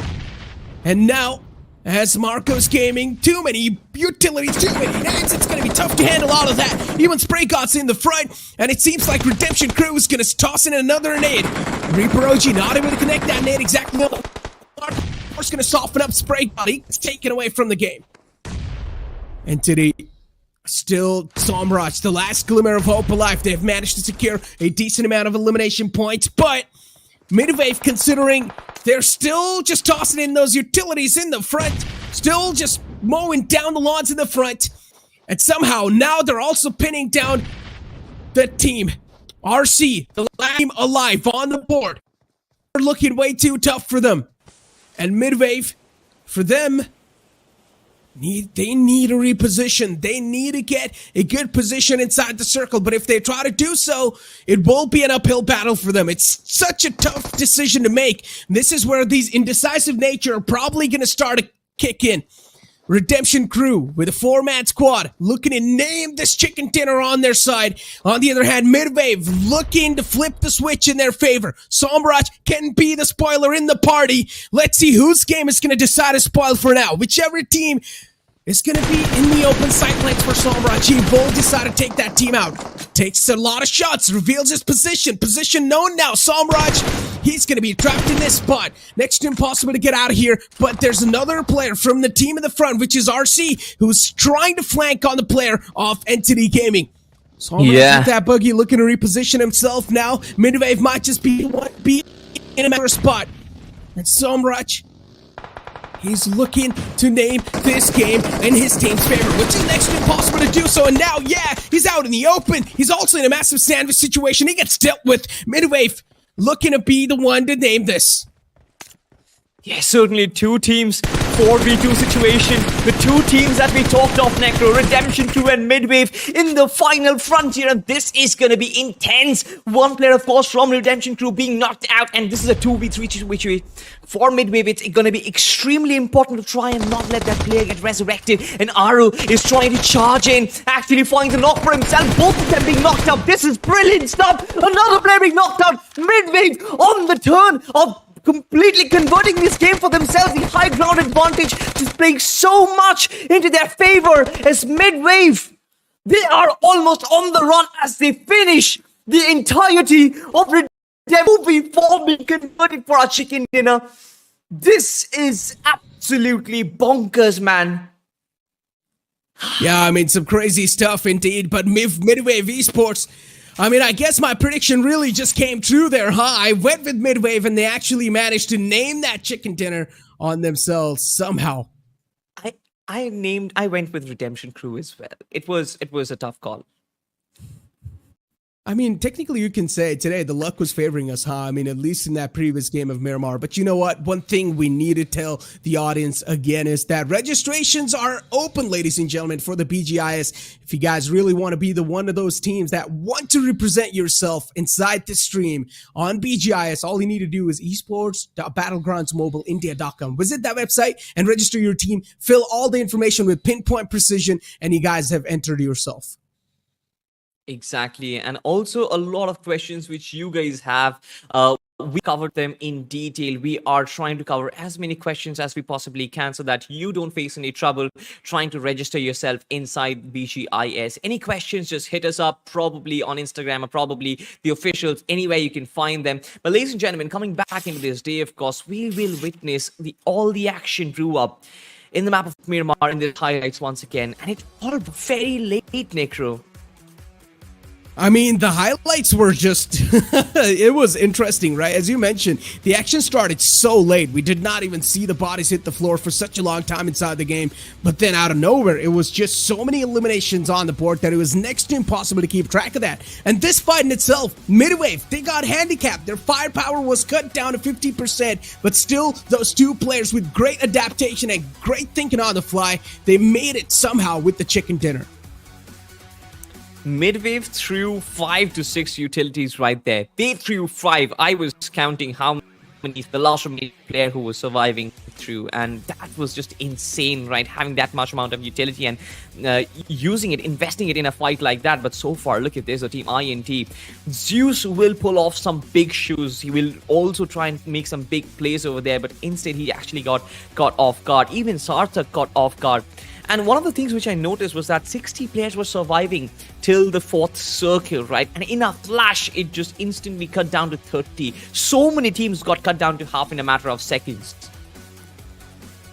I mean, MIDWAVE in general, with how they were able to just turn the switch, flip the tables. As I said, whichever team decides to go inside the circle first, they will also need to fight an uphill battle, which will be way too tough for them to fight. And that's what exactly happened. RC was the one to decide to go inside the circle, and while doing so, they also started going downhill, and that's where things started going downhill for them in general. Exactly. Very literally said. But you know what, like at this point, it was a good comeback for the underdog teams. Two teams that we were looking forward to. Two underdog teams who could have actually lifted the fact that it's not just the tier 1 teams who are dominating this lobby. There are also underdog teams in the process. MIDWAVE as well as Redemption Crew led the charts inside the final circle. MIDWAVE especially, right, turning a 2v4 fight towards themselves. It's never easy, especially in the final circle. But this team managed to do that, which is brilliant. I mean, yeah, as you mentioned, 2v5, and especially where Somraj could have been a big spoiler in the sport, they still somehow managed to flip the situation. Somraj got taken away. But the only reason why I was so focused on Somraj is that usually when there's top 3 teams live and one of those teams only has one player alive, that one single player, the only thing he has in his mind is that how can I secure more points for my team? Now, either I can keep myself just hidden in one spot and hope that the circle would form on top of me, and then can try to be in the top 2, or if the circle does not form on top of me, how can I accumulate those elimination points? And while that single player tries to accumulate those elimination points, the teams that are duking it out in the front, they can't be third-partied, and that can be a massive spoiler in the sport for those two teams. So that's why I was so worried if Somraj is going to be third-partying that scenario or not. He tried to do so, but not so successfully. Yeah, certainly right. And Team Entity, this is the second time in a row they have gotten the podium finish for themselves. I believe that they are the top 8 so I believe that even for Marcus Gaming, right, we did not really see a lot of this team in this map itself. They could not really show up, could not really show their brilliance after that brilliant run on the map of Erangel. But I believe that especially the kind of performance that they have, and I believe they've racked up a couple of points, they should be easy to go as well. But the mid game is where I'm really concerned. Mid-table, pardon me for that. The 4th to 8th, we have seen so many things change just on a matter of couple of finishes. Exactly. I mean, that's where it really just lies down, right? As you said, so many things started changing just because of those finishes that was happening. If you remember, there were still 16 teams alive and the circle was so small in itself. It seemed like now it's just going to be an absolute hell break loose. It's going to be an absolute ruckus in the final few moments of the game. And that's what exactly started happening. So many eliminations started happening left and right that all the game plan that you're going to be planning from the start, it's going to be thrown out of the window because so much RNG is going to be joining on the fray. Exactly. But of course, ladies and gentlemen, with so much action happening, there always has to be the action hero. And the action hero is going to be the MVP of this map itself. We are going to witness that in front of our screens in a matter of seconds. It has to be Aru. It has to be Aru. The way MIDWAVE escaped from that valley of death against Team YouTube. You remember it, right? They were also on the verge of elimination with so many nades in utils being thrown upon Team YouTube. Aru saved the day for MIDWAVE, and from there on, 10 finishes to work with. This man individually brought his team that winner chicken dinner. I believe that MIDWAVE, when they qualify to the further rounds, this is going to be one of the teams and one of the players specifically to watch out for. True that, and then even Marco somehow was able to consistently keep themselves on the top. Look at the finish points from Spray God. 5 elimination points in itself that Manus managed to secure. As you mentioned, even CS are really showing from them. Entity and Marcos Gaming, these two teams have been consistent throughout the first 2 games, and I'm really impressed with the performance they're showing. Hopefully, it's going to be kept up. Exactly. And typically CS Esports as well, right? They've been knocking on the doors of that top 4, top 3 finish every single time. They have those finish points racked up. It's just about the placement points where they sometimes lack a little bit. But look at the point standings. Esports, 29 points to work with. with. Who could have believed that a team in that situation would actually come out with 29 points in their map, secure their qualification? Kudos to Aru. Entity with 18 points, and the drop off once again, it's absolutely massive, Necro. We've been talking about time and time again, 29 points at the tippity top, but at 8th position only 5 points, and the second page absolutely in shambles. True. I mean, look at the second page. TSG, a team that I was talking about so much, not able to do that great. It definitely hurts me, to be honest, because I had a lot of expectations from this name. It's quite a funky name, and I'm gonna support that. But then Team Kinetic as well is on the 15th spot. Then you see Trained Fighters, not so trained after all. Rebel as well, just having so many issues in itself. Yeah. Whenever they're approaching those fights, it seems like they're approaching that confidently, but they're not able to sustain those fights enough. That confidence and that game plan is just not working well.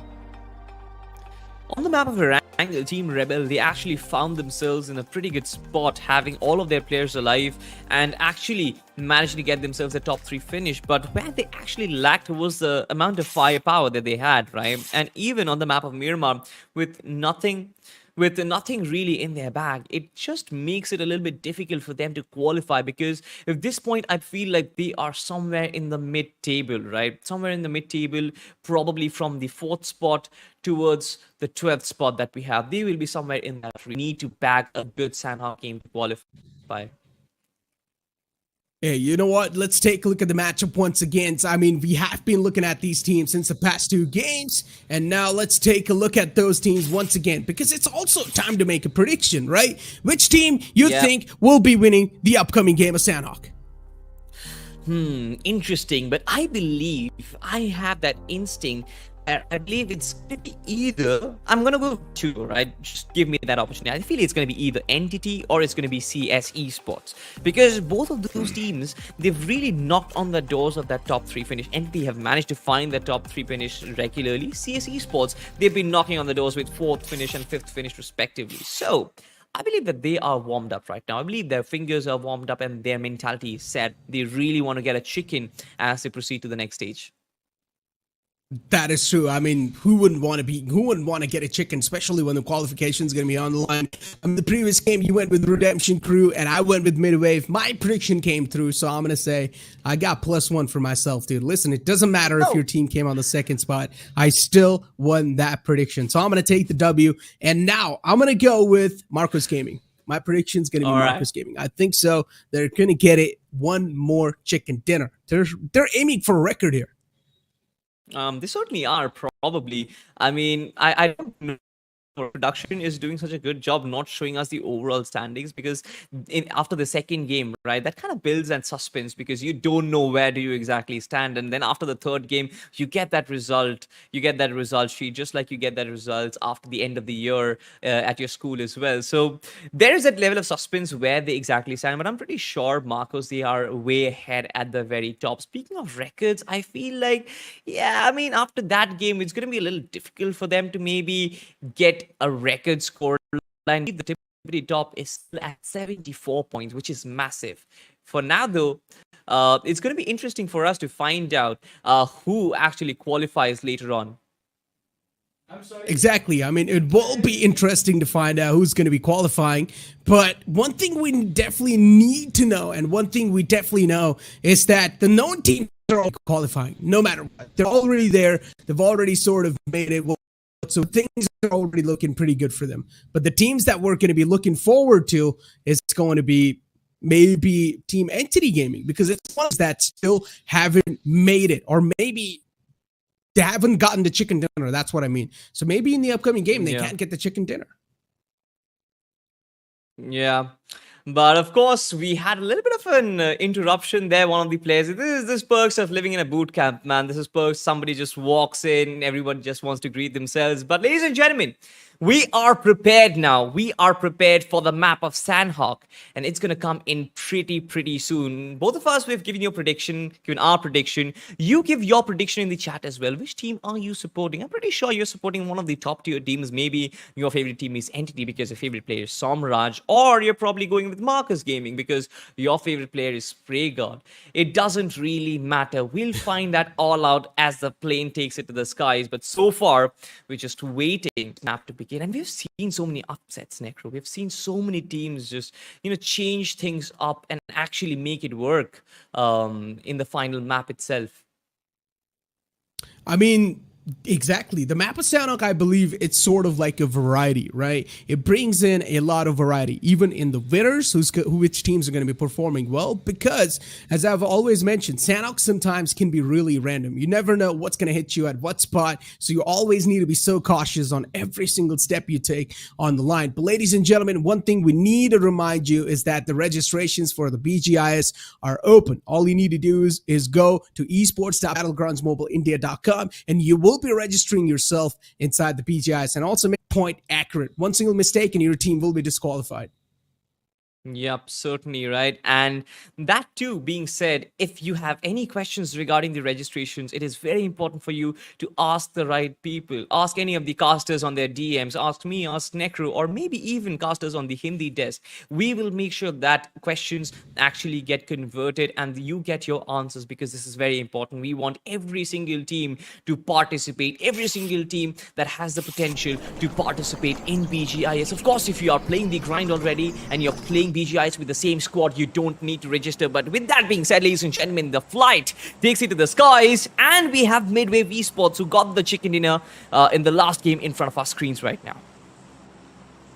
Exactly. Here we go, ladies and gentlemen. The plant flat path starting all the way from the southern side towards Mong Nai. Now, the plant flat path is sort of tilted to the right side, but once again, it's really not going to matter. It's the map of Sanhok. The players can easily extend towards their drop location, unless you want to go all the way to the opposite side towards Hotten. Then yeah, it might be a little tough of an extent, but still, you can make it if you pop your parachute early enough and if you have got the calculations down well enough. MIDWAVE is one of those teams that won the previous game, so they have probably qualified inside the top 8. Not probably, they have definitely qualified inside the top 8, but I would like to take a look at the bottom left of the map. Look at this. Marcos Gaming and even another team called 06. There was a drop collision, but now we've got another drop collision inside Painan itself. Trained Fighters against INT. Yeah, Trained Fighters against Team INT, and this is going to be interesting as Send Noodles is extremely close to Zeus, and now we know for a fact that Zeus was extremely brilliant in the last game. He needs to execute it. Yes, of course, bad position. Any single need, any Molotov will just take him out, but he's got some form of cover, and from two directions, this is beautiful from Intrepid Esports. Nicely done. That's a really good just pop and pick. And considering how that really went for them, Intrepid Esports, they can keep on moving like this. Now they've also got the man advantage secured up. 1 elimination points, that's going to get them fired up even more. And 416 secured in the hands of Zeus, and even an AKM, but a return knockout comes into play. So, another player getting taken down. Trained Fighters, that's a really good find. Yeah, for sure, right? Of course, they've taken the trade so far, but they need to capitalize on it.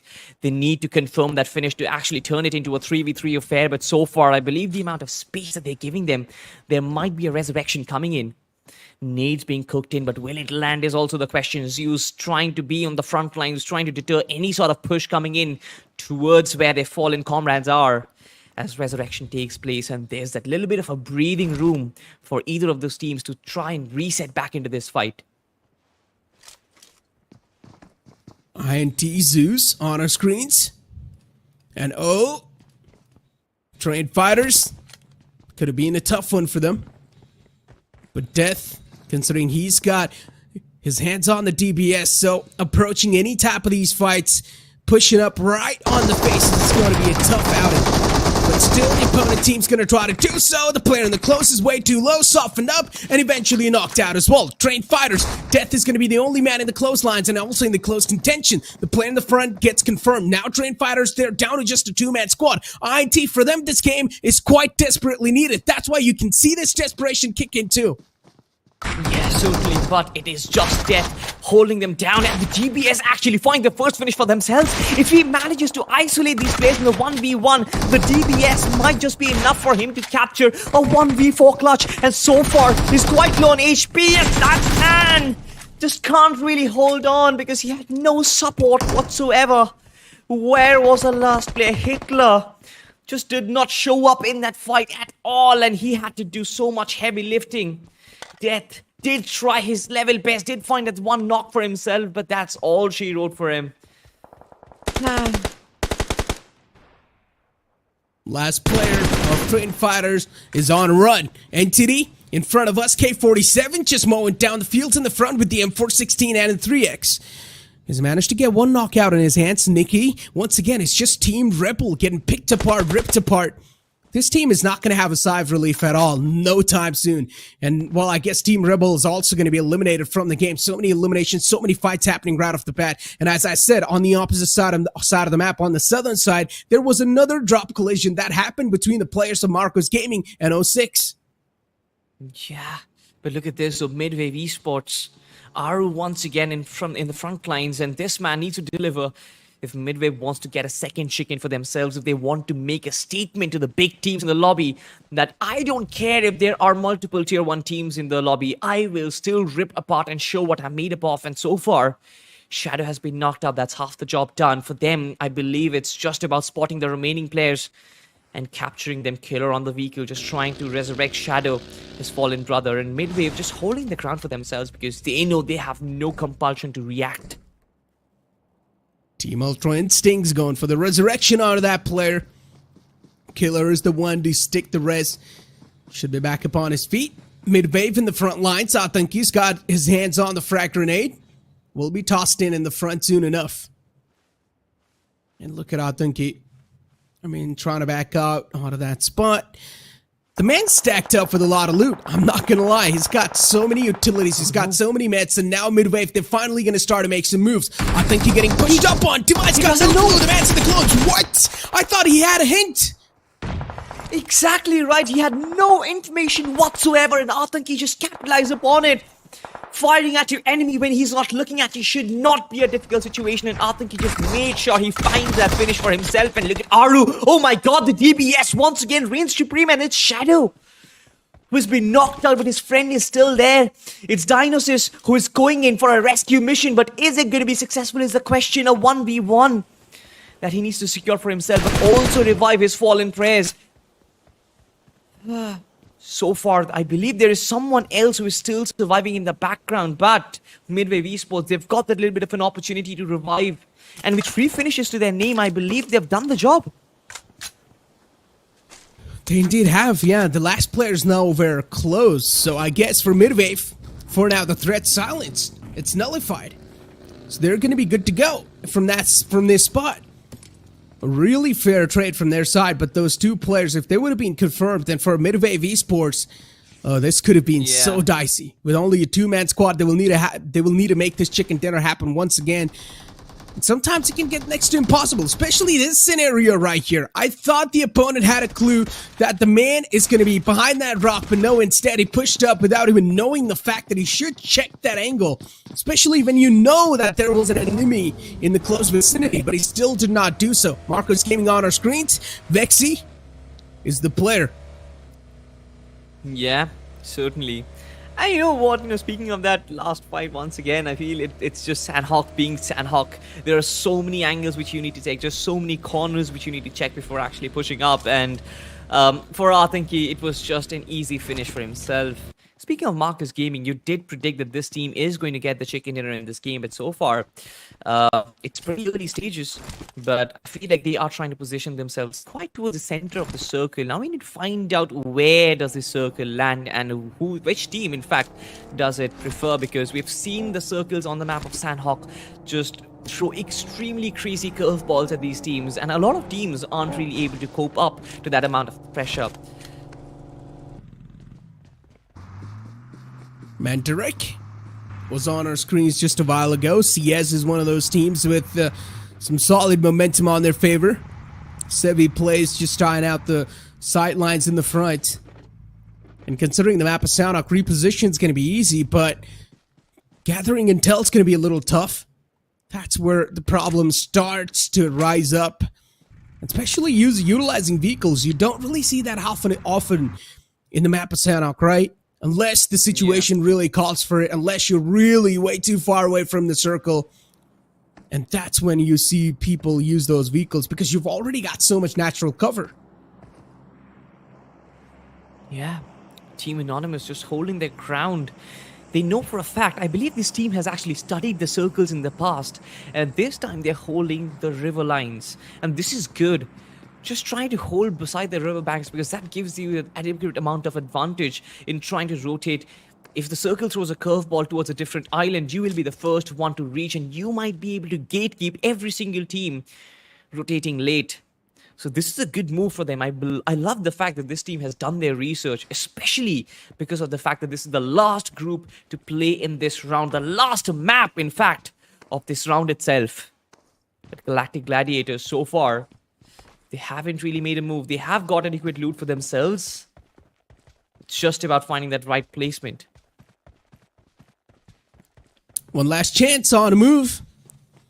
A team that was actually able to make it till quite a decent amount of late spot in the previous game. Now, inside this game, they do seem to be in a massive state of discomfort. Look at Marcos Gaming. The entire gang just pulling up onto that compound. And 06 in a massive world of trouble. And Toynet is going to be the one to pull out the pin on his nade. Intense. In a really intense situation. He's the only man so far in the clotheslines. The second player from this team is all the way in the waterline. So for him to provide that cover fire, it's impossible. Oh, no. Nate tossed out of the window. It was not well placed. And now he's going to be in such an uncomfortable spot. Exactly. He would have had to find the first knock with the nade itself to create a little bit of an opening for him. That now he is being surrounded from two different directions. Where does he look? Marcus Gaming just cleaning up that man who's been completely wiped off, and now they're looking for the rest of his teammates. A hunt for, I believe, Mandrake, who hasn't been spotted so far, but the nade coming in, I believe the trajectory is going to give his position behind the rock itself, taking a little bit of a damage that chips in a little bit. But so far, I believe he has been spotted. Yes, nade's being tossed in, and this man is gonna burn to crisp. Good stuff. Just blown to smithereens. And Marcos Gaming looking pretty solid on this map of Sanhok. I mean, considering these this DBS meta, you can say sort of, it has also made things easier for the players in the close contentions, but it has also made things even tougher to push onto a team. You never know. A DBS might just be waiting for you on your face, and you will probably be shut down without even getting a chance to fire back. So you need to make those pushes happen really cautiously, and you need to be super confident that you're probably going to come out on top in that fight. Then only those pushes can be worth it. But considering the circle as well as just creating a massive anonymous aura, we don't exactly know in which part of the map the circle is going to shift on over towards. So you do see Entity just holding onto that bottom left of the map. Exactly right. This ambiguous situation for teams just calls for that gamble, right? Which island do you pick? And I believe that the Camp Charlie Island might just be the one, maybe holding towards ruins, maybe the best spot. And I love what Team Anonymous is doing so far, just holding along the shorelines, as well as Team TSG. They have got complete control over the edges of the mainland itself, but they have so much pressure coming in from the backlines. It's not going to be easy holding that place. Marcus Gaming still on the move, and this was the fight that they beautifully executed. Team Intense 06 just had nothing to do over there. Mandrake being completely, just like you mentioned, blown to smithereens. Of course, he could have done is probably tried and stayed silent. But I believe that Marcus Gaming, they were already on the hunt. They were bloodthirsty, and they would have found him whatsoever. Oh, good knockout. Midwave. Aru's going to be the man to get knocked out at TSG. Look at him. Good shots and taken at the front. Zeno. He's managed to chip down another player way too low in the name of Dinosis. One thing is for sure, man. Midwave, inside this game, they're just so unsettled. If they get out of one fight safely enough, they find themselves in another tricky situation, tricky spot. And the Supari gang, they're really just punishing the players of Midwave.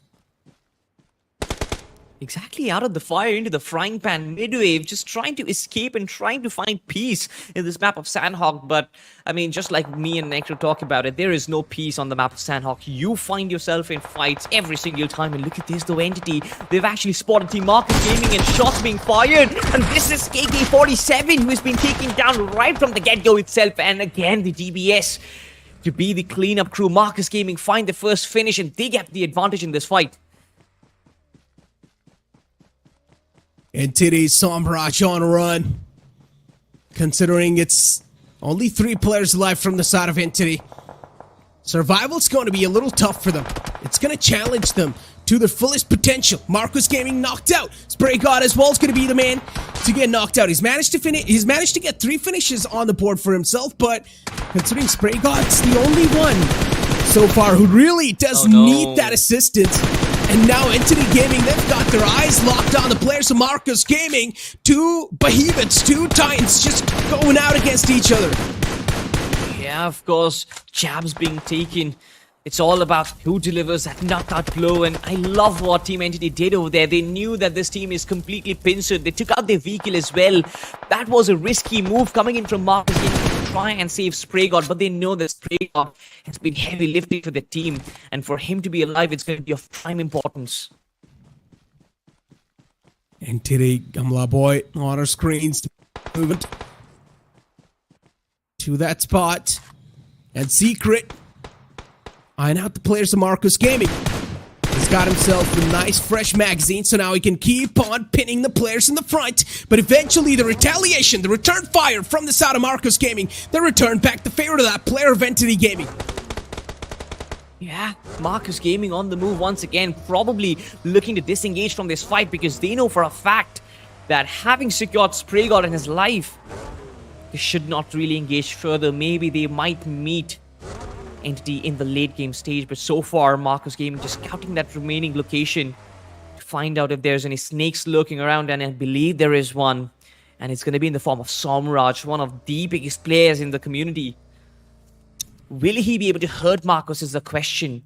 He just lies low in the process, just trying to hide his presence, but I believe he's going to hit them when it actually hurts the most, Necro. And it makes a lot of sense too, trying to hit them at that vulnerable moment. Somraj just repositioning himself, does not want to get spotted. Barely makes it on the other side of the wall. He's still undetected so far. Marcus Gaming Spray God, he can go down once again, but Marcus Gaming, do they have enough amount of surrounding awareness? Not spotted once again. Spray God's got no clue that Somraj in the closer vicinity, but Somraj too, just holding on to that trigger discipline. And now Spray God going for the check inside the shack. No one spotted. This is where Somraj can just decide to pop out and take down Spray God, but no, instead is not going to do so. Oh my god, this is so much anxiety, and this is when he hurts Spray God with no cover whatsoever. He has been completely finished off, and Somraj did complete his mission. His mission was to get that man just trying to stay hidden, and the trigger discipline was phenomenal. Spray God, I love the fact that he was chilling, right? He was chilling. He was popping in those energy drinks to try and resurrect himself. But look at this, Marcus Gaming. They are angry because they want to seek revenge.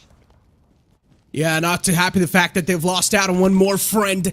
Now they're here to get revenge, as you mentioned.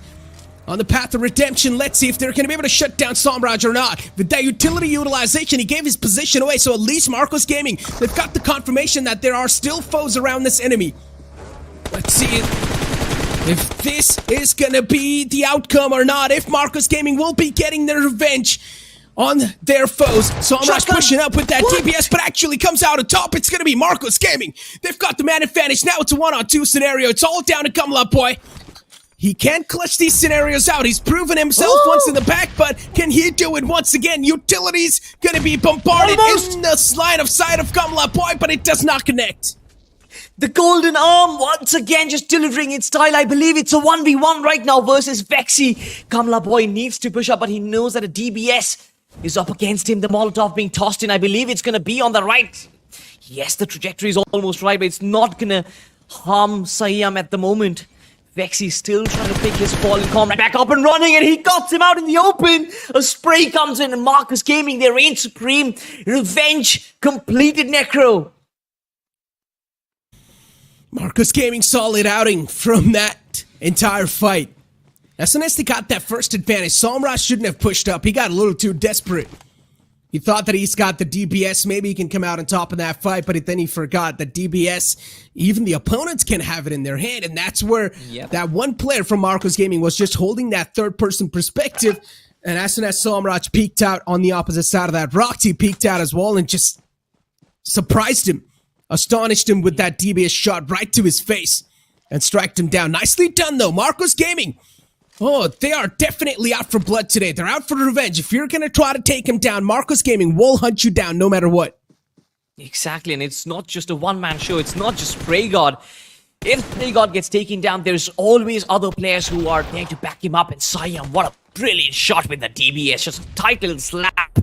Kamla Boy, of course, going in the open. He was vulnerable, throwing that nade, tried to cook it to perfection, but Marcus Gaming punished him in style. And look at this, the circle just threw a massive curveball, and now it's towards at Camp Charlie Island. All of the team in the Northern Island will have to swim across or maybe take a bridge. It's not going to be easy. Rotations are always difficult in these ending moments, especially when the circle favors the waterways.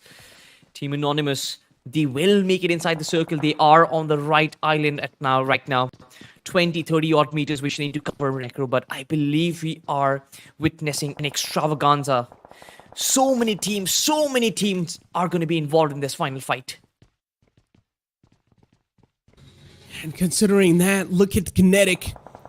I mean, yeah, they have got a little good position for themselves. Not too safe, considering there are still a couple of foes in the name of TFG in the front lines. But Kerala is one of those teams now starting to move up, and I'm going to be a little concerned, a little anxious for this team, considering, yeah, they were looking to move out in the open, and they will need to pay the price for that as well. CS Esports, they found the first player, might just find the second one as well, but the tracking is not going to be on the point. So Leo YT, good efforts. Good effort, certainly, but he needs to not overextend at this point. Enough damage dealt, utility being flooded in. They know for a fact that Kerala is the one who needs to push out of their location because it's a blue zone damage that is going to hurt them a lot. It's the fourth circle ending, and that means it is Kerala Esports and the ball is on their court. CS Esports should just wait for this team to pop out. Also have to worry about other teams in the vicinity, namely Team TSG. And not just that, they also have to clear the front lines if they have to push up and enter the circle. And Kerala Esports still trying to battle the blue zone. This is not going to end up well, Necro. This certainly is not going to end up well for the last remaining survivor. CS Esports. Oh, that rock in the front. Peeks out. Oh, instantly we'll need a peek back once again behind that rock. We'll try to just tuck himself back to safety. And Sarthak from CS Esports moving around. And CS, one thing is for sure, they need to reposition as quick as possible, but just make sure not all the 4 players are going to be in that same vehicle. We've seen so many of these blender situations occur when all the 4 players are going to be in that one single vehicle. It never tends to work out. Kerala, even they're looking to strike down the players of CS. They're looking to backstab and maybe turn the favor in their side, but Musa, he gets taken care of, gets rid of by the blue zone. Yeah, of course. I mean, we all knew what the outcome was going to be, and Musa, he knew that instead of giving his finish point away to a team, let's just die to the play zone at least. But now, the same favor has actually been turned towards CS Esports, as they are the ones who are being gate-kept, and the blue zone damage is merciless. Supari gang, in fact, they have got a good positioning inside the circle, and they are holding it to perfection. But from the other side, it's somebody else who actually knocks him down. I believe it's Team INT, if I'm not mistaken. Yes, it is. Who got down Illusion, and that player being knocked out is completely vulnerable. Kinetic still, look at them. They're all the 4 players up, and for Marcos Gaming to breach inside this entire circle, it's going to be a bit of a tough task, considering Gladiators are in the front, Galactic Gladiators. This nade might just find the opening that they're looking for, and actually does as well. Sayum, what a perfect cook on that nade.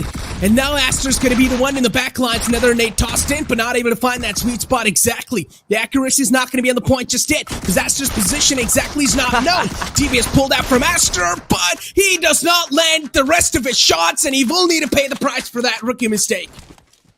Marcus Gaming, they are on a roll right now, especially these 2 players, Vexy and Siam. They are going guns blazing, and their vehicles just don't stop. They don't have a brake pedal at this point. It's just gas. Marcus Gaming doing it in style. 14 finishes to their name already, and this team might just be even capable of getting the chicken dinner for themselves, but MIDWAVE might be a thorn in their tracks. So far, Atanki as well as Dionysus are the ones who need to survive, because Aru is not there to pull the big shoes and fill the big responsibilities. Intrepid Esports also in the back line, just holding their ground, holding themselves. Zeus finding a player out in the open and he punishes him in style. One player knocked out. Team TSG completely out in the open, Necro. They indeed are. Look at INT. Considering they've got so many supplies, they can keep on raining down death and destruction on the team of the front, and TSG on the verge of getting picked apart by the players of INT. As I said, qualifications on the line for INT, so they need to make the most out of this game. Dinosis from MIDWAVE, he's heard all that commotion, all that chaos that's going on in the INT side. Now even he's looking to just toss some nades in, some utilities in that direction. Marcus Gaming, they want a piece of it. They want a bit of piece of this action. You certainly want, right? They can witness everything unfold in front of their eyes, and when players are vulnerable like that, you really want those finish points. Marcus Gaming, they've acquired a lot, but they're looking for more, and MIDWAVE Esports completely out in the open. Dinosis, he hasn't really been spotted so far. Siam taking shots from the backside. I believe it's Atanki, but so far, 3 teams and 6 splitting, and it's going to be interesting to find out which team actually finds that chicken dinner. 2v2 situation, Necro, and I am loving this already. High ground advantage from Marcus Gaming, but similarly, it's MIDWAVE who actually hold the central part of the zone. Which team is going to reign supreme is going to be the question. A really big question. And we know these 3 teams, they're capable of pulling off some miraculous plays. But I'm a huge fan of the split that the players of Marcos Gaming are having. Yeah, playing it together can be the way to go sometimes as well, but especially when things are not going to work out, and when you're not going to be having that intel on the map of Sanhok, it gets even more tougher to play like that. So Marcos Gaming, with this spread, they're probably going to get a decent amount of intel to play around with, but Bgis, he overextends and he gets taken out of the game. But, well, I guess that's one of the disadvantages of that situation.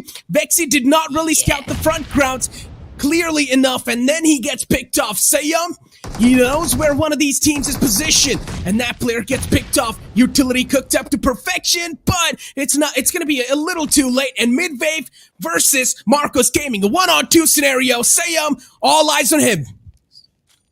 All eyes on him. Certainly the nade almost eating up 50% of that HP of that man Atanki. He knows exactly where Sayam is, and this means the opportunity is open for them. One properly cooked nade or one proper Molotov might just be able to finish off this entire player. But Sayam, the world is up against him, and MIDWAVE might just be looking to make history as the first underdog team to back 2 chicken dinners back to back. Sayam, 6 finishes to his name already, and he's barely surviving by a sliver of HP. He's been bombarded with bullets, and he's been ripped apart. MIDWAVE Esports, in spite of losing 2 players early on, they still once again managed to find a winner chicken dinner. What a team, Necro. I mean, I talked about MIDWAVE Esports making some huge wave, but these are massive, gigantic waves. MIDWAVE Esports is showing up, and they're definitely making a lot of moves. Back-to-back 2 chicken dinners from the side of MIDWAVE Esports, and even able to take down such a solid team like Marcos Gaming. Marcos Gaming could have had their fair share of chance of actually getting that chicken dinner as well. But that one player from their side, he stepped inside an unknown territory. He got screwed big time. But ladies and gentlemen, you guys have an opportunity to make yourself represent on BGMI, and the only way to do that is to register for the official tournament. And how can you do that? Go on esports.battlegroundsmobileindia.com. Go on this website, fill all the information, and you will be registered. You know, one important thing is going to be the registration dates are only open till 2nd August, ladies and gentlemen. So go there quick and register yourself now. If you haven't already registered for Grind, then you have to do it. But ladies and gentlemen, coming back to this day itself, we are going to witness this action-packed map of Sanhok once again in front of our eyes. And starting from this fight that drew up in Painan, Intrepid Esports, they did try a lot over there, but instantly got extinguished. I mean, trained fighters... yeah, Death was the only one who was still holding on to, but he did manage to find a finish onto Team Intrepid Esports, and that is where I believe they lost a lot of their firepower.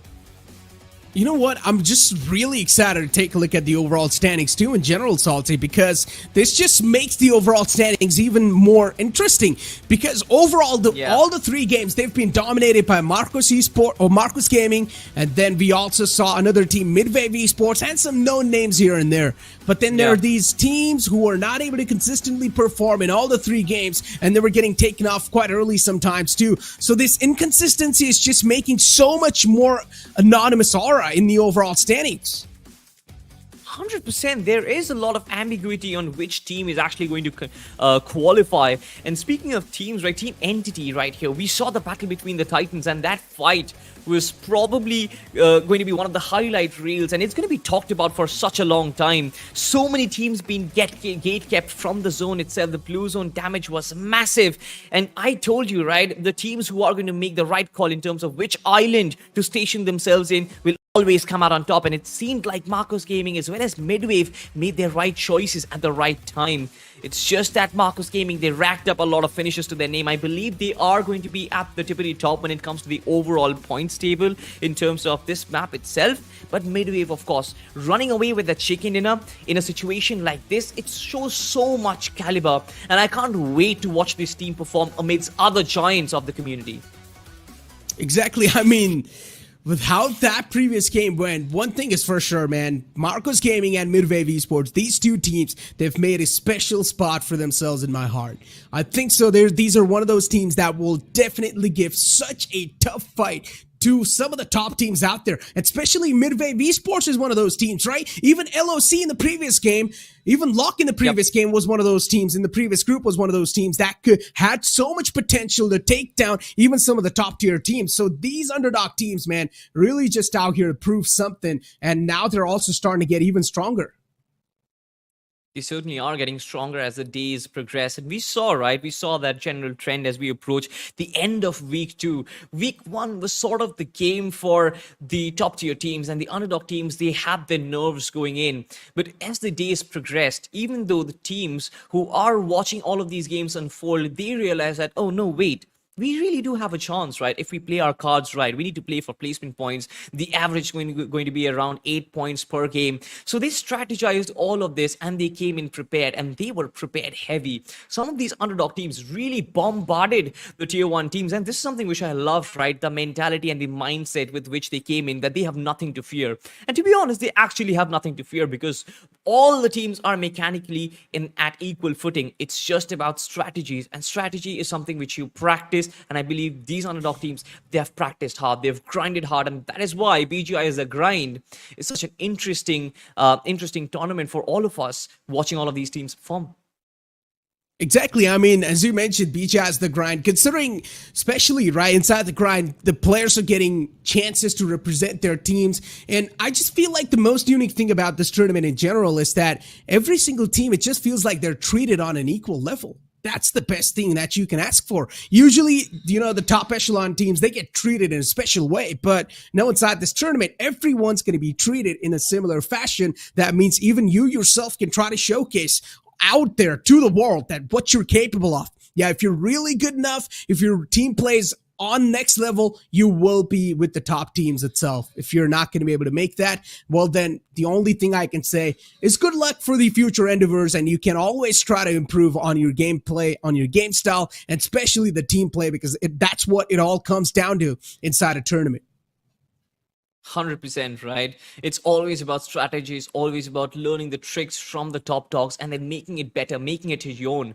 And speaking of it, I feel like this is probably the time when we are about to get ourselves the overall standings in a couple of minutes. And I do wonder which team is going to be the one who is going to dominate. Is it going to be Marcos Gaming, or is it going to be MIDWAVE at the tippity top? Because this is probably the first time when 2 teams have actually dominated the entire lobby. We saw how the drop-off was actually varying from the first position to the 8th position. 8th position barely bagging 3 or 4 points, while the teams at the top, they are bagging 20, 30 points to their name. So this can be a massive difference. And maybe, just maybe, Necro, I feel like the qualification mark at the halfway stage of the table, I believe it's going to be one of the lowest that we have seen so far. Hey, but you know what? It's time to find out who's going to be the MVP. And the MVP is probably going to be someone from Marcos Gaming. That's for sure. 100%. One of the players from Marcos Gaming has sealed the MVP spot for themselves. Yeah. And yes, it is going to be in the name of Vexy. With 8 finished points, Vexy has managed to be the MVP of that previous game. Now let's take a look at the top 5 players. And MIDWAVE, Dinosis is going to be one of those players in the top 5. But it's mostly just Marcos Gaming. 100%, and I love this, right? Let's think of the first 2 games initially. Spray God from Marcus Gaming as well as Aru from MIDWAVE were the ones who were actually filling in those heavy duty shoes, filling in those big responsibilities. But when these 2 players got eliminated from both of these teams, it was the other players who actually stepped up, and they stepped up big time. Look at this, the 19 finishes, 19 freaking finishes on Marcus Gaming with 12 placement points, 31 points in total. MIDWAVE Esports, they have 23 points to their name. I believe that there is going to be a lot of competition at the very top.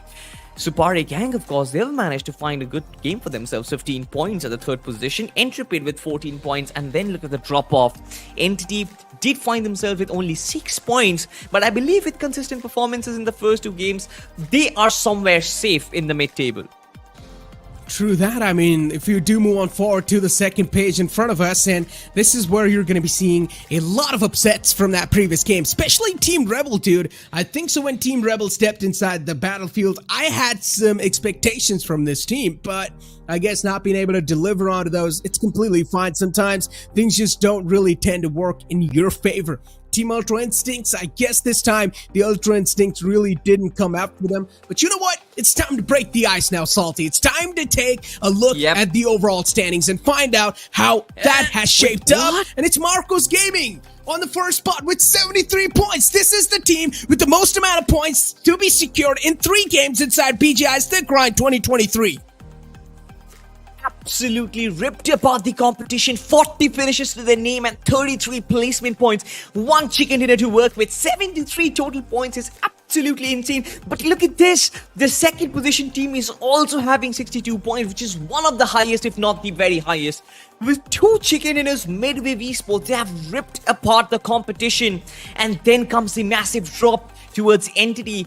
3rd position, 38 points to work with. Team Rebel, in fact, courtesy to that first game of Erangel, they qualify and 18 points. This is probably one of the lowest qualification marks that I've seen. Supari Gang and the Redemption Crew tied at 18 points. This is disheartening, but we have said it time and time again, ladies and gentlemen. You have to prioritize your placement points as much as you possibly can.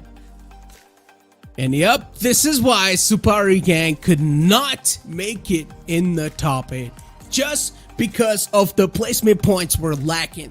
That's why we saw TRC move it up in the top 8 situation. Ladies and gentlemen, these overall standings, as the days are passing by, they're getting even more interesting and intense at the same time. Way too close for comfort though, that's for sure. Certainly way too close for comfort, and we have seen this happen multiple times. I still remember that one day where we had 3 teams tied at the same amount of points, and the placement points was the basic difference between those teams. And you know what, as BGIS approaches us, as the further rounds of the grind approaches us, it's just my sincere advice to every single underdog team out there: just play for those placement points. Yes, finish point, every single finish point is gonna matter, but then you have to put survival first. BGMI has to be a survival game. But having said that, Necro, we have had a blockbuster of a day. I loved every single map that was played so far. And also don't forget, ladies and gentlemen, to register yourself for BGIS if you haven't already registered with your team in the grind, because the day ends on 2nd of August. So you only have like about 2 or 3 days for yourself to register. Every single detail needs to be filled with absolute perfection, Necro. Hey, but you know what? As you mentioned about the BGS registrations too, one more thing I'd like to say, not a lot of time left, and go to esports.battlegroundsmobileindia.com. That's where you guys will be able to register your teams. But you know what? Another thing that we really need to talk about over here, Salty, and that is going to be round 2 of the grind. Round 1 was interesting. If it was this intense, then just imagine how round 2 is going to be looking like. I am absolutely pumped for it, man. I believe that action as well as the gameplay is going to improve overall. There's going to be a little bit of more of an organized play. I believe the teams are going to come prepared. They have learned so much from round one, and only the cream layer that actually applied for the grind will actually progress. So I'm expecting better action. But ladies and gentlemen, if you like what we are presenting to you, if you like all the BGMI action that we have to offer to you, don't forget to subscribe to this YouTube channel as well as follow Crafton India of Esports on all of their official, on all of their socials, because you know what? There's a lot of highlights, there's a lot of sneak peeks that you need to find out, and those are there in our Instagram. But Necro, any final words before we close the show? To be honest, no final words from me. It's been an absolute pleasure to be here on the desk with you, man. And it's been such a phenomenal journey through this grind. Absolutely. But ladies and gentlemen, we'll see you next week on Thursday with round 2. But for now, though, it's a goodbye. See you.